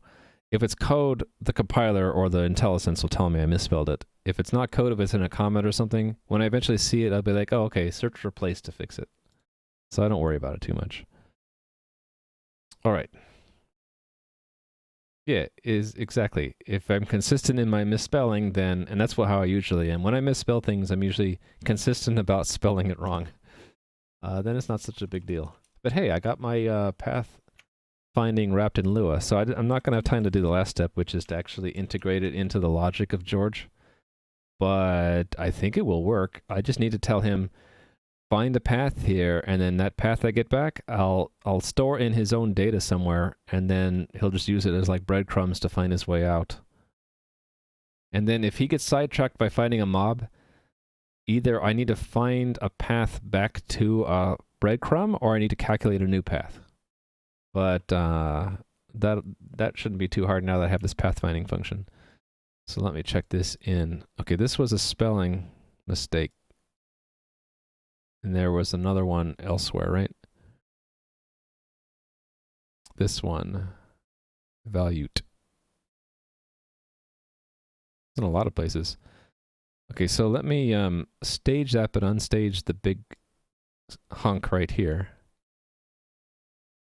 Because these are all the spelling mistakes, right? And, well... not that one. Not that one either. Right, these are all the spelling mistake differences, right? So this will be fixed typos. So I continue to not sweat about it. I don't even bother to write a nice commit message for it. Oh, that belonged in the... Okay, that is in the wrong place. Let me fix that. The unscripted one should say this, and the scripted one should say the other one. Unscripted uses components, the other one uses games. Okay, actually, this entire paragraph, right, goes there, because it's different. That one's Lua script, this one's not the Lua script. There we go. Okay, so, right, the difference is that's now unscripted and there's a new test for the scripted version. Find path, I didn't document that. Well, Mrs. Raimo isn't home yet, so maybe I have time to document it. Components, HVP. Find path, let's document it. You just think the syntax highlighting a Lua would be worth the Lua files? Yeah, I was on the verge of doing that when it got kind of hairy here, but I have to weigh the costs, right? How likely is it I'll come back and ever need to look at that? If it's likely, then yeah, you have a point. In fact, you probably are. I probably should do that, right? But if let's say I never look back at this again, then I can just do that and I never see it, and I'm like, okay, it just works.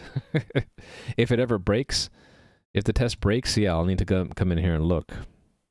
You're probably right. I should probably put this into a Lua file that is pulled in using a compile step, right? Let me make a note of that, and I'll give you a point. Point. I'll say to do extract out Lua scripts used in unit tests. And we'll say why? Because of that. Let the Lua Lua.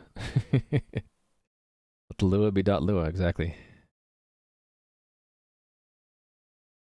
Sometimes you can get language packs or VS Code that support multi-languages. See, like it would actually understand somehow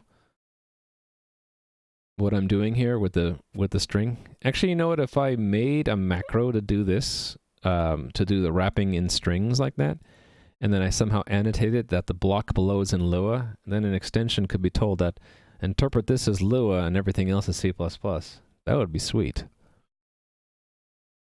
But that's work for another day, because I'm hungry. Let me just comment. I'm going to document this and wrap things up. So this is use a pathfinding algorithm. I'm not going to say which one because the interface level shouldn't matter. Use a pathfinding algorithm. Actually, no, this implies which algorithm you're using, right? Use the A-star pathfinding algorithm to find the best, and then quotes, because the best is defined by this cost function, right?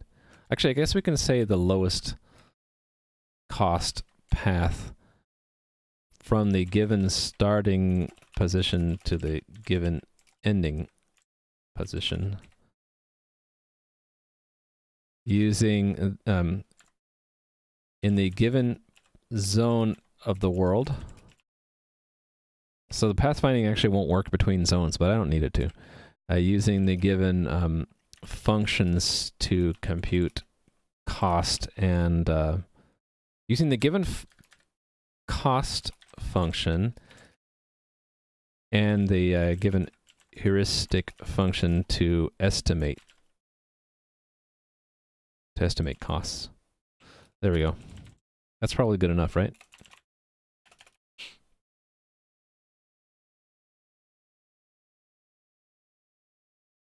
Hey there, Workride. Yeah, we used A-star. Let me put the link out there again, because I love this site. Where is it? Did I close it?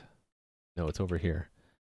This site is like superb when it comes to like giving you an introduction to pathfinding in the A-star algorithm. Highly recommend it. I used that as a guide. It gives you the pseudocode near the end, right here. And I had basically taken that and implemented it in C++ a while ago, and I decided to pull it into my game today because I want to use it for this NPC named George to pathfind where he needs to go. So that's what my work was today, is to pull it in and to make it available to use in the Lua scripts for George so that he can pathfind. I didn't quite get that integration of having George use the script done yet, but I'm close. I'm running out of time though, so let me just check this in and we'll be done for the day. This is the entity identifier of the zone in which to find a path, in which we want to find a path between point positions. All right. And I wish the auto wrap thing would work, but we still have this problem. If I tell it to auto wrap, it puts it up there, and I hate that. Starting position. This is the... Can't type today. This is the position from which to compute a path, or find a path. Ending position. This is the position to which to find a path.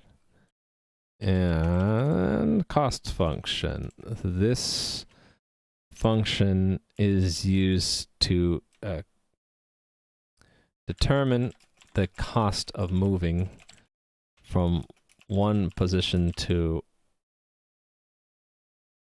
another neighboring position. That's important. It's not any position, it's one of its neighbors. And the heuristic is the other one. This is used to estimate the cost of moving from one position to another, possibly not neighboring position. And then we have max cost. This is the limit to use in this is the cost limit. Well, hold on. This is the maximum to set for a path cost, after which the algorithm will stop searching for a path. And then, because it's possible we might get no path back, an empty path.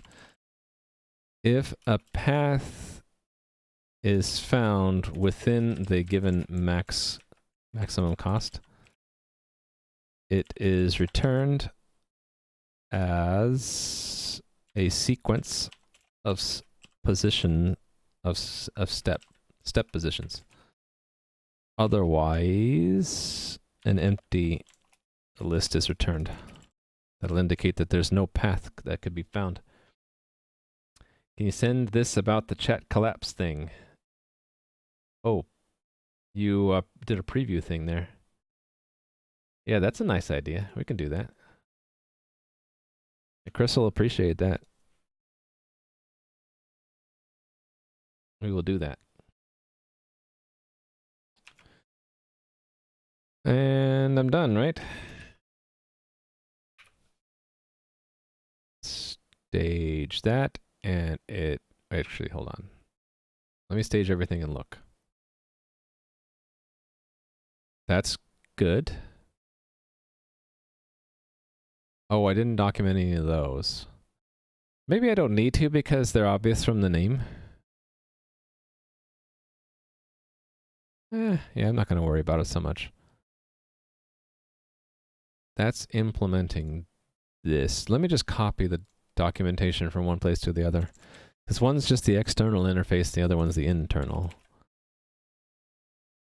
Right there. Right here. It's the same arguments and everything, right? Yeah, okay.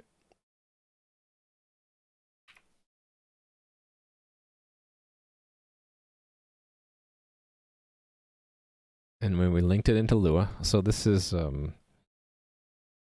integrate pathfinding with the Lua wrappers. There we go.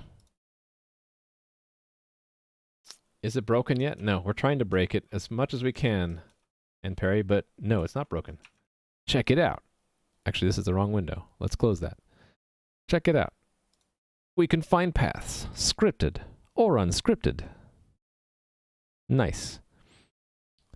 This is what I accomplished today. So we have the maze that we set up, and we're using the A-star algorithm to navigate through this maze. This is swamp, so it's got a high cost of, well, it's hard to see in that one. Let's go to the other one.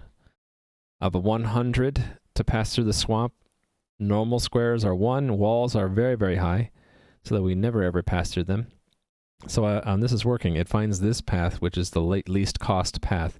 And if I make the swamp cost 1, it will actually find a more direct path through the swamp. So I have it supported both through normal C++ interface, which looks like this. We expect back a vector of positions. We called it with our own custom cost and heuristic functions. The heuristic is using Manhattan distance. A lot of this other stuff is boilerplate. And then the scripted version is the same setup, only the cost and heuristic functions are provided by Lua. It's called from Lua, and we get the results back from Lua, and it works. George can run around, yeah. We had that working yesterday. So he walks around, and here, we'll demonstrate this. So some people might not have seen this. Let me go in there and ask. Actually, there's no way to ask George to guide you. I haven't done that part yet, but here I am, and I have to trigger it manually. I have to say Lua NPC guide, and the guide's number, and then my number. But he'll say, "I'll show you the way out. Please follow me." And if you don't follow him, he'll tap his foot impatiently, and he'll say, "Please follow." Right? So he knows with manually programmed in set of checkpoints which way to go. So today's goal was to replace that manual checkpoint list with the output of a pathfinding algorithm. So I have the pathfinding algorithm integrated, but not used by George's AI script because I'm basically running out of time.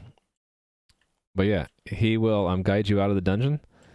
If you stop following him, he'll tell you please follow, and if you wait long enough, he'll say fine, be that way, and he'll go on without you. And then while he's going along, you probably already saw it, but if any enemies get in the way, he deals with them for you, and he'll leave behind the loot so that you can go pick it up, which is kind of nice. And when he gets to the exit, he'll say, "This is the way out right here, stay safe," and then he'll path back to his starting point, and leaving you behind, hopefully, to escape.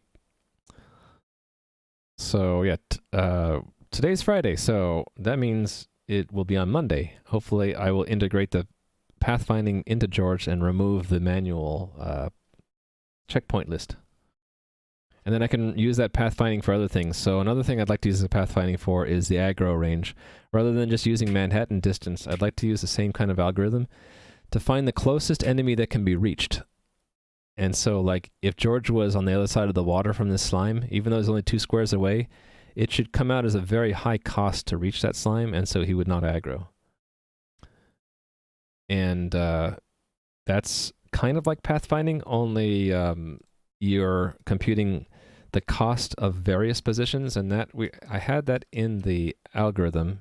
So the traditional pathfinding is this find path, but then I also have this derivative called find reachable places, where you, up to a max cost, it finds everywhere you could go, and then we would look through all those positions and see, are there any enemies? And then the first place we find where there's an enemy at the lowest cost, we'd aggro on that enemy. So we would use this as an alternative to just looking a fixed radius away and then aggroing. We would use this and aggro on things that are reachable by a max cost of 3 or 4 squares, and then he would effectively ignore the slimes on the other side because they're way out of cost. Even though they're within line sight range, they're way too costly to reach. Good job, George. Defeat those slimes for me. Yeah, George happens to be the name of the NPC that we made, and who is it that someone threw out the name George. Because I was like, what do we call this guy? And someone said George. So I'm like, okay, it's George it is. All right, so I checked that in. I make just doubly sure that I did. And then I'm going to wrap up the stream. Thanks for the biddies, Rally Monkey. 5 bits. Used to be with 5 bits you could buy a piece of candy, but now it's more expensive. But thanks. I don't mean to tease you. All right. I hope everybody has an awesome weekend. I'll be back on Monday to integrate this script and then work on the next thing. Probably refining the aggro and combat AI a bit. Who should we raid? I need to show all live follows. It's good that it's actually working now. It was broken before, I guess.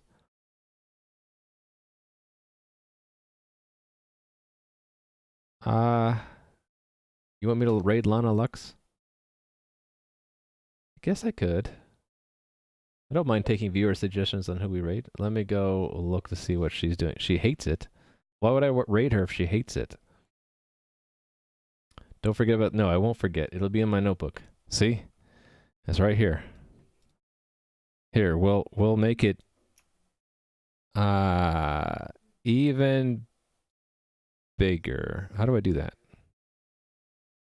I forgot how to make stuff bigger. There we go. It's an extra big special font for me. The love kind of hate. You don't need to do that. I'm just doing it because I'm just being fun.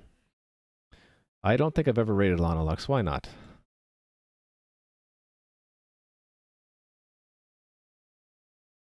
She's got a lot of viewers already. Oh, is she playing Ludum Dare games right now? Oh, you mean playing around? Yeah, I'd rather raid someone who is, I think is interesting that doesn't have a whole lot of viewers at the time.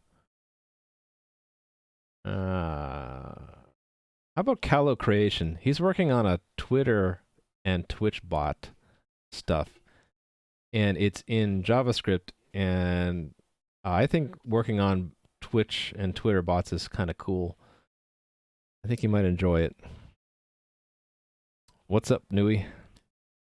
I don't know about any Rust devs. Yeah, I think I'm going to raid Callow Creation, if that's okay with you guys. I'll undo the thing I did there. There. Back to normal, Nui. Don't worry about it. Oh, raid me because of my low viewer count. Oh, I see. We don't want to break Twitch. If I raid myself, it's going to cause Twitch to break. You wouldn't want that. Now, would you? All right. Hopefully he's not leaving. No, he's still going. We're going to raid him. Here we go. I will, Pyrotechnic. Thank you very much. And I hope everybody here enjoyed the stream. And if you did, I'll see you back on Monday, I hope. Have an awesome weekend, all right? Take care.